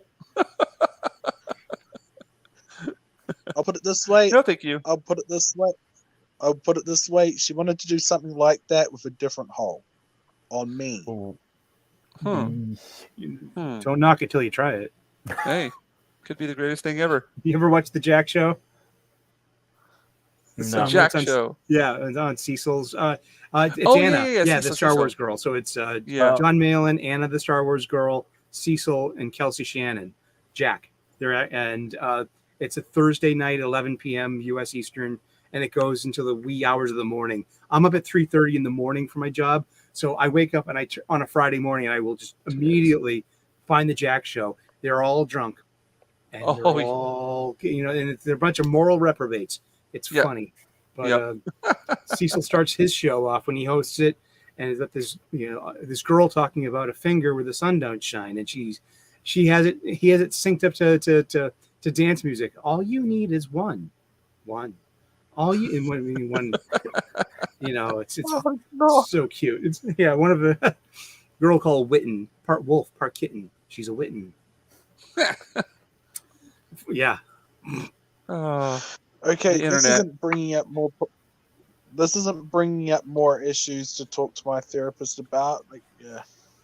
Hey, just maybe your therapist might just be like, hey, try it, man, make her happy. Jeez. You keep it to yourself, and no one will know. I'll put it this way. I'll put it this way: I have enough gender crap to talk to my therapist about. Okay. Oh man, I gave up on therapy after COVID because I was just like, this is kind of useless. This Zoom shit. I mean, it's good Mine for is us here now, but you're trying to Mine- get some traction on your emotions. You know what I mean? You need to be in an office. It needs to be like, you need to have that real person to person dialogue going I still see my therapist. on Zoom. Yeah. Oh, how does it feel? Yeah. I just sit back and tell them everything in my mind. Uh-huh. But you don't feel that the mitigation in space, it has an impact on your session. I totally felt like that. I felt that it was just a bit, it was impersonal. It was completely impersonal in such a personal arena, because you have to achieve such, traction with your therapist to get to the emotional core. You need to have that rapport. Yeah. I that's how I'm, in my humble opinion. Yeah. Oh, Eric, At what first, did you Go for it. what did you think about Zaslav axing Batgirl? I'm fine with it. Yeah. I feel bad for my friend Paulie, the Latino slant, because he's very much into Latinas and Latinos getting like leading roles like this. So like Paulie was like really excited that Leslie Grace had this genuine huge opportunity to be a leading lady in a superhero film. But also on the other hand too, it's like, me personally, I don't like it when any redhead is race swapped. I Thank don't you. like it. You're welcome, because I'm Irish American, second generation Irish American. The British tried to dehumanize us, and when they tried their literal colonization of Ireland, and so we share a gene pool with the Scots, and so we Yep. have red hair with our people, and it's such a minority of people that have red hair, and it's usually, in my experience, Scottish, Irish, the Celtic people, or Jewish people. A lot of Jewish people have natural redheads. I've gone up to like redheads and be like, "Oh, where's your family from?" And they're like, "Tel Aviv." I thought they were going to say County Kerry or Sligo, like my grandparents, but something like that. And so I noticed that lots of natural redheads are Jewish people or Celtic people. Both of these people have had their awful histories with being depersoned and having to be like to be almost their own versions of genocide. Yeah, So kinda like- to kinda- replace a marginalized person with a marginalized person, that's not progress, and it's not appropriate. Yeah, it's kind of like when the English had spread the tales of the Sweeney Todd clan. Mm-hmm. It was trying to demonize the Irish. Oh yeah, it did. There's a, if you ever look into, if we're art people. Okay, James, here's some art history. Are you familiar with the Simeon shelf in late 18th century, like Victorian age of drawings, like newspaper caricature? Yeah. Those were like some of the first ones to come out. Right. So like it's Yeah. the Victorian age. Yep. And, Yep. I know what you're talking about. So if an Englishman to draw another person, and they have an elongated shelf of their mouth between their nose and the top lip, that's meant to dehumanize that person, and it's used a lot with African American stereotypes and with Irish stereotypes. So if you saw like a white character with the simian shelf, that was a depiction of an Irish person, because they were subhuman to the English. I never knew that. Oh yeah. Well, I knew that they thought it was subhuman, but I never knew that. Right. So if you ever see, if you see, go ahead. A little known and often ignored fact about Irish history is in a lot of regions in America, they made up the majority of the slaves, and Irish were considered apes up until quite recently, because that's just how the English wrote them down, and they weren't considered human; they were considered apes. It's like, even though it was legal to round up and hunt Scotsmen with your dogs, and they did that quite regularly up until even slightly more recently than that, at least they were considered a inferior human, not just an ape.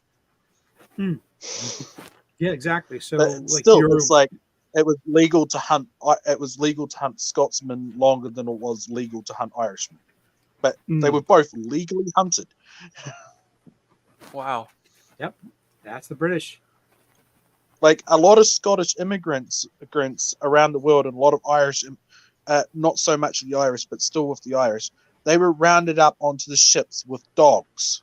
They went into it. They went into towns and cities and herded them with dogs, and anybody that fell behind was slaughtered. That's just what they did. They were literally trying to. Yeah. So Ireland It and was England, an eradication program. Ireland and Scotland both have their struggles with the English about colonization and the depersoning it takes to convince yourself to actually go in there and massacre. And so, like I said, so natural redheads are usually Celtic people or Jewish people, and it's unfair to swap any of those people with they are marginalized people from it with a history, and to do that with another marginalized person, I don't think that's fair at all. And It I think doesn't it's balance it out. yeah, I don't think anyone thought to it wasn't well thought out. Yeah. I mean, And look at Jimmy Olsen. He's in a couple of Jimmy Olsen, Superman's pal, Jimmy Olsen. He's been turned into he's been portrayed by an African American actor in, I believe, the Supergirl show. yeah. And also in a couple of print, like a couple of newer Superman comics, that's not non-canonical. He's been portrayed as African American in even in a recent failed animated Superman as well. But here's the thing: if Jimmy is about getting himself into peril and being able to call Superman on his super watch, his little super, here's the super hearing. Jimmy's in trouble again. I got to go save him. I mean, that's Jimmy Olsen's character. You're not going to be able to do that having a white knight savior thing. If we're using identity politics, you're not going to want Superman to save Jimmy Olsen. Jimmy Olsen's going to have to be smarter and better, and he stops being Jimmy Olsen. Yeah. If not, he's just a pale imitation of Captain America, like he was in Supergirl. What one concept I like pushed about Superman, the Man of Steel, is that he's losing Lois Lane away from having a break where he becomes the most evil man alive, sort of thing. That's interesting, thing. between So Injustice and Snyder. Yeah. I like that because it makes Batman putting Superman in his place a few times much more fucking better, because you got to realize, like, every time Batman beats the crap out of Superman, because I don't care what people say, Batman does have one superpower. He's super genius. He makes a freaking robot suit to beat the shit out of Superman multiple times. Like, regular people intelligence doesn't do that. Like, yeah, before you go, oh, it's Wayne Tech. Who the fuck is welding the suit together?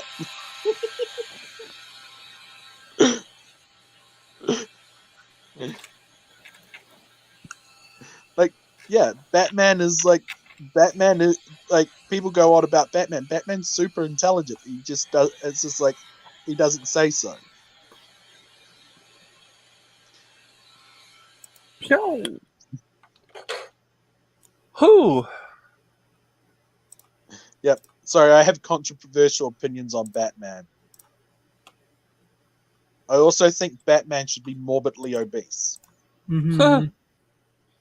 Well, why not? Speaking of Batman, that's how I'm going to paint next time.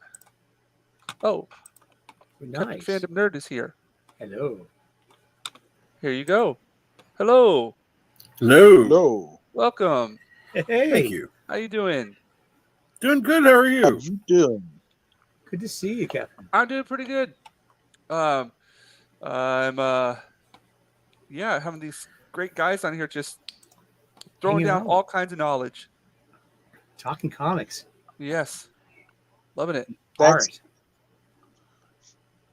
And When somebody food says is that we're recipe. throwing down all kinds of knowledge, that means that we're conspiracy theorists and nutcases.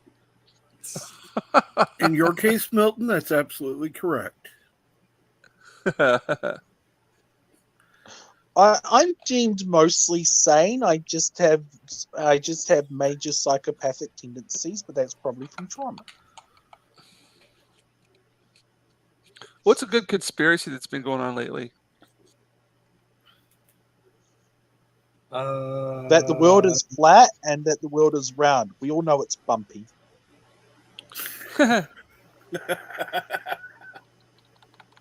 I've seen mountains and hills. It's a bumpy oblique spheroid.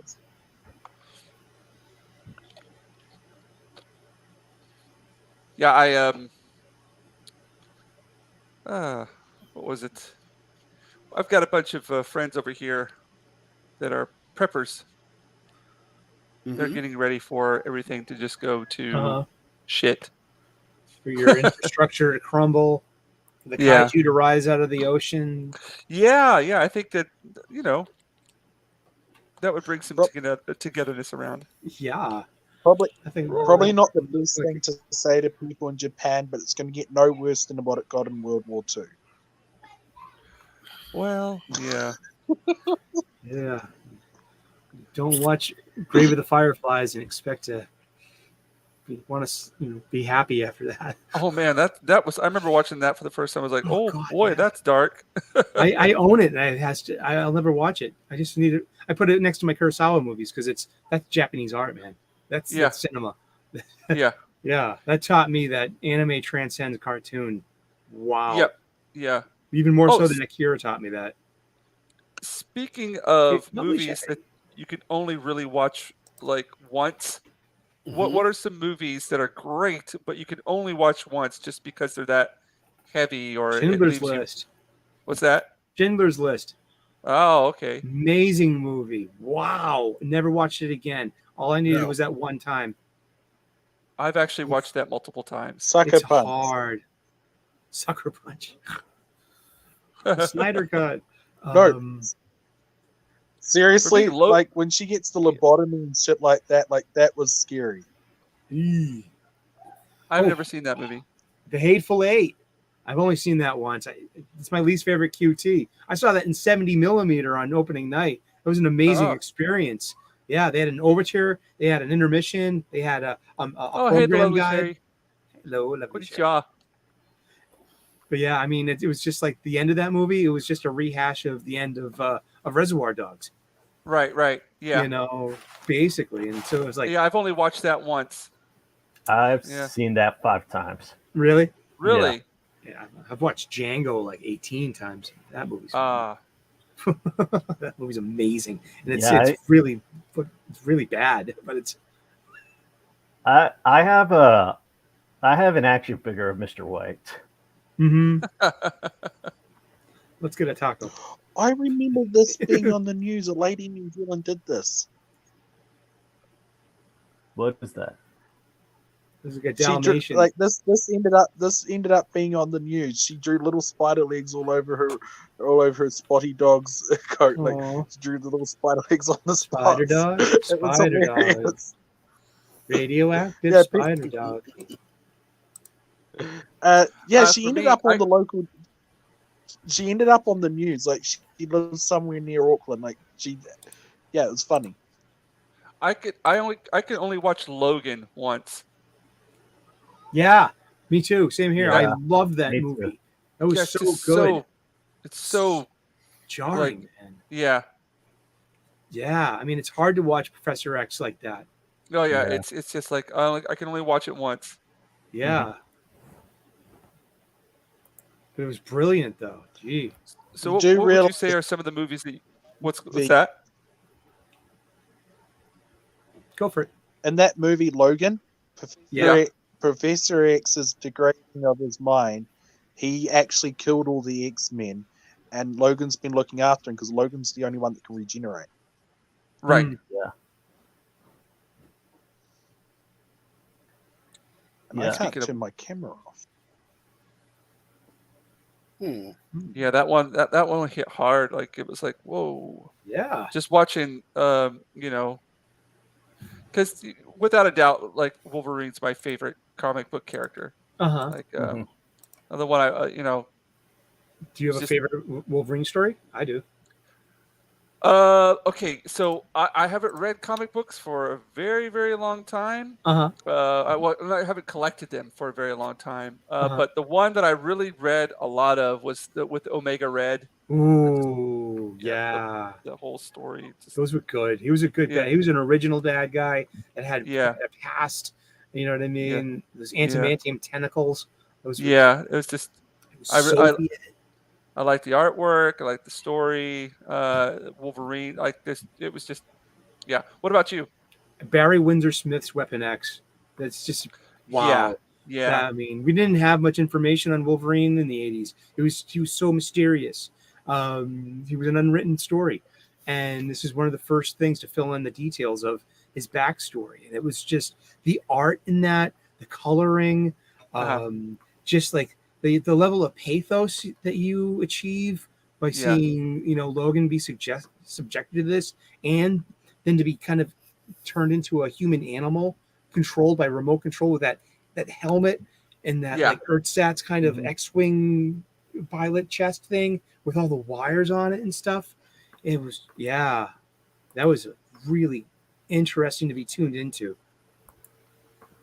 Mark Millar did some good stuff too. He's got this one issue standalone that's like Wolverine's in a concentration camp and he keeps getting executed every day. And then the Holy commandant shit. thinks he's going in crazy. Yeah, art by Kari Andrews. I think it's issue 31 of Wolverine Knights, Marvel Knights series, 2004, something like that, man. But it's Mark Millar, and the commandant's going crazy because he thinks he's seeing a ghost. He swears he's putting this guy down every day, and he's just like he's in a POW camp as a Canadian soldier in World War II. It's just, Oh, that's surreal. it's so creepy, but it's well, yeah. Check that out. That's right after Enemy of the State and Uh-huh. Agent of Hydra. Remember the Hand kill him and bring him back. Yeah. And For me, it John was Romita Jr. Oh, it was man. Chris Claremont's run. Yeah. Yeah, Which anything in particular?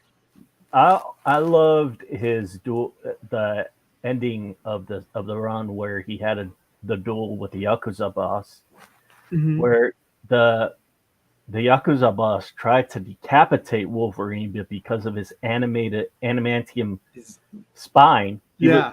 the katana got caught, and he actually held up his hand in front of his face, and all it shows was a close up of Wolverine's face as you hear the sync sound effect go off. Mm-hmm. You didn't need any more you left little to the imagination of what happened. Mm-hmm.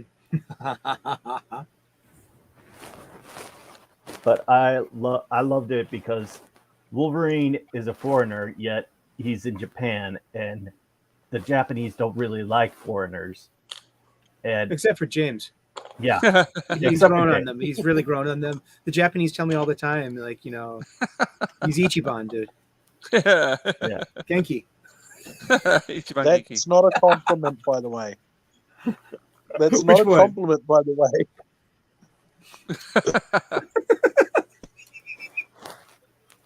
What have I done here? I like the shiny on because they clean every time they pop, So there Yeah. would be like until he does his dirty work. Those things are the cleanest knives you've ever seen. Oh yeah. He's Yeah. about ready to get into that now. The dirty work here. Where is my toothbrush? Where have I put my toothbrush, guys? It's to your left and down a little. Oh, thank you. You're welcome. No, seriously, like my toothbrush is one of my favorite brushes to use Uh-huh. because you get all your nice splatter techniques with it. Oh, but oh Mhm. well, I'll do a different one.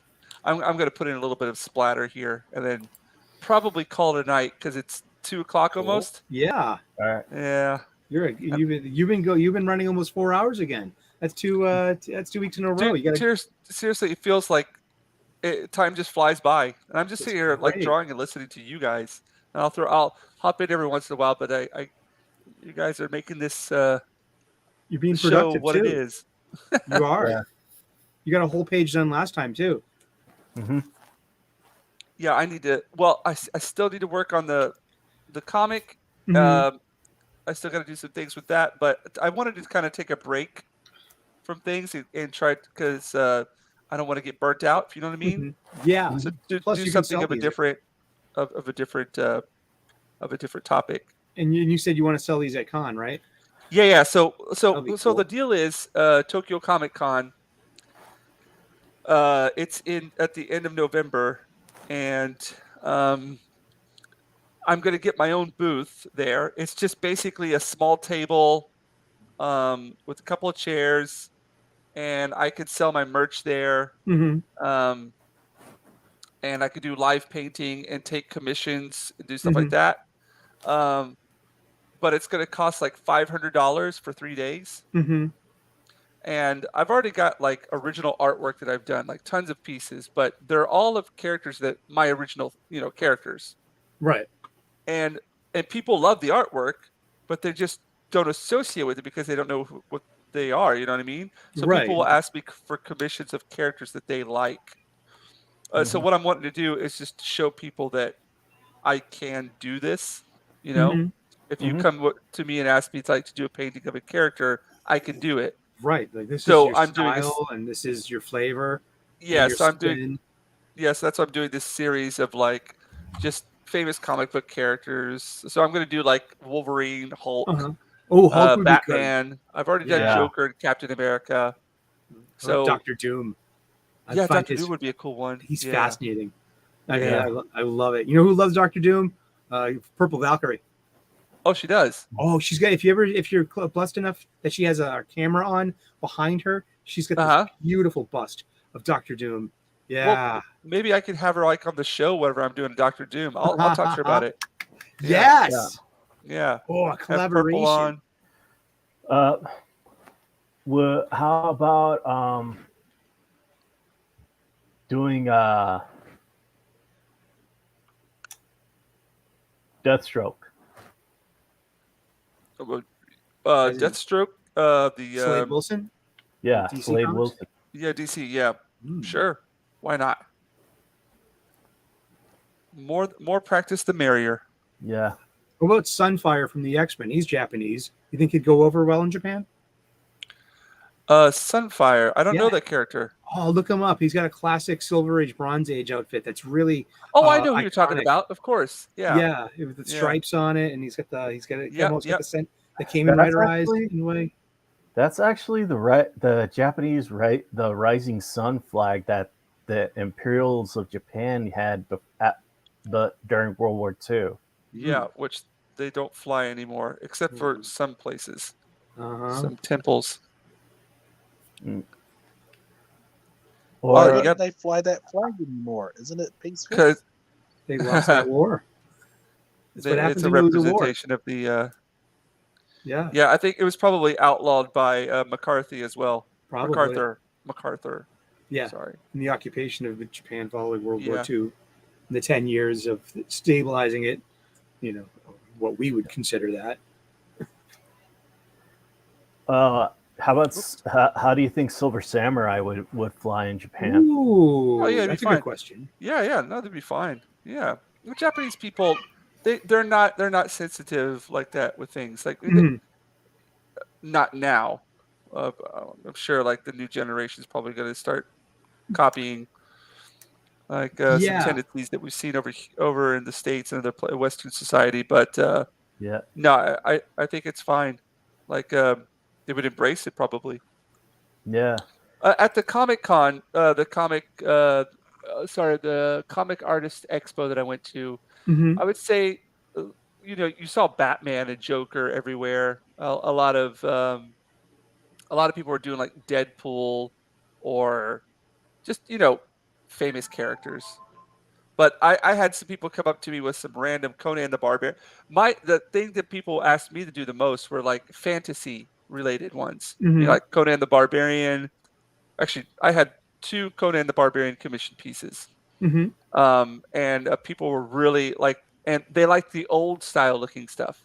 Like I had some like poster images that I'd done that looked like they were, the old 50s and 60s poster, that style.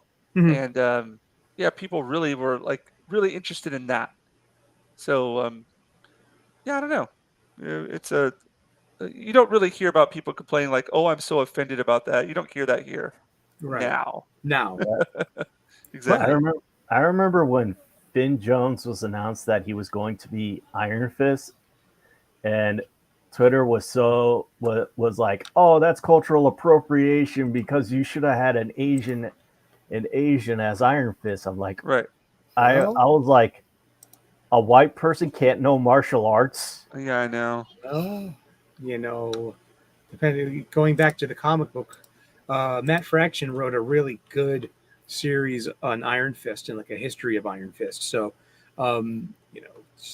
Danny Rand literally is the diversity in Yeah.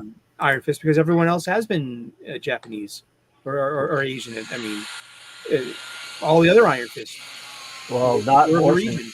Well, Orson Randall was a half breed, or yeah, he was half Chinese, but still. So yeah. Danny Rand was the first non-Asian to be Right. Iron Wouldn't he Fist. be? So wouldn't he, by definition, be inclusive? I just get You're tired of including when it? I just get tired when people think that it's cultural appropriation, and they decide to turn it into a stereotype. Mm-hmm. Like when they decided to make Snake Eyes Asian. Oh God. Yeah. Yeah. I'm gonna pretend that never happened.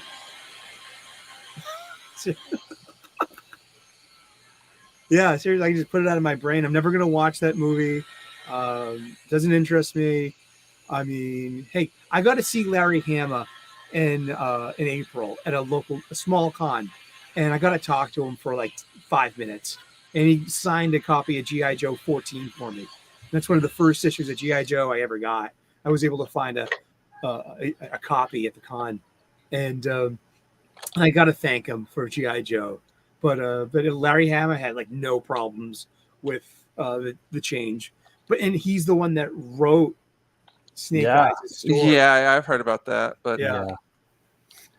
again, I don't know. Yeah, he always wanted Snake Eyes to be an outsider. Mm-hmm. Like this blonde, blue-eyed soldier being in the ninja clan. Mm-hmm. Yeah, as a part of a recovery, like talking about therapy, this is a recovery mission for him, that he was able to find resilience in a new role in the world after suffering a transformative trauma, an injury that disfigured his face, and now he can be he learned how to be him again. He reinvented himself, and he can be productive too, as the ninja master of the GI Joe team. But, yeah. Yeah. Speaking about GI Joe, mm-hmm. I almost picked up the IDW one shot that came out recently. It was a Snake Eyes special, but it was like I was thumbing through it, and I was like, it doesn't include issue number 21. How can you not? That's like the quintessential Snake Eyes issue. I mean, it had like an earlier couple of reprint issues, but it was like, no. 21 is that silent issue that has no voice bubbles, no narration captions, and it's the first appearance of Storm Shadow. Yeah. One of the best crossovers I had. GI Joe, Transformers GI Joe. That's cool. Tyr- Is Megatron a Hiss tank? No. Okay. This is Tyrant's Rise. Heroes Are Born. Uh-huh. It takes place like during World War II. Oh, cool! That's a good reimagining. Yes. And wow. So are the Decepticons aligned with the Axis? The Decepticons the Cobra actually replaces the Axis. Oh, and that's interesting. And the Decepticons are you are aligned with Cobra, and they're Mhm. using it to the Cobra is using the Decepticons to go throughout Europe, Mm-hmm. and McCarthy and President what's his FDR. Roosevelt. FDR Mm-hmm.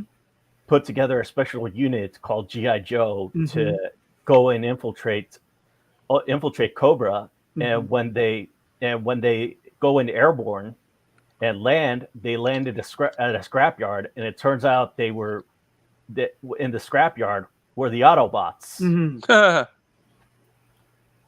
That's cool. Yeah, That's cool. Yeah. That must be a nice mashup. Oh, we Check got- that out. That's we got IDW. Transformers and actually, we it's got it's a Dreamwave. It's Dreamwave. Okay. Yeah, you're gonna have to look it up online because I don't this is out of print now. Okay. we got Transformers in my country. I mean, I hear about the trans community all the time. I wonder what the Decepticons do. You had a different continuity in yours. Galvatron was a different character than what we got here. I was being literal. Sorry, I'm a stinker.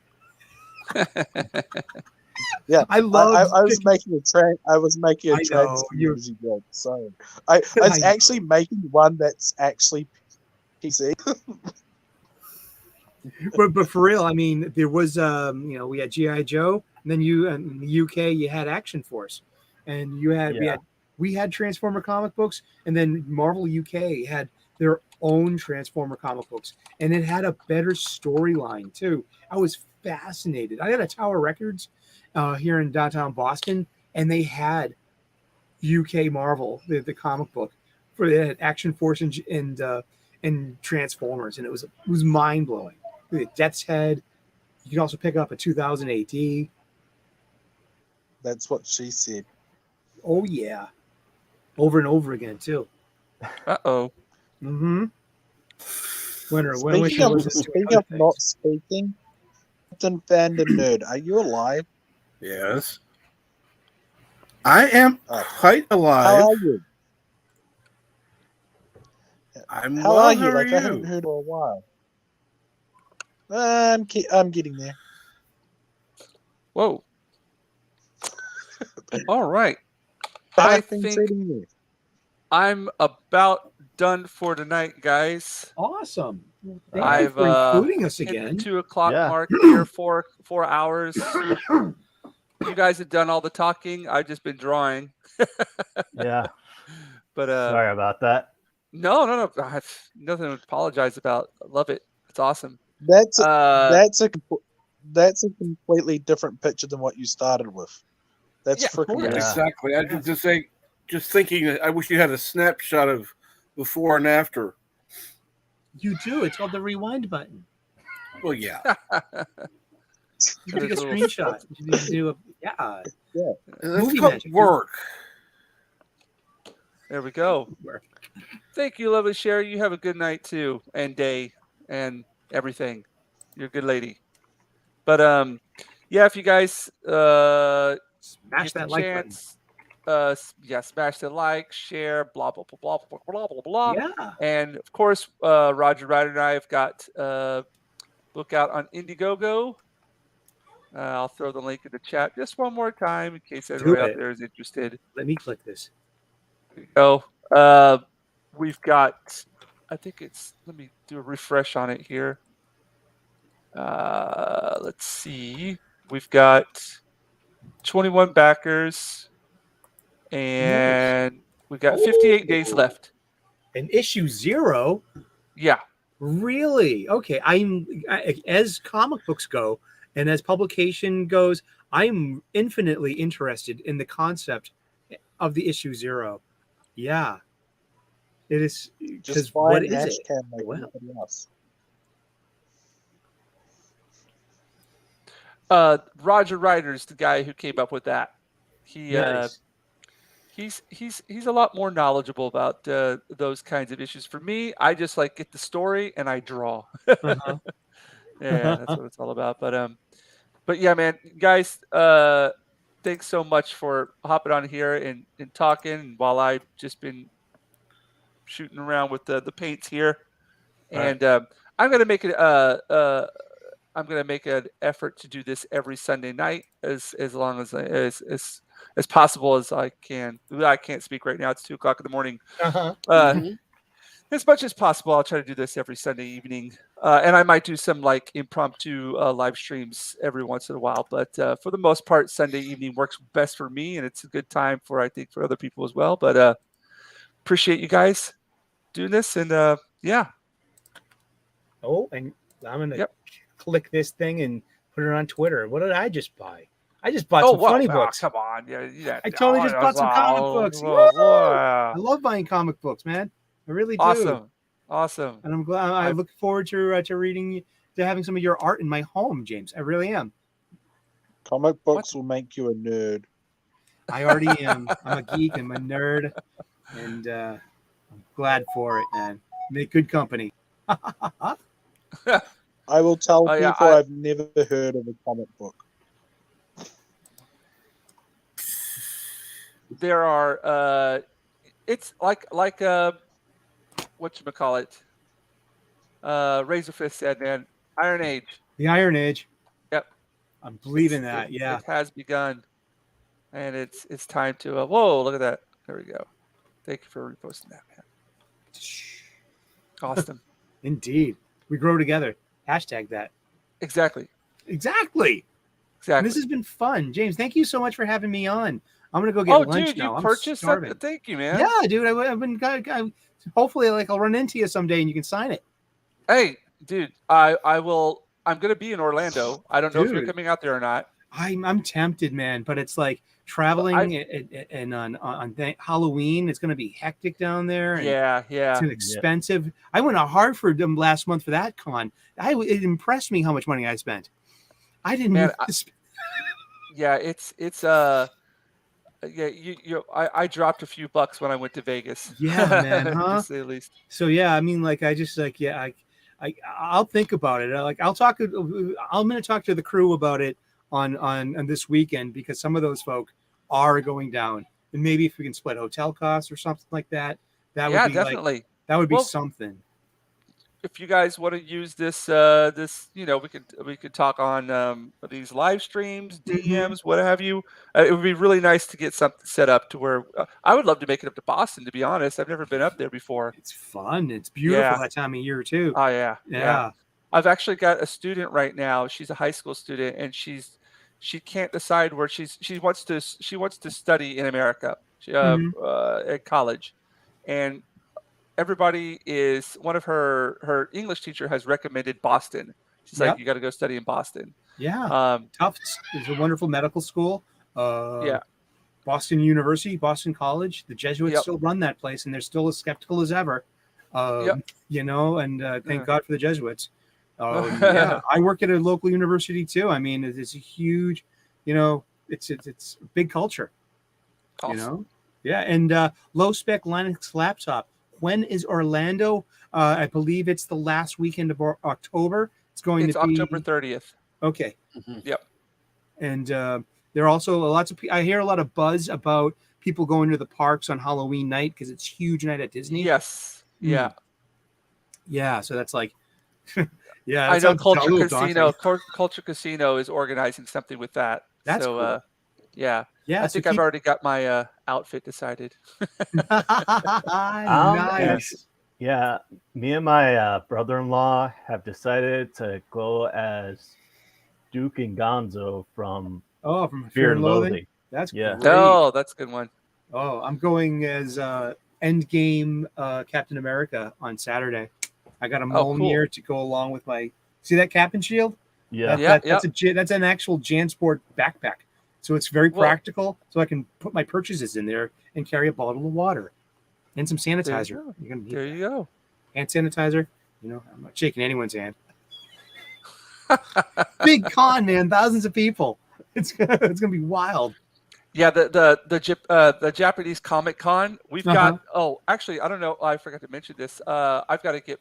I sent them an email. They're horrible about getting back to me about things, but I'm going to put in my application tomorrow for the booth. Mhm. but they've got the lady who played Nebula, Uh-huh. Guardians of the Galaxy. What's her Karen name? Gillan. Yeah, she's coming out to Tokyo for it. And She's they've very also got another tall. person from Guardians who's Mhm. coming, and they have an update like almost every day about new people that they're getting to come. Yeah, I mean, my con is like we've been Yeah. getting updates every.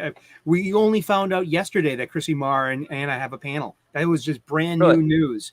Yeah, exactly. That was like boom, like oh wow, they're coming. It's Okay. crazy how the Friday Night Tights and a lot of those guys too, like they're getting panels now. They've got a Mhm. big following, and Yeah. I mean, Yeah. I just hit Cecil up on YouTube because that's the only way to get in touch with them. I'm like, look, Yeah. Jay and Anna are going to be in Boston. Are you coming? And he said, I might. I mean, I would love to see Cecil. Yeah. Apparently he's buffed up. I'm Yeah, still no, waiting look- for cash grab. Yeah, you will be. He's got a unique fulfillment system, unbeknownst to the rest of Comicsgate, where you can go to his house anytime and pick up your copy of Cash Grab. Oh, they also got the girl who played I'm I'm making that so up. horrible with the names. Palm Crement. Oh, Palm Clementel. Yeah. Yeah. She played Mantis. Yeah. Yeah, and She's coming as well. That's cool. Yeah. Yeah, we got And so many those- Star Wars people. We got so many Lord of the Rings people. Cool. All 4 Hobbits. Jay and Silent Bob.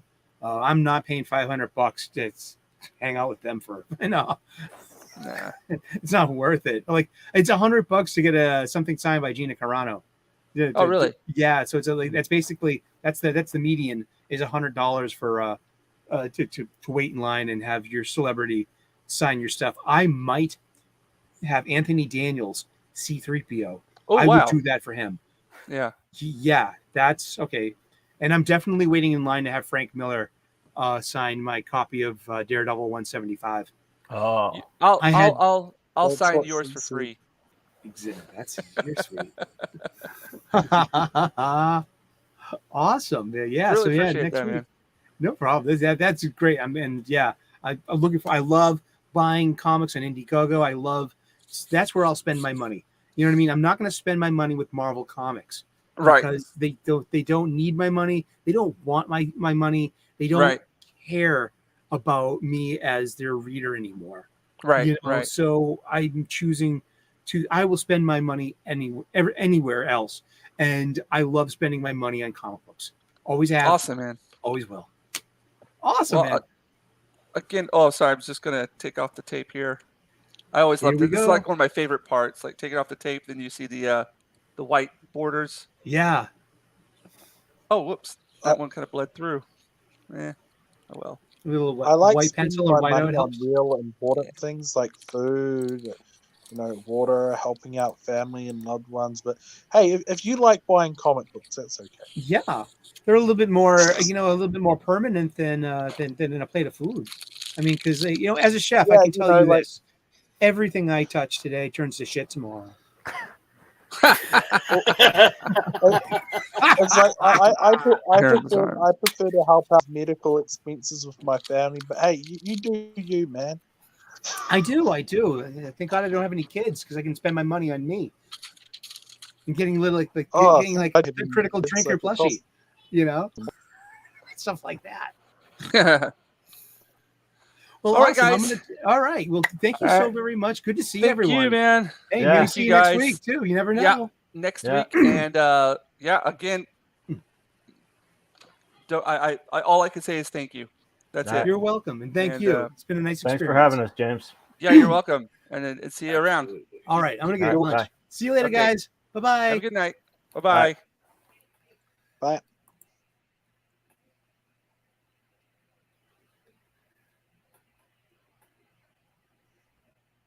Now there's only the handsome people. Yes. And we're still live, by the way. Are we? Lol.